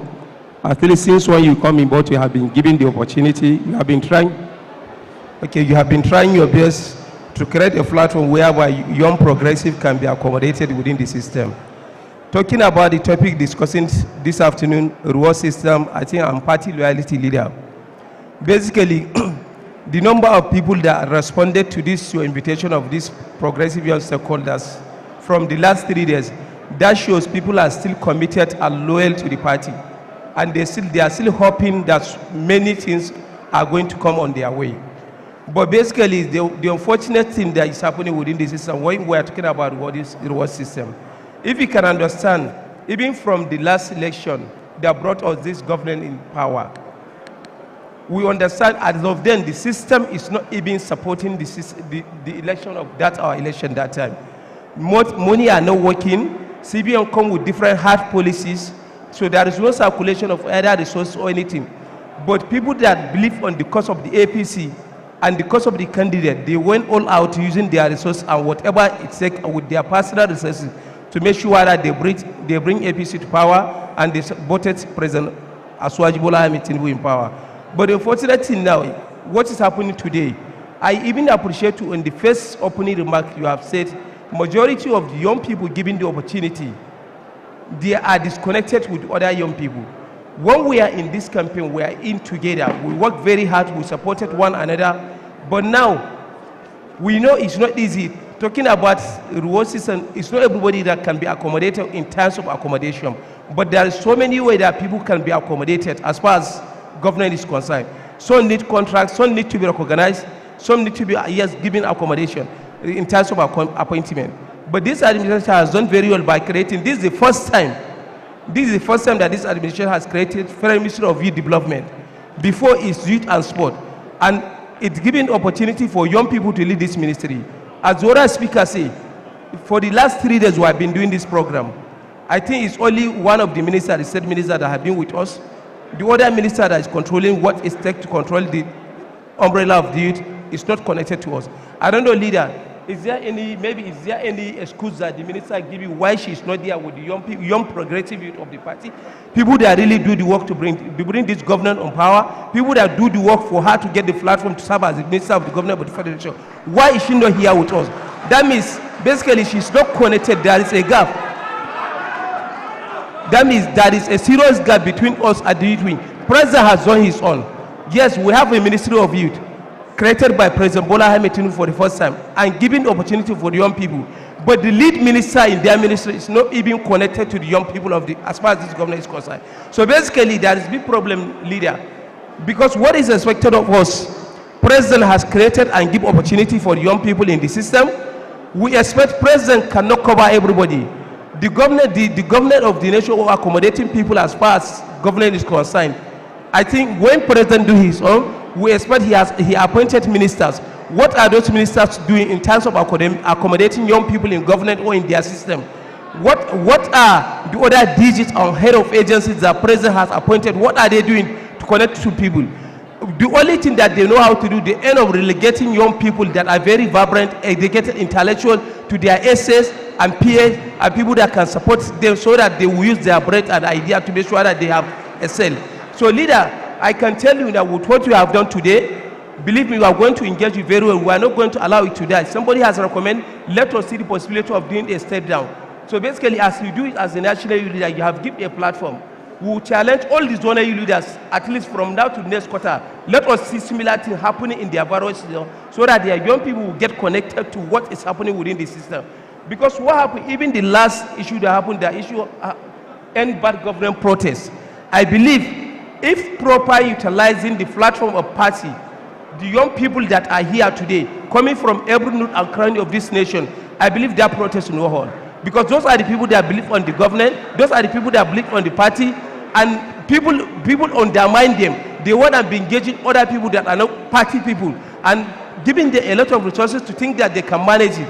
So we are challenging the leaders. Next time, those leaders, you need to engage them very well. When things like that are happening, we should be able to appreciate what we have. We should be able to appreciate the resources we have.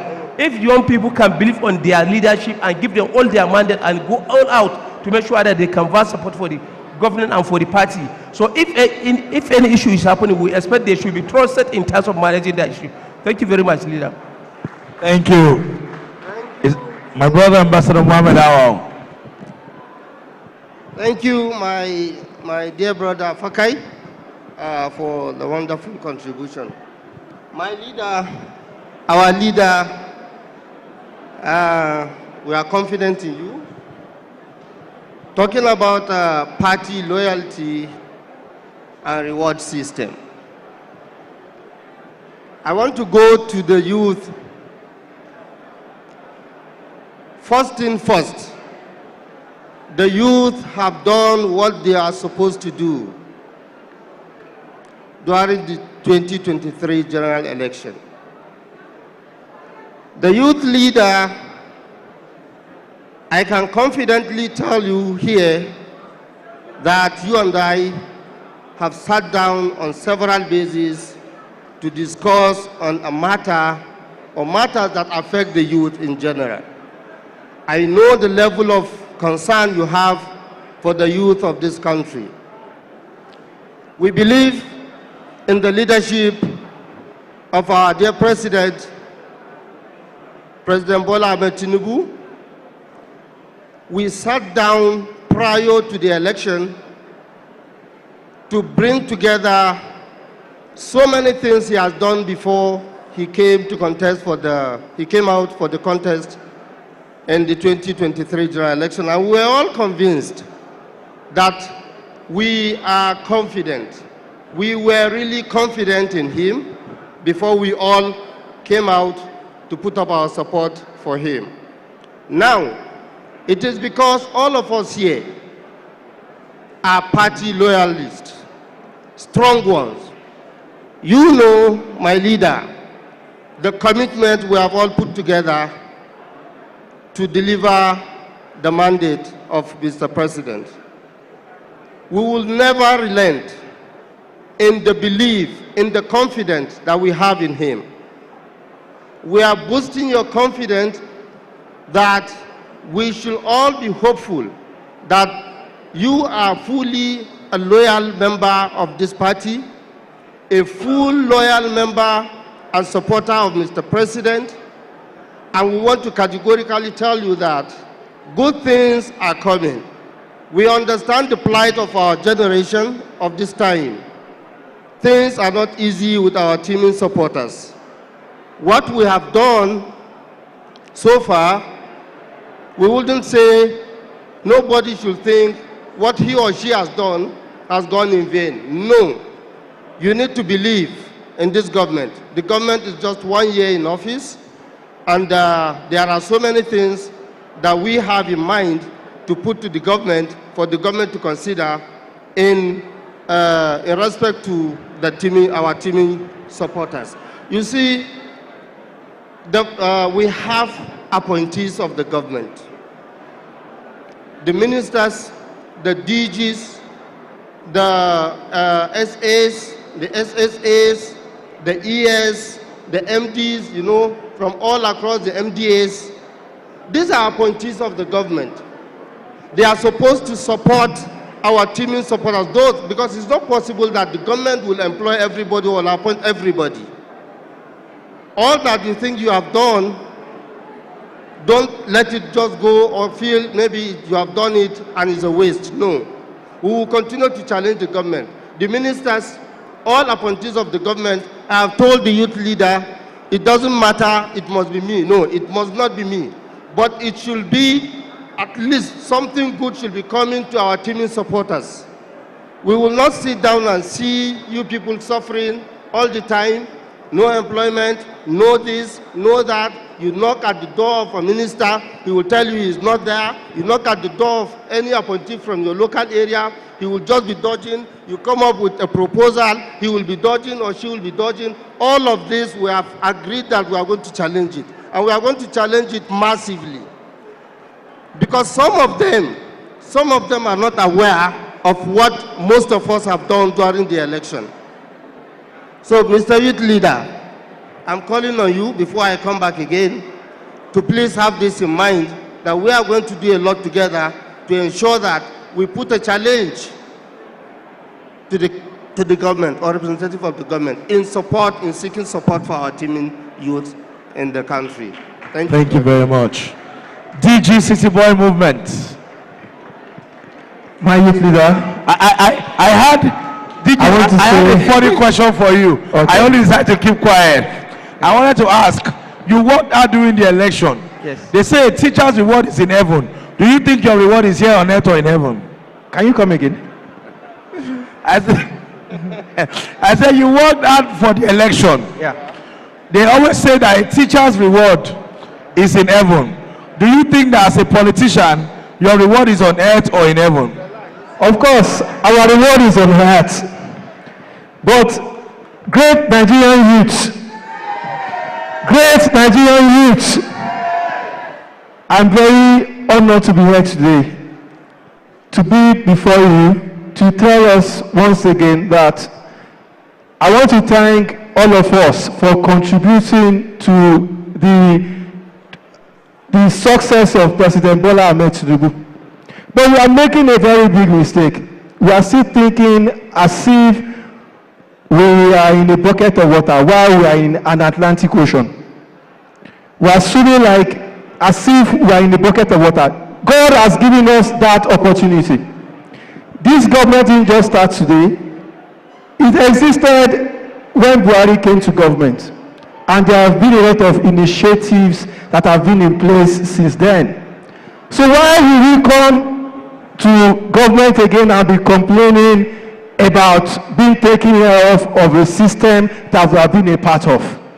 So the first problem that we have as a government is understanding the principle of government. Is the people that we have elected do not understand how to take care of their followers. That's the first problem that we have. Because number one, government has set a lot of structures to take care of us. We had a program in the past government, which was the National Social Investment Office, that was supposed to take care of problems of small people like us that don't have opportunity to be ministers. that don't have opportunity to take hold of offices. But when we want this government, how many people call the young people to a round table to discuss how the roadmap is going to be? How are we going to engage our young people? I remember I was a part of the process of the National Social Investment Program, Empower Program, under the Office of the Vice President. And we engaged 500,000 youths across the country. So why will we now come to government and people that suffered for us will be complaining or being taken care of? I listen to a lot of young Nigerians. They are disadvantaged. We have 200 million Nigerians, 70 million young people, and how many of us are in this party? We are less than 10 million young people, Nigerians. And people are jobless. And we have people as ministers that should take care of these programs. So what we need to do now is to call them to a round table and let us reinvent the wheel. Let's redraw the diagram. What is your plan becoming a minister? We cannot put every problem on President Bola Ahmed Tinubu. The man is too busy. So the guys that we have empowered, please, let us sit down on the round table and rediscuss. Before they give you the minister to take every particular industry, what is your vision? What is your mission? What is your objective? So you cannot be sitting down there when all of us need to build programs and we just listen to TV and hear that, okay, Nelfund empower people in Ogun State. How many of us are benefited here? The existing National Social Investment Program, how many of us are benefited here? Then what are we talking about? Let's bring these guys back to the table and sit down and we start that discussion for again. Why are you a minister? Why are you in charge of our National Investment Office? I was opportune to be somewhere and they said that they created a national register. And I said, how many people in our party were in that register? There was nobody there. So why did we fight for the government to win? So it is high time we go back to the table and look at ourselves in the face. Internally, yes. As a party. And have a discussion. Or else, people outside will laugh at us. Yeah.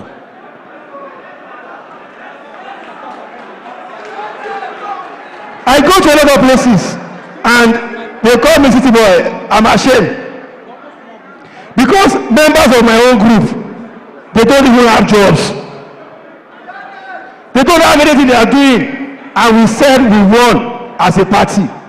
We are not going to blame Mr. President from that. We are going to blame people that are in line charge of responsibilities for taking care of us for those things. Thank you very much. The Yoruba has a proverb. They say, "Nǹkan méjì la ṣe ń ṣòṣèlú." I will interpret it. They say, "Nǹkan méjì la ṣe ń ṣòṣèlú." Àbí àǹtí, ohun tá fẹ́ jẹ àti ohun tá fẹ́ jẹ. In other words, we do politics for two things: what we want to eat and what we want to become.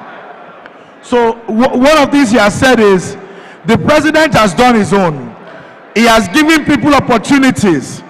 Those people now have a duty to take care of party members because they have patronage that accrue for being associated and affiliated with a ruling party. Is that right? You are very, very right. Yes. ABK. Thank you very much. With deep sense of respect and humility, I would like to sincerely appreciate the national leader for giving the faith to call us here. In Nigeria or in the APC, we are never short of having programs like this. But what we are short of is actually what happens after the program. National leader, you have called us, the ordinary members of the APCs and some mushroom leaders of the party. And we have been here, we have been discussing for the past 3 days. I will be very happy.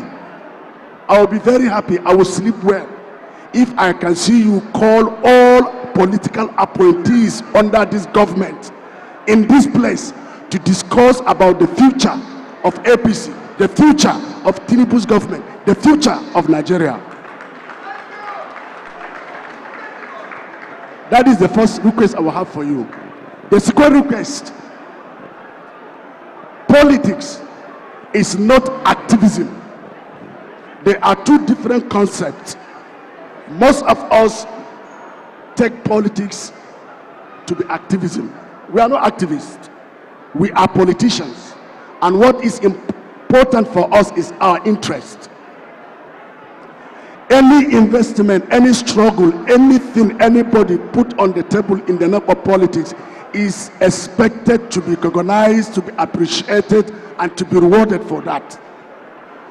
And the APC as a political party is in itself denied reward. The APC as a political party that formed government in 2015 and formed another government in 2023 is in itself denied reward. Most people will not understand what I'm saying. What I mean, there is no any political party in the world that can jostle government from a political party that has been in power for 16 years and will come on board and will have a president or head of government that will say, I am not going to use government money to fund the party. There is not any political party who will form government and will not be given the opportunity to have a say in who is appointed to be in the government. It's only APC. So, Mr. Dayo, you are a national officer, I am one. But we belong to different clusters. What I would be happy to see you do is for us to begin an advocacy of seeking for reward for APC as a party. Because there will be very soon an intervention program. And the Minister of Agriculture here said it. There is no any structure that this government can leverage on to reach out to real Nigerians that are in need, like the party structure. But they are not being used. So my prayer and hope for the silence of Nigeria over what is happening today is that let this silence not be vented, not be casted out on us on the days of election. Because if that happens, we are going to lose power. As for my sisters and brothers who are participating in this political engagement, you should know that nothing good comes easy. And as some quarters, people are trying their best to see that our voices are heard. And most importantly, we have a national youth leader who is the closest in the leadership structure of the party. You are the most closest person because you are dealing with the most vulnerable group. So be rest assured that the little things you are doing make impact and means a lot to most people who have no hope. So I pray and hope that by the time we finish this program, there will be a resolution that will be taken to Mr. President about all that has been said and done here, so that he will know we do not only come to have a jumping seminar or summit. Thank you very much. Thank you. Iko.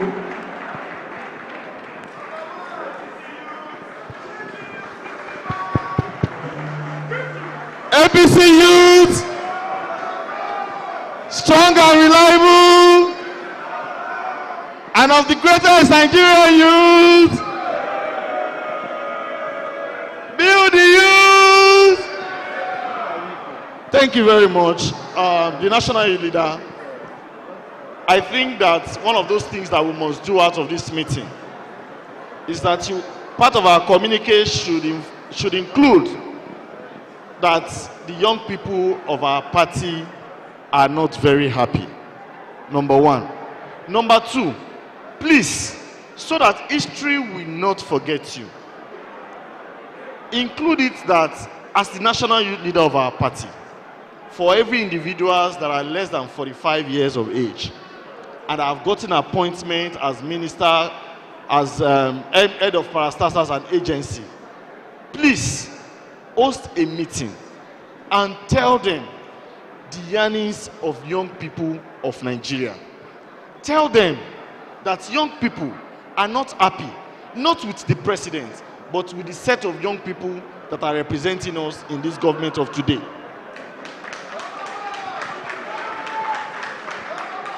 I wonder why this is the best time we've ever had it, where we have the son of the president, our principal, Mr. Sheyi Tinubu, always fighting for young people to be in position. I wonder if somebody like him is not in existence, what the party would have become for now. But again, one thing about loyalty of the party, we cannot, the government, no government can satisfy all the members of the party to be in position. However, the implementation of activities, like my brother City Boy have said, that would impact on the life of young people, on the life of the citizens of the country, will be what will matter most. And that is why the meeting of speaking with young people that are in this government to state these are the demands of young people of our party will go a long way. Thank you. Thank you so much. Can I go on to my brother Kolere? You have a microphone.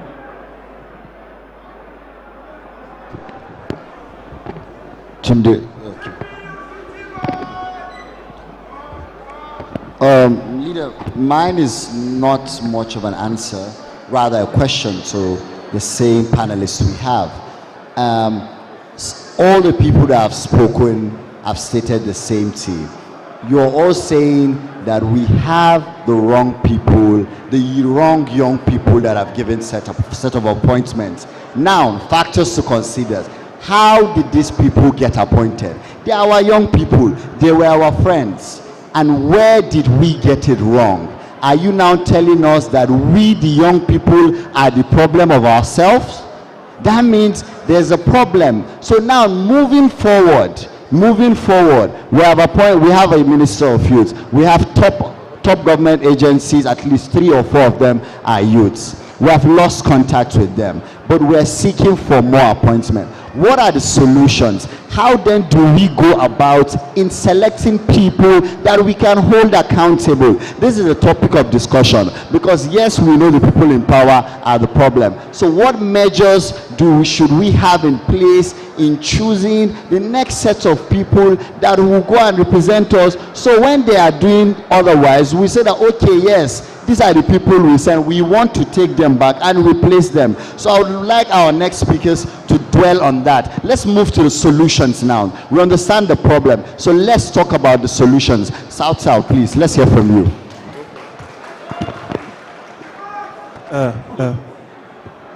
Good afternoon, everyone. I'm Ibmoboy Oyas by name, and I'm the zonal youth leader of APC. Mike. What I want to contribute to what my brother has just said, most of our young people we have in this party are good people and they are qualified to be there. But there is one thing we need to understand, that when we were coming into this party, we were told that the government and the party is working hands in hands. But when I was elected as a zonal youth leader, that is when I understand that the party is different from the administration. Meaning, as a party, you must be part of the administration, but there are some political appointees we have in this party. They are not part of the party, but they are part of the administration. So it is very hard for you to convince these people to do some things for us. Me, I'm a factual person and I must state the fact. Recently, last week, the Ministry of Youth held a stakeholders meeting in South-South, youth stakeholders meeting in South-South. And the PDP state youth leader in Edo State attended the program. The PDP state youth leader in Akwa Ibom attended the program. And as the zonal youth leader of our party in the zone, I was not invited for the program. And nobody to speak for our party in the zone. So what I'm advising and the solution I'm bringing into the table, if someone has been nominated or appointed as a political appointee in an administration, whether at the state level, the zonal level, at the national level, even the national chairman should call a meeting of all the political appointees, telling them that this is the boat you all entered that drove you people from your various states to this government. So you must recognize the boat that you entered to this administration. So our leaders at the national level, the zonal level, should be able to make out time to orient our political appointees, because they are forgetting the party. So that is all my contribution. And number two, I'm from the South-South zone and I'm from the Niger Delta. Anywhere I speak high about my people, and anything that they are doing that is not right, I will speak about it. We have the most fluent agency in the Niger Delta, which is the NDDC. A lot of activities has been going on there. I'm a party official. I'm speaking for the people. If I can't speak for them, if I vie for this position next time, they won't vote for me. And I will speak the truth for my people. A lot has been happening in that agency. And there is no day that this agency has sent a letter to the youth of the party in the zone, neither even an audience. And these people are coming to Abuja, having meetings with various stakeholders, sponsoring support groups to China, various countries, holding programs without engaging the party of the youth. So this has been the problem we are facing in this party. So what we are saying is that as a party, on behalf of the South-South youth, we are speaking to the party that if they are given any opportunity to any youth in our party, they should be able to call them to order.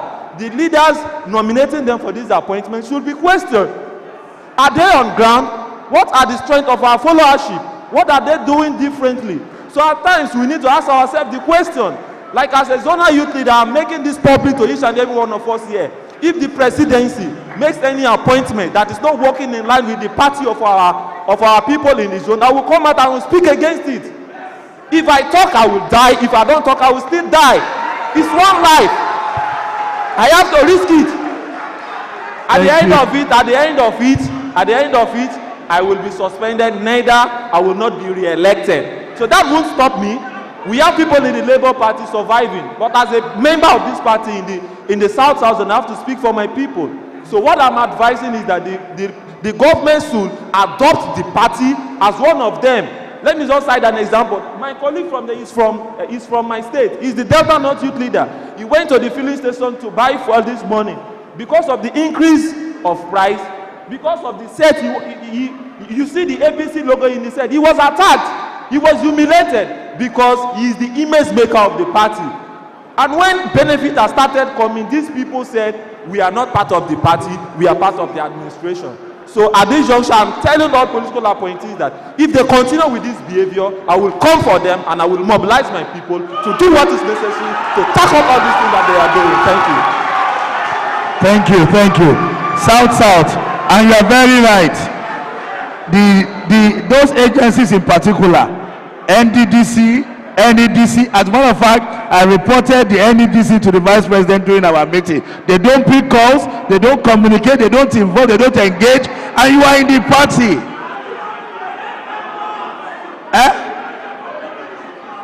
You don't hear from NDDC. Nothing. They don't even pick our calls. So if we have this kind of people in the party who are supposed to be working with us, these are issues we need to deal with. How can the children of a ram seller be eating bone? Kwara. Hello? Good afternoon. I by name Comrade Lawan Sulaiman Duduyemi, Capacity Kwara State APC Youth Leader. Good afternoon, ladies and gentlemen, and people of disability. Good afternoon, all. My own contribution is I want to follow the step of my zonal youth leader said. Now, every politics is local.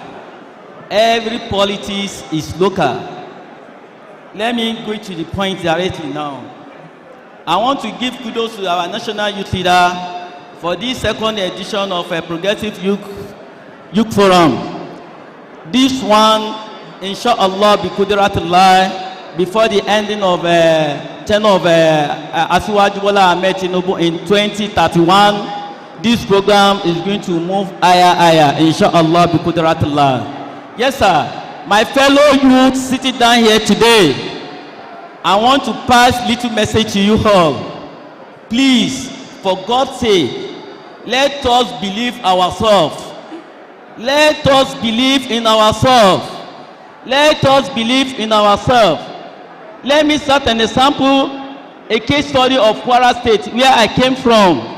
My governor, His Excellency Malam Abdurrahman Abrahazak, he is working with party.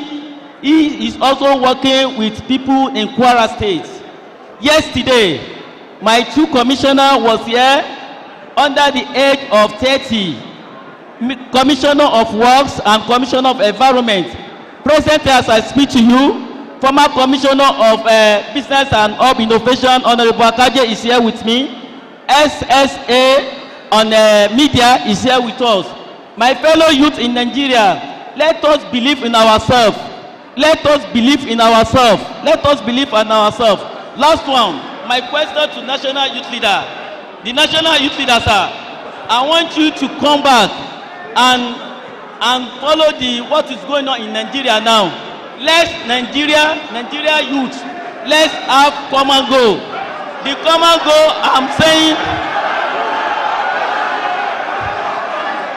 sorry, the common something, hold on, the common thing that I want to hear for. Yes, hold on, please hold on. The common thing that I want to say. Thank you. Let him finish, Hold on, please. Oh yeah. Thank you, Kwara. Please. Please. Nigeria youth, we need empower. Nigeria youth, we need empower. That is our Nigeria youth, we need empower. Thank you, Kwara. Need empower. Thank you.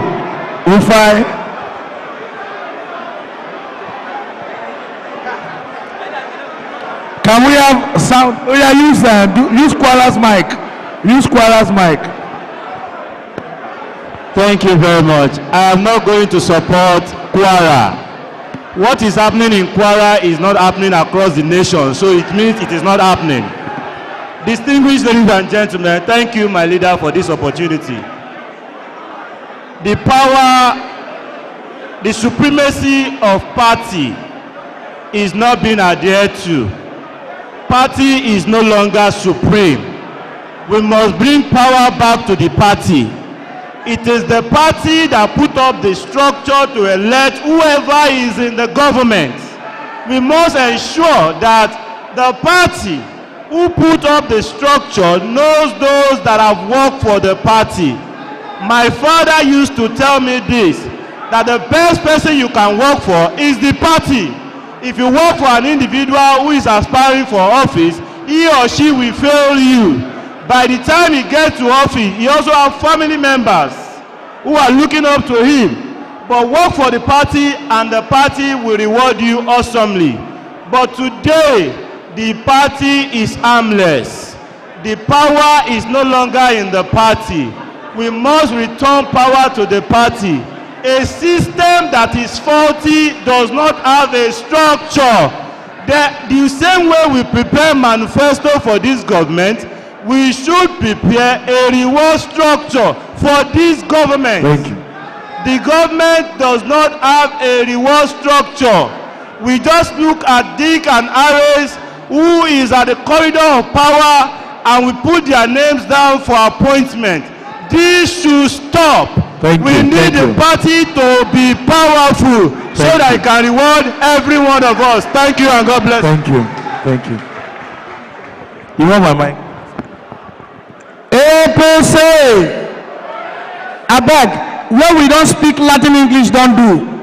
Now we need to tell ourselves the truth. And I want to speak your mind, I want to speak my mind.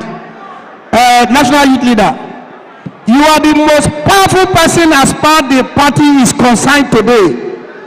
Reason after the national chairman that you are the most powerful person is because we have over 70 million votes as youth. Not be true? So if we are contributing the highest quota to bring Ashwaju, the man we trust, the man we believe, to power, we are not supposed to be suffering. Is it not sad that we come from a national function, we are sponsoring ourselves? Is it not sad? Is it not painful? Is it not so a shame? And we have Minister of Youth.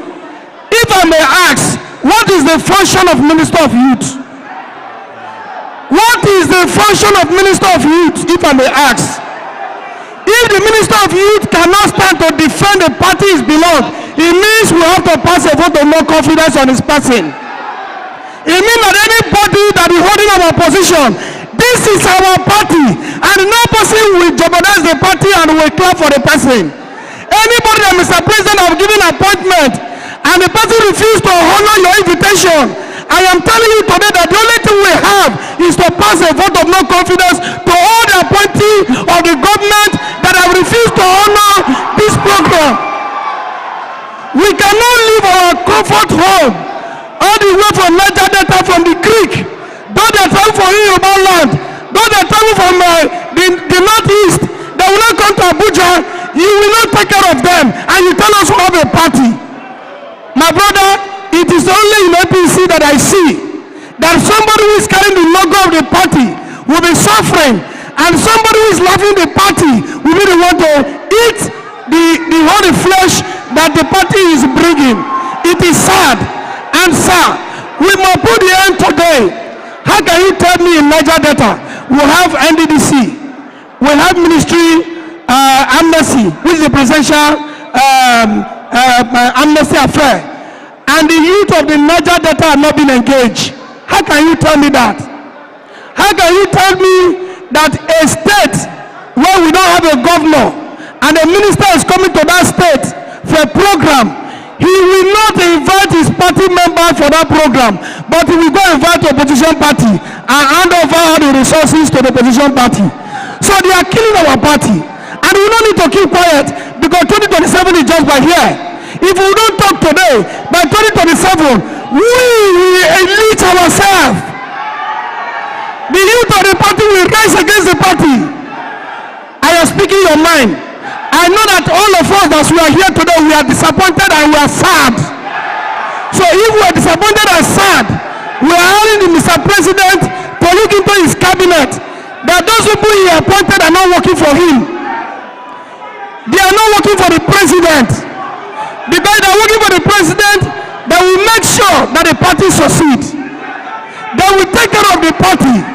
So my people, I want to tell you today, thank you, that the National Youth President have us in heart, and that's the reason why he organized this program. Thank you. I know what he has passed through to organize this program, so we must continue to support him. But our resolution is that every youth that was not here today should be sacked by the Mr. President. Thank you very much. Thank you very much. Thank you. Thank you very much. Thank you. Thank you very much. Thank you, thank you, thank you. Can we have one house? Okay. Thank you, thank you. Hello. Yes. Can we have one house? Thank you. You South people, your blood too they hot. Thank you guys. Thank you guys. Can we have one house, please? Solutions. Thank you. Thank you.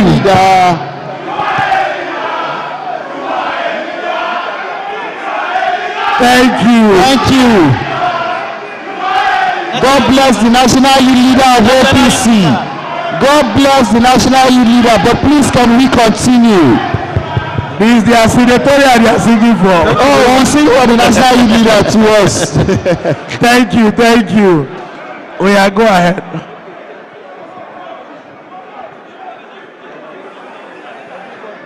Can we have the mic on there? Okay, thank you very much, leader. As I said earlier, for giving this platform, since when you come on board as a youth leader, more especially me, I'm privileged, as you say earlier, to work with the two national youth leaders. You are the third one that we are working together with you by the grace of God. Leader, the topic we are discussing is still based on reward system and party loyalties. If you can see the people we brought for the past 3 days, as a result of their committed and they are passionate about the party. Can we please keep quiet, please? Can we sit down? They are still talking. Please, please. Azauna, Ko Azauna.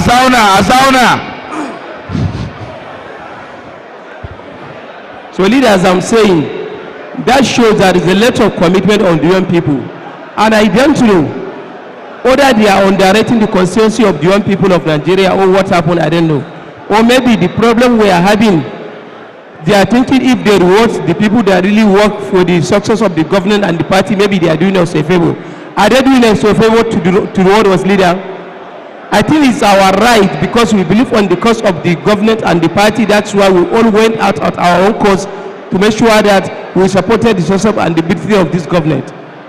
So unfortunately, leader, the system has done its best for at least accommodating minimum number of young people, because it's not the percentage is not good. We still need government to still see the possibility of expanding and identify people that are right, connected to the mainstream of the young people of Nigeria, people that really understand the problem of the young people of Nigeria, so that they can place them in a good position. Because today, if I'm saying, because today if we can look at it, one of the strong mobilizing office, even in the party, is youth wing, and the second one is women wing. I know there is no proper utilization, if not because you are going out of your way, coming with a lot of initiative, you understand, to bring young people together. Nobody is talking about it. The other person say that now party doesn't have power like before, which we agree party doesn't have power like before. But we need to sit and think, what can we do as a young stakeholders to come together and rally around you as the national leader, to give only support so that we can make good case for our young people of Nigeria.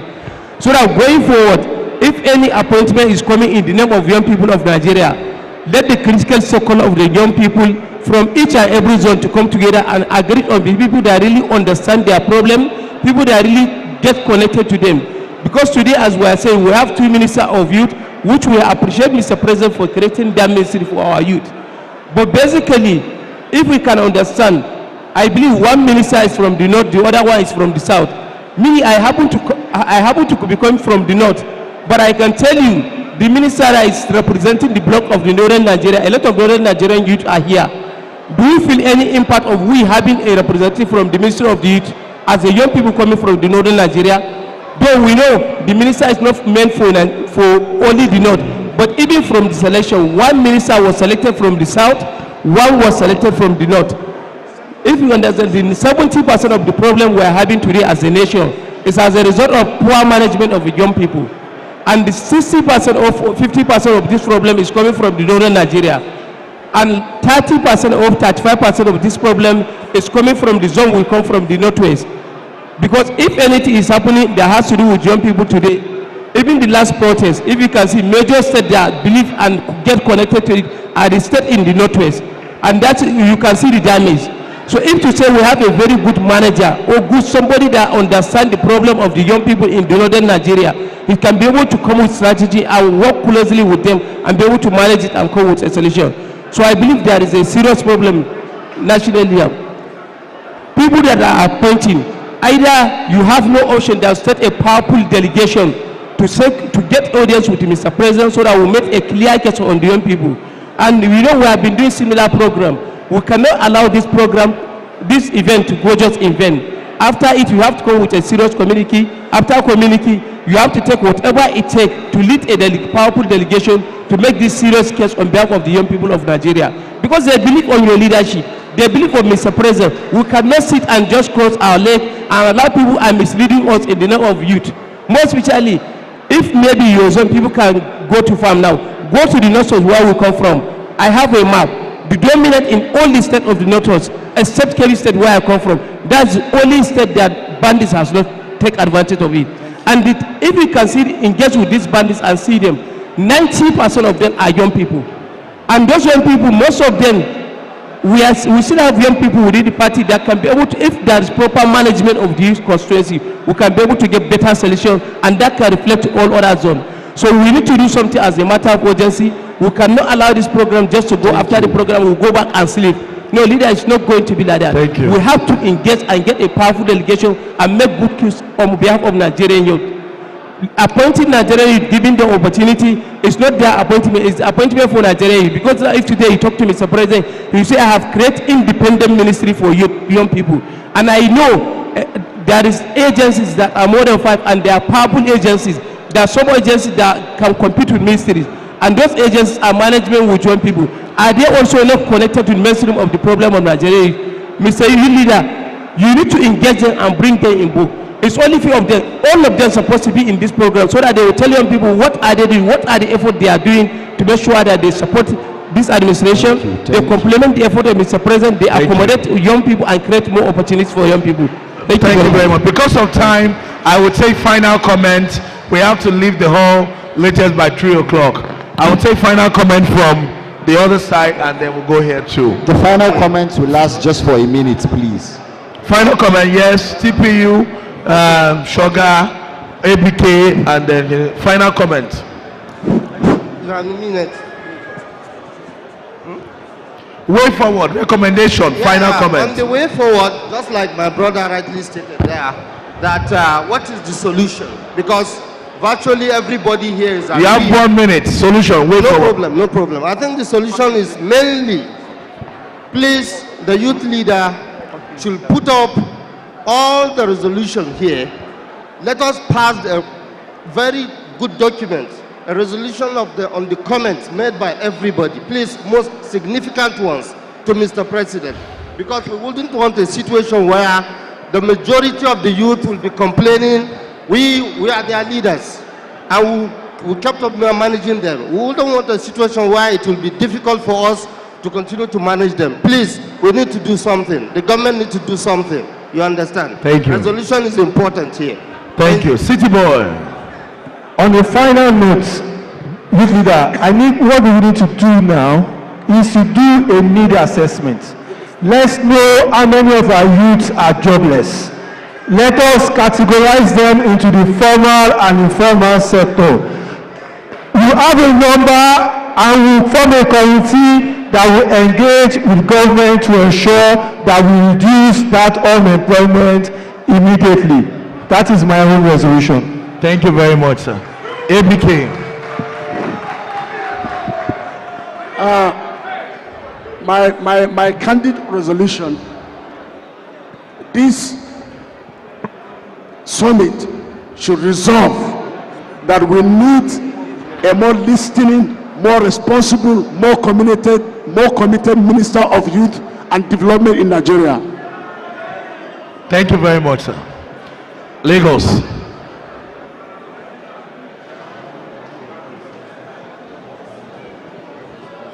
Thank you. Thank you.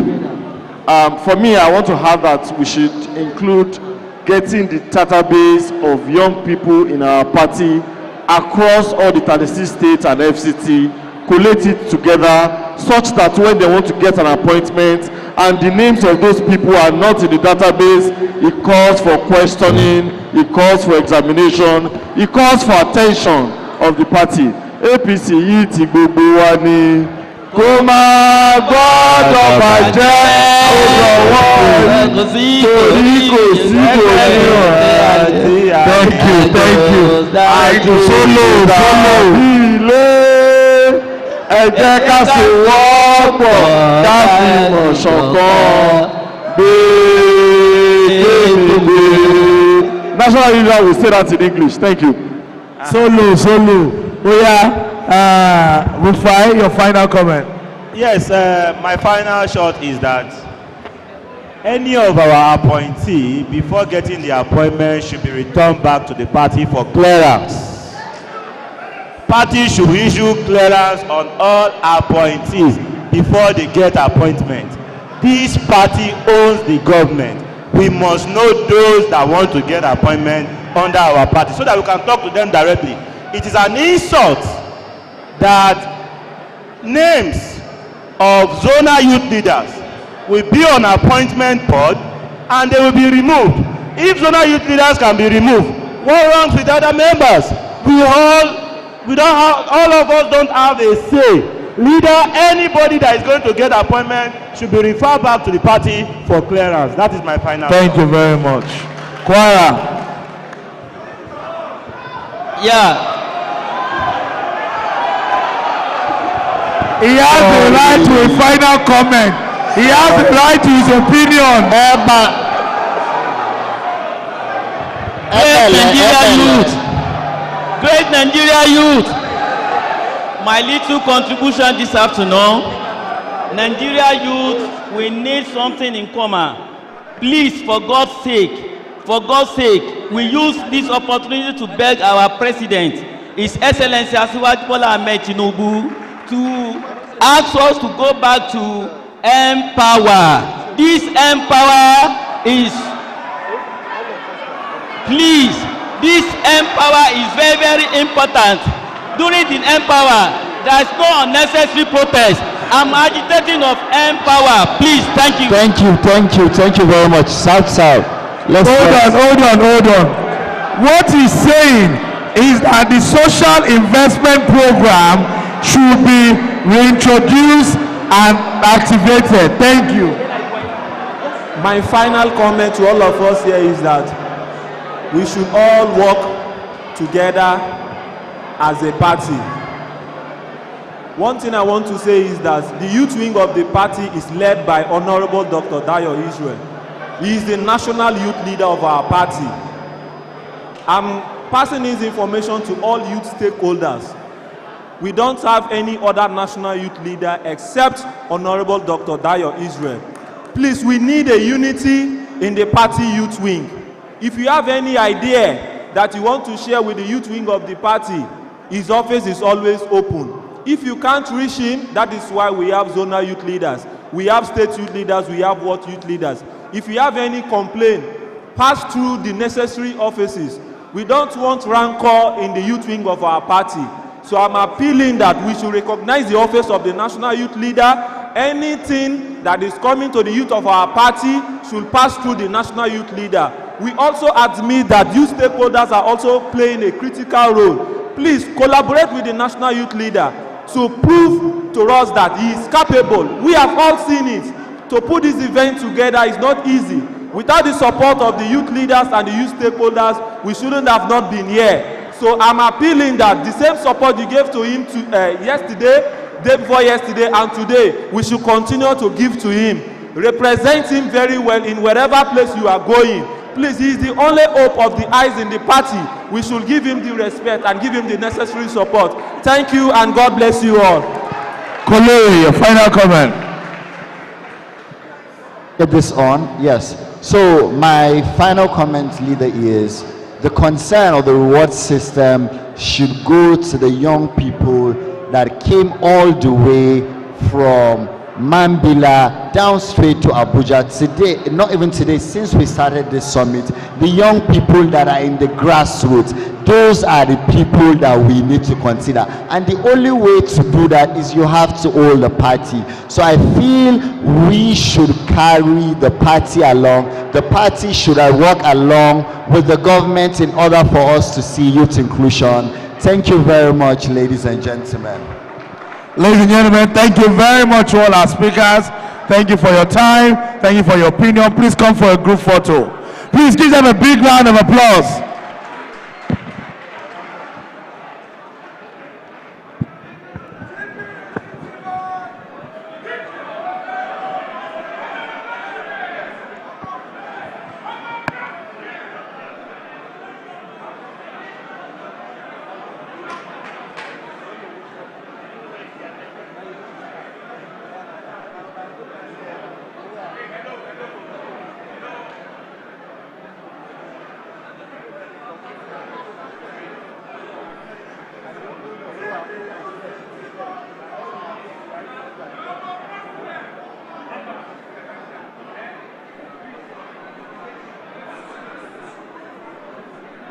Thank you very much. Thank you so much.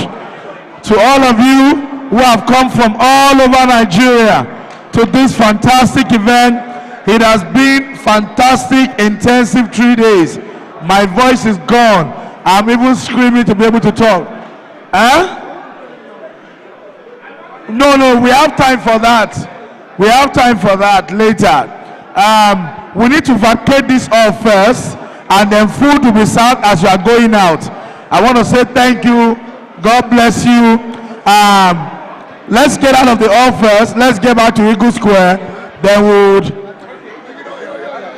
we'll continue the next step.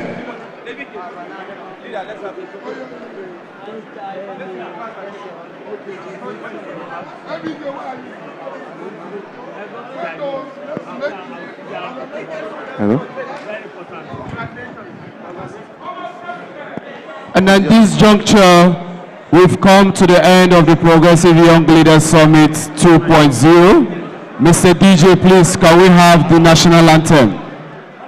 Please, there's a missing ID card of Mr. Uwatu Emeka Paul, member of Nigeria Bar Association, Port Harcourt branch.